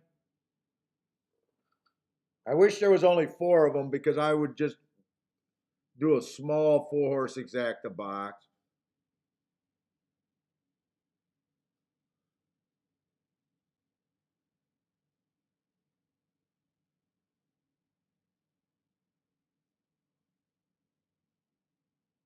I don't have enough time here. I don't have enough time. I'm rooting for the 10-5-2 are the main ones. 10-5-2.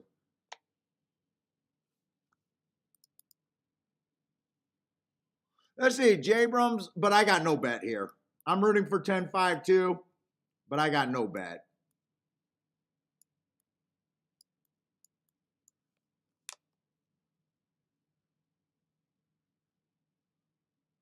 One, 2, 3, 6, 7, 11. Oh, $180 play.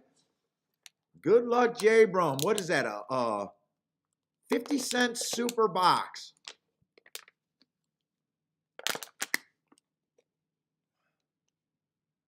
Let's see. Austin likes the 2, 4, 8, 10, taking a little shot there. Grandma likes the 4 a bit. Jabram also likes the 11-8 exacta box.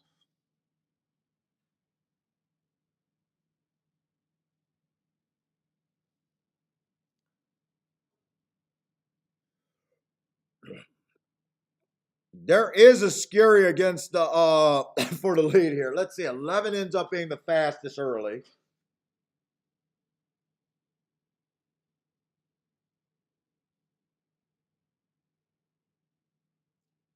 Who's the 8? 8's the only horse that's up there that I didn't really who's the 8? Is this the 8? Route to sprint horse, trying dirt.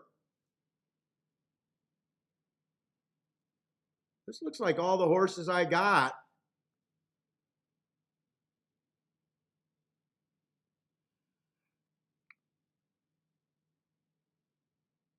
Oh, they're going to get tired, though. Right now, it's all the horses I got, but I got a feeling it's going to end with the horses I don't got. Let's see. Or I wasn't interested in. I did not make a play here.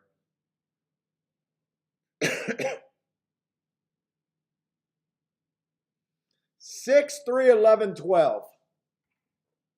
So only the 11 was there. I'm guessing that the 6 and the 3 are route to sprints.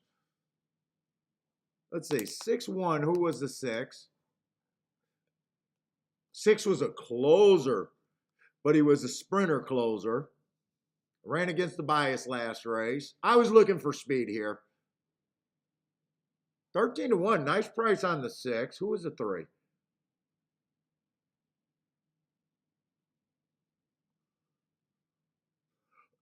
Three earned hearts at a route. Ran quite a few sprint races. Yeah, okay.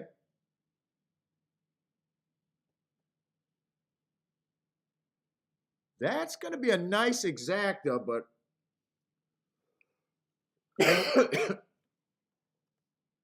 I was rooting for a lot more crazier stuff than that. Grandma had the wrong closer. What's up, Sungi?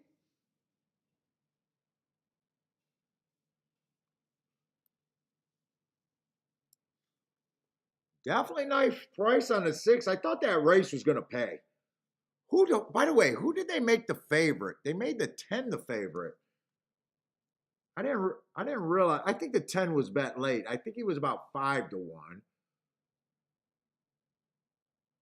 10 was the favorite. Who was second choice there? Maybe the 8? 8 was second choice. 3 was the third choice. Oh, Jabram should have played the try box. Yeah, it's going to be a nice try. Really nice try.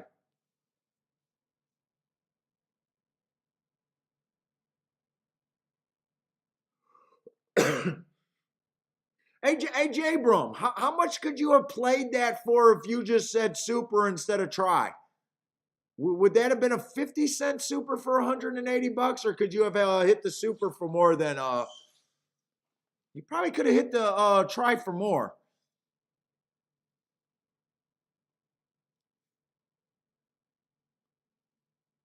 He had the 3, 6, 11. Oh, he got beef for the 12 horse.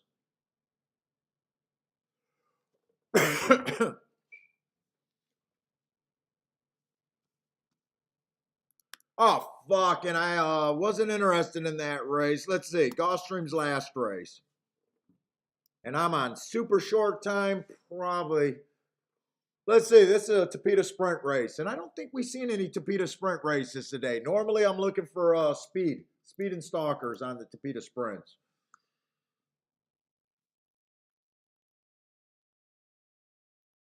One is making a big class drop.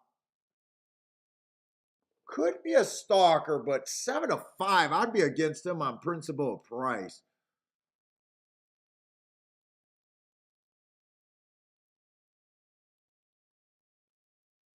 Three earned hearts, last race. He's making a big drop too. I need more time with this race, I think.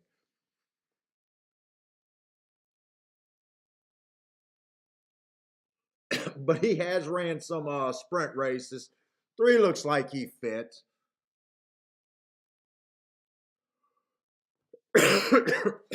5 is off a year layoff. 5 is scratch.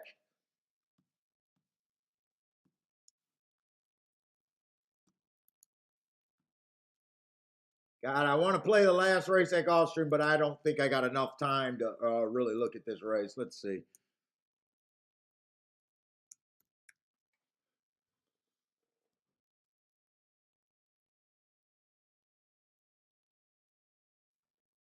Six looks quick. 7, I probably don't care for.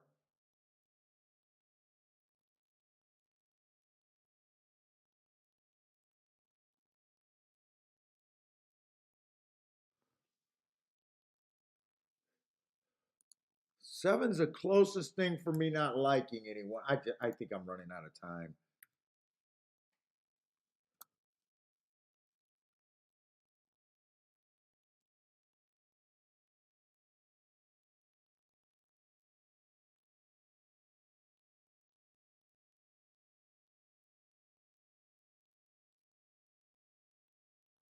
I think I'd be against the 2 here also.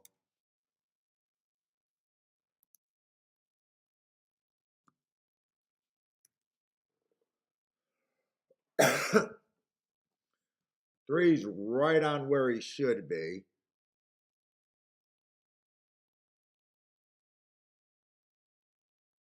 I'm rooting for the 3, the 6, and the 8.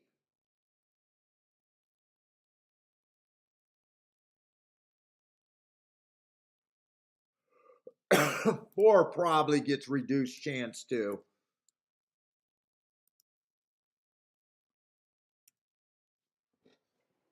I gotta pee.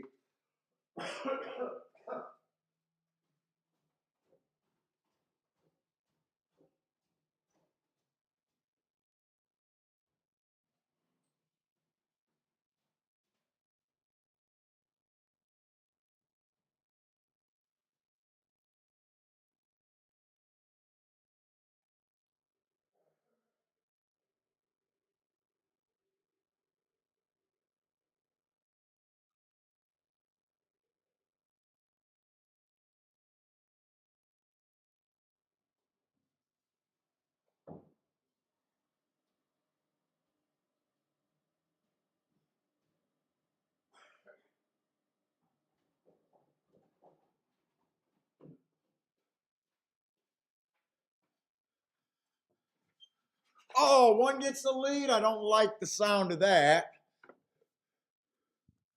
Let's see, did my man L do a show today? So if he does a show, I got something to listen to while if I decide to handicap tonight. Let's see if he did a show today.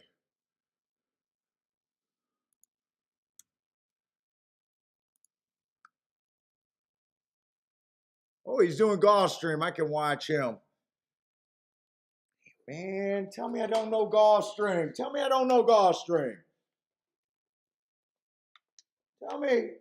Even if I don't play, I don't steer people wrong.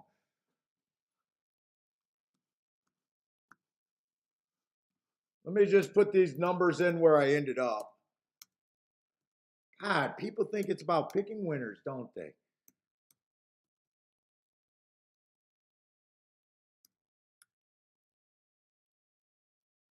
People think this game is about picking winners. One's over bet, three's right on the money, four's a little bit of overlay, five's a little bit of overlay. Or I'm sorry, eight's a little bit of overlay.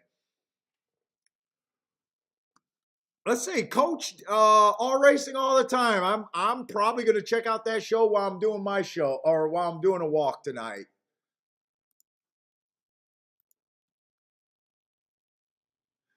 Oh, Michael, you sent me an email. Let me see if it's something I can answer now, or if it's a question or something that gives us a little something to talk about.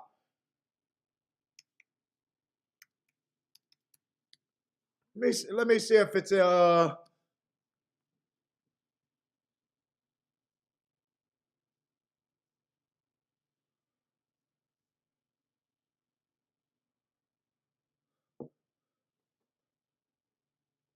if you send me an email, I don't got it yet. Although you got access. I think you got both of my emails. Let me check my other email too.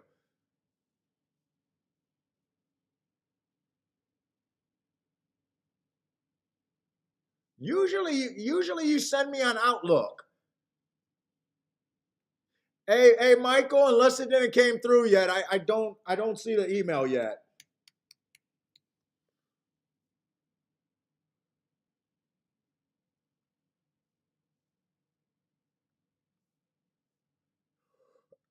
I'll look for it though.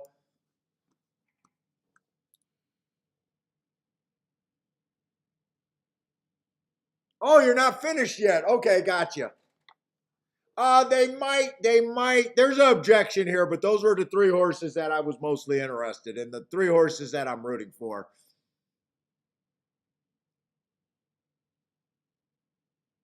Hey, Boner, I didn't I?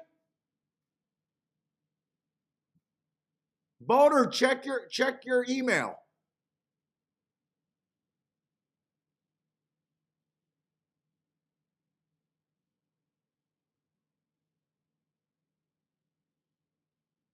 And if I didn't include you on that email, I'm sorry, I meant to.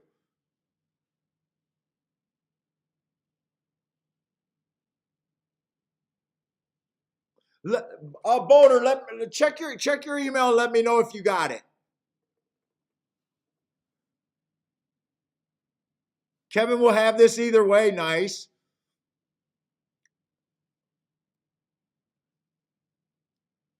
And you know what? You know how? Oh no, this is a torpedo race, not a dirt sprint.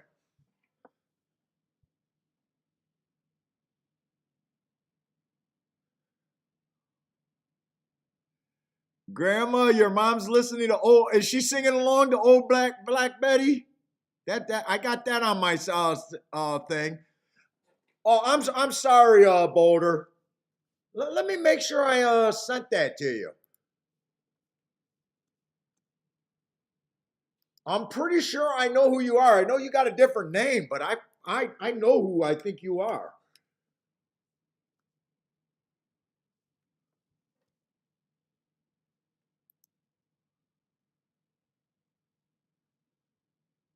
I'm sorry about that. I'm trying to help you guys out.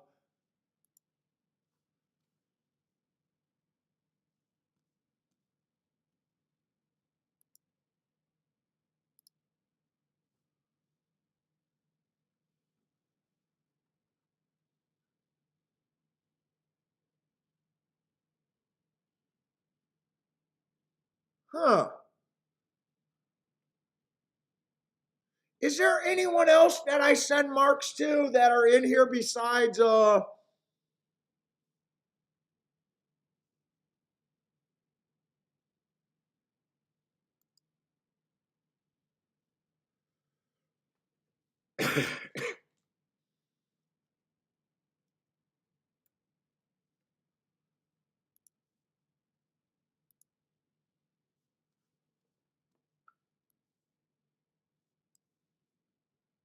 because I try to send them. I even sent them to grandma. Yeah, that's who I sent them to.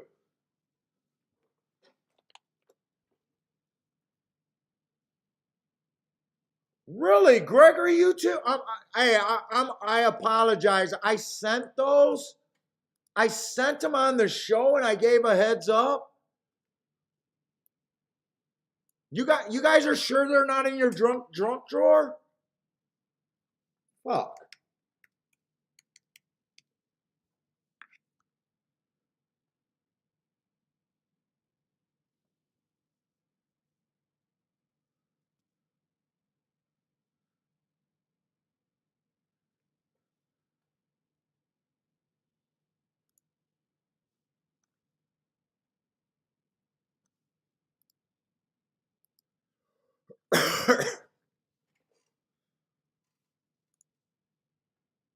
Grandma got hers.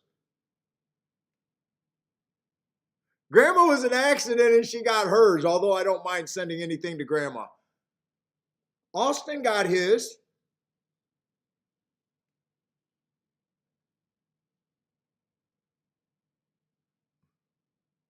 And they were all on the same email, so I got a feeling your guys' went to the trash or something. Gregory, if you want them because you're keeping them to help you mark, I'll send them back to you too. But I've been trying to send them some marks to you guys every day that are you know, to help you guys mark quicker.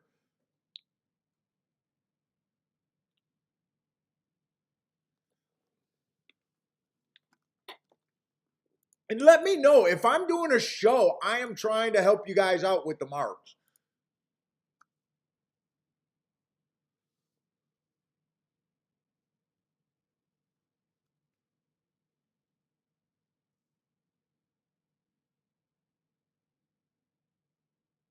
Oh, I see. I see. Michael Lester's answering part of the value question that I talked to him about. It's kind of the example.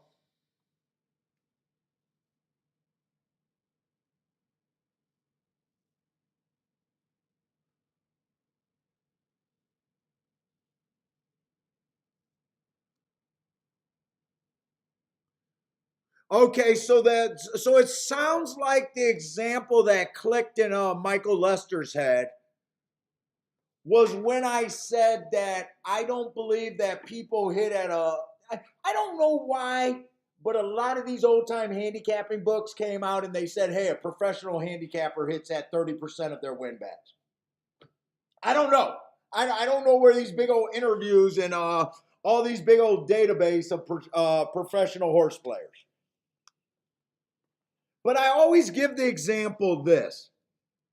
And this is what stuck into Michael Lester's head, according to his email. And I was basically saying in the example that I'll give you that you're going to hit 30% of your winners. And Michael was basically kind of a chalky player. And I gave this example. I am going to give you 3 winners out of 10 races.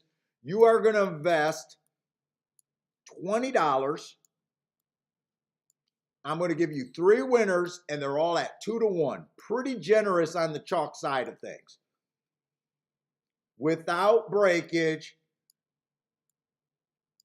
you are getting back basically $6 3 times. You hit at a great win percentage. I don't believe is long term unless you can play like a monk. And your math is you're a loser. You're slowly losing. And to look for value in that sort of things. And that was one of them. And then the other part of that example is look at me when I bet at 10-1 and higher. I can hit at 10% of the races. If I'm right 1 out of 10 times, I get $22 back. I'm automatically a winner. And yes, I'm hitting at a lower win percentage, but I'm actually got a profitable model there. Thank you, Michael, for answering that.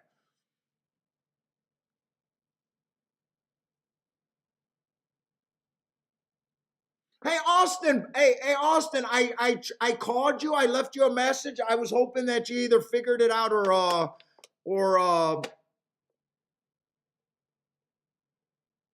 would call me back.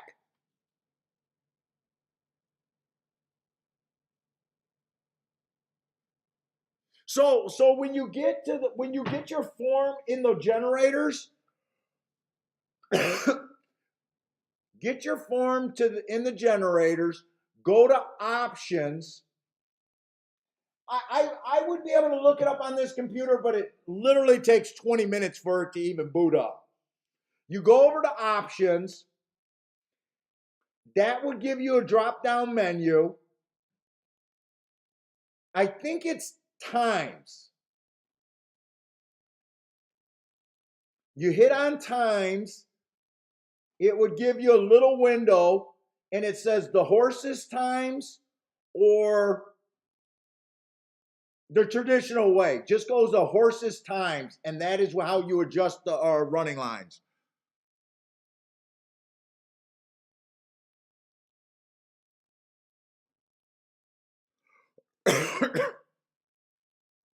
So if you can't figure it out from there, just give me a call. Give me a call.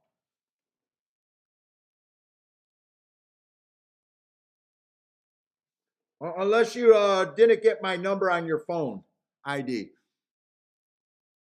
But I'm pretty sure it's options, drop down menu, times, and then it goes horses times is what you want.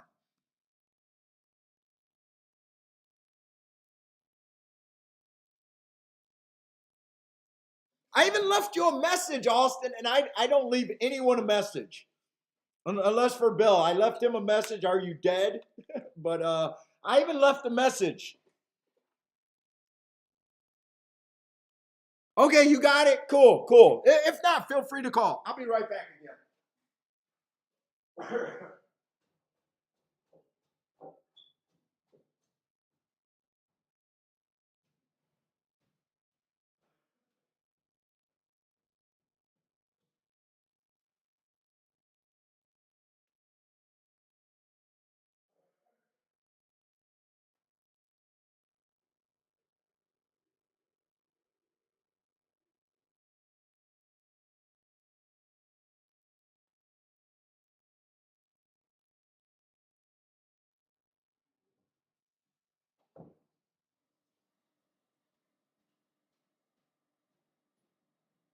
I'm almost done, big guy. I'm almost done. Oh my God.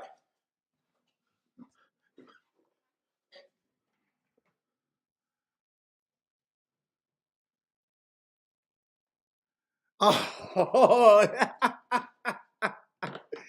oh, I came up as Southfield, huh?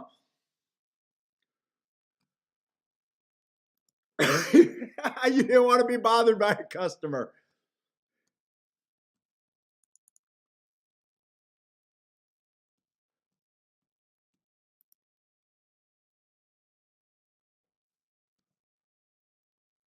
Let's see, that exacta paid 24-1. So that wouldn't have been a bad exacta there.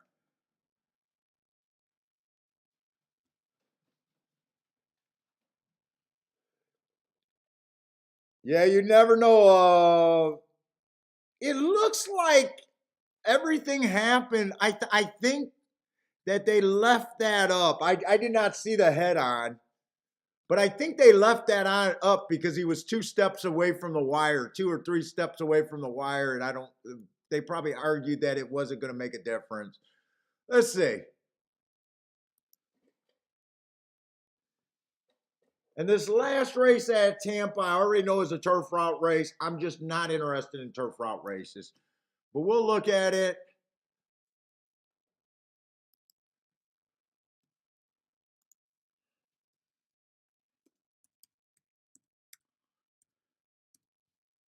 Let me save this with the marks on it. Let's go to Tampa. Hey, what's up, Blair?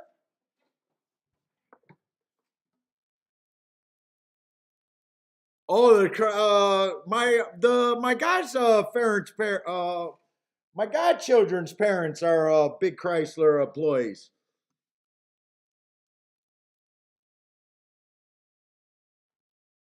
Well, actually, this is not a turf sprint. I thought it was a turf. That's right. I was looking at Gulfstream. I'll try to look at this race. I am kind of zoned out, though.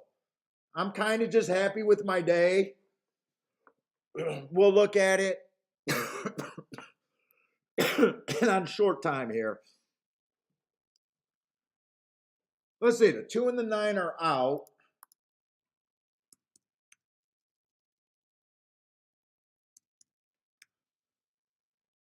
Looks like there's 10 horses in the race.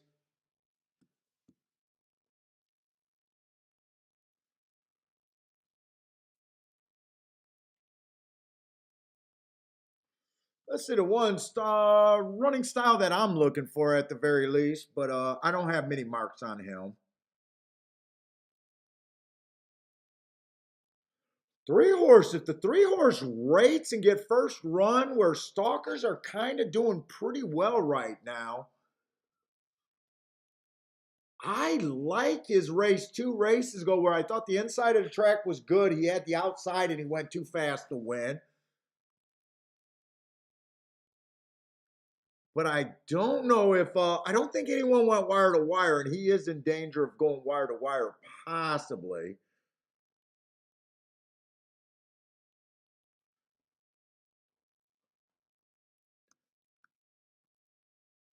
Four races ago on this 4 is a nice race stalking. He's another one that looks like he could get first run. Even though I think the track is backing up, I still got to understand where the pace is coming from. Let me scroll through this to see where we think the speed's coming from.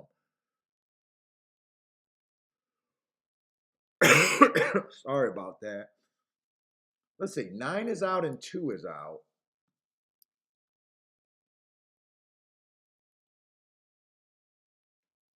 This is a race by definition where I'm not sure who's getting the lead. We got a whole bunch of stalkers in this race. But as many races as I watch, 3 might be on the lead now all of a sudden. But I was going to say, as many races as I watch, it's impossible to have a race without someone going to the lead. Someone's got to get the lead here.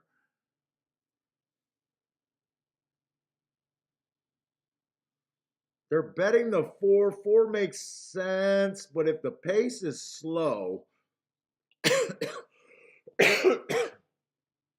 he could be too far back. Dropping in class, so I don't got a problem with them other than the price at 3 to 1.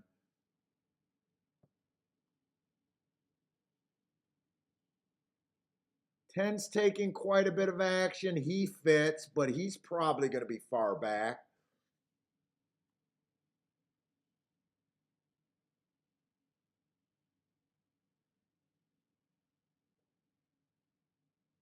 Seven feels like a reach here.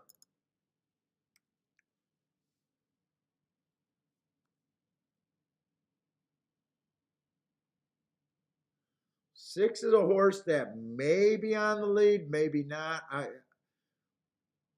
When I can't figure out who's leading and who's chasing, it always makes the race iffier to me.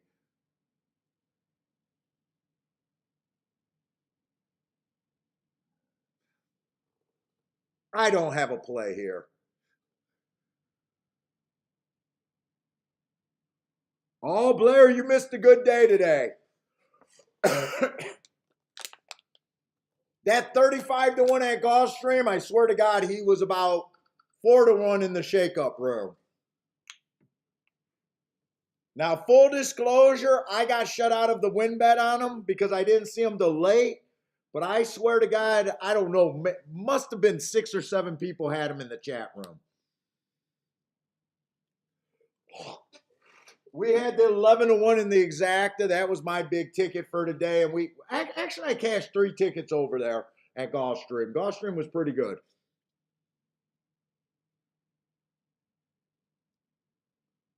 Let's see, Blair likes 641 over here at Tampa.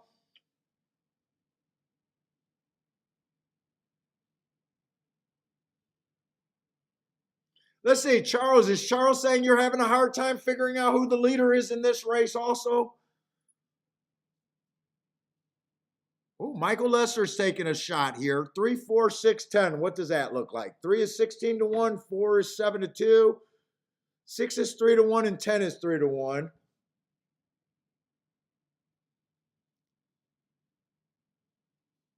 Let's say exacta box. You really need to get that 3 first or second in that box. You might, if it comes in 4, 6, and 10 in the exacta, that exacta's probably not great, would be my guess. Because if you did a 4-horse exacta box, let's see, you need all of those to pay better than 24 to 1 just to get even money. That's the only part I'm worried about that.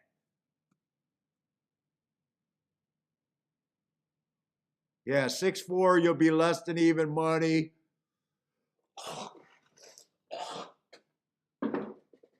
6-10, you'll be less than even money. I think you'll be profitable if you're right.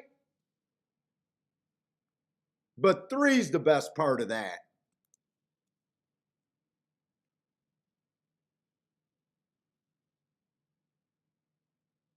Let's say, what's up, Coach? Coach likes 1, 3, 6, 11 in a try box. 1, 3, 6, 11. So you got a bit more fat there.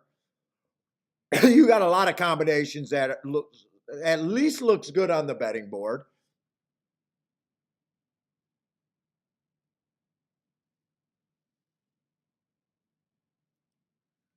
Hey, Grandma, I got the old spit bucket. The Home Depot bucket is in a lot of boxing rings. Yeah, don't think even though I'm in the basement and it's an unfinished cement floor, I'm not just spitting on my floor.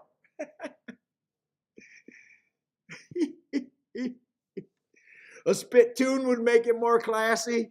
Let's see, I got no bet here, though. I don't feel like I understand the bet. I kind of zoned out anyways. I'd like to see him come off the pace.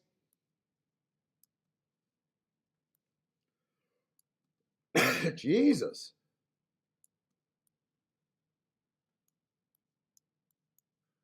3 did get the lead. That was 1. 3 and 4, I think, were the 2 horses that I was guessing might get the lead.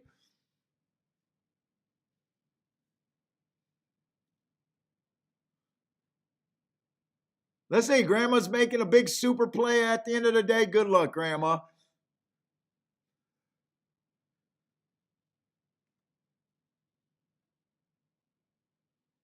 $25. So if you got the 3 and the 4, at least this pace is a lot slower than the other paces. The first call on all the other routes, I think we're going like 23 and change. So this one is a lot slower.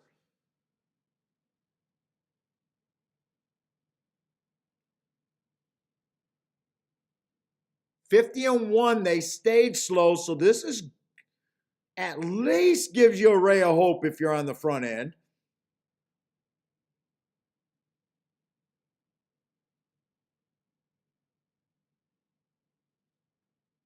Although there's quite a few horses in good position here, though. 1's in good position. 1 looks like he's taking the lead. 3's still fighting. 10's coming through.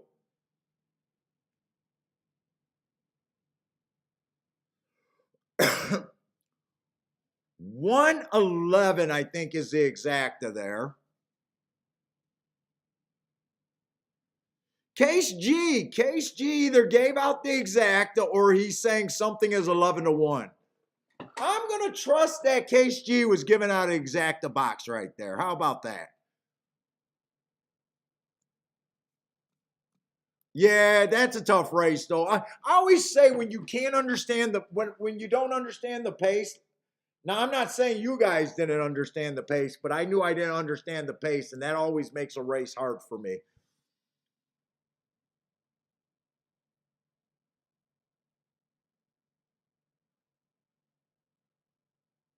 Let's see. Coach Flat got a chance at the try. I'm not sure who got third, but he got the two horses in the exacta.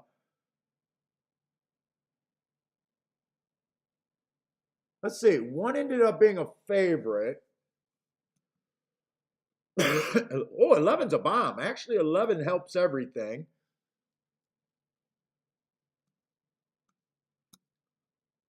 11 is 18-1. Come on, coach. I need you to nail down this exacta. 111-10. Come on, coach.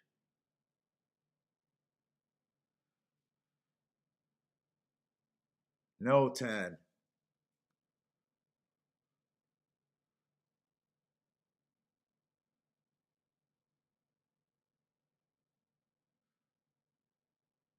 Charles, wrong key horse, but he's seen the 1 and the 11 also.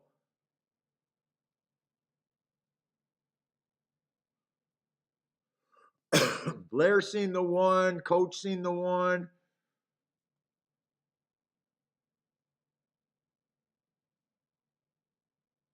Case, let me know. I think Case is the only guy. Was he talking about a result or is that his bet? I want to believe that's Case's bet. Come on, Case, give us a boom.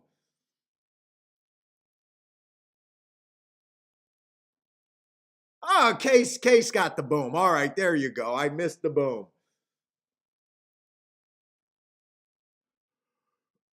Nice exacta. Charles, better day tomorrow, hopefully. Now, tomorrow, dude, I'm pretty miserable. I keep thinking I'm feeling better. Right now, I do got Gulfstream. I plan on going on with Gulfstream. If I do a second track, I haven't downloaded it yet. It'll be Aqueduct. Right now, I'm 50-50 on if I want to mark up another track or just do Gulfstream.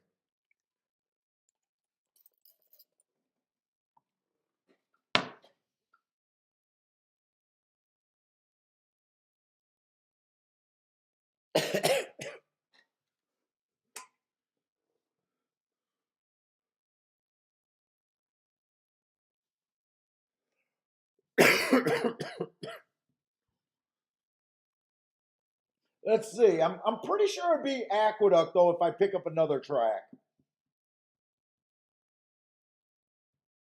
Unless the card just looks like it's a bunch of 5 and 6 horse fields. Then I don't know where I'd go. Oaklawn just started. I'm not sure what they're running at Oaklawn. Fairgrounds probably running, but they go too late. Tampa's not running. I don't even know what my option would be tomorrow.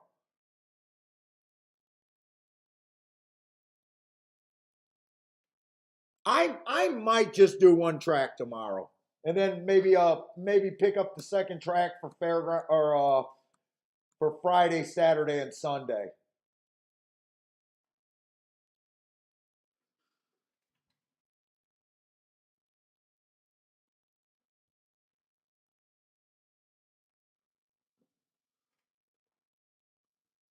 Let's see, Case G, way to go out, with the 105-1 exacta.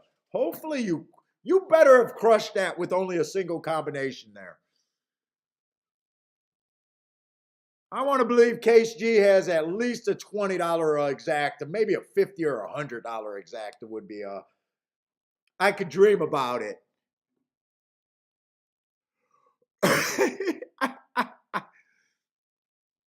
Well, nice exacta though. You bet the horse when he was 6-1, the one.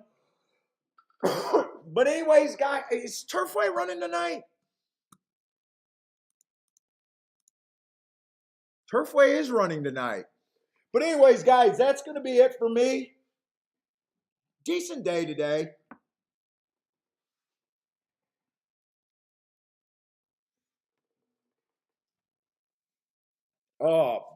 But anyways, guys, thank you for hanging out with me like always. Hopefully, if you guys did not have a great day, hopefully at least you had fun. Case G says he had that for 500 times. For 500 times. I hope you did. Too bad I know the wind pool probably, or the exacta pool probably would not handle that. But I love thinking about it. But anyways, guys, if you guys are playing Turfway tonight, good luck. I will be at least watching the results today. I'm probably going to try to do Turfway on Saturday if they're running during the daylight. But if you guys are playing tonight, good luck as always. If not, hope to see everyone tomorrow. And I do plan on, as long as my health holds up, I plan on doing Gulfstream every day this week. So hopefully we'll hear from all of you guys tomorrow. But anyways, guys, take it easy. Good night. Stay safe. Oh, Mac, I'm not so sure about Turfway. I keep thinking and wanting to aim towards the outside. Let me look at it real quick if you're playing Turfway tonight.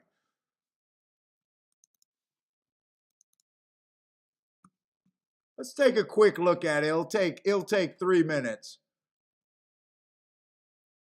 I keep wanting to aim towards the outside, but I will put fair warning that the inside so far has been doing good. We had 31 races so far for the sprints. The inside's winning 23%. So lower. I'm hoping that it gets even lower.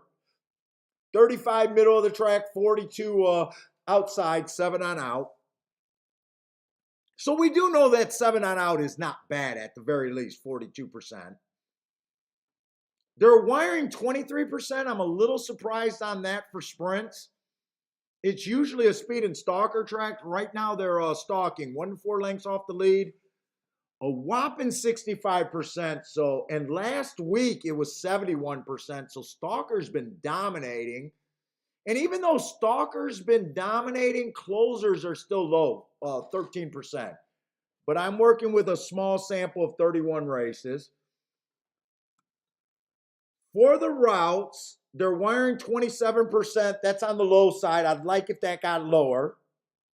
Stalking 30%, closing 42. And if 42 on a closer profile is actually huge. Because you got to remember, sometimes you look at a closer and they end up winning as a stalking profile. So a lot of times when I see the closing number at 42%, that's huge in my head.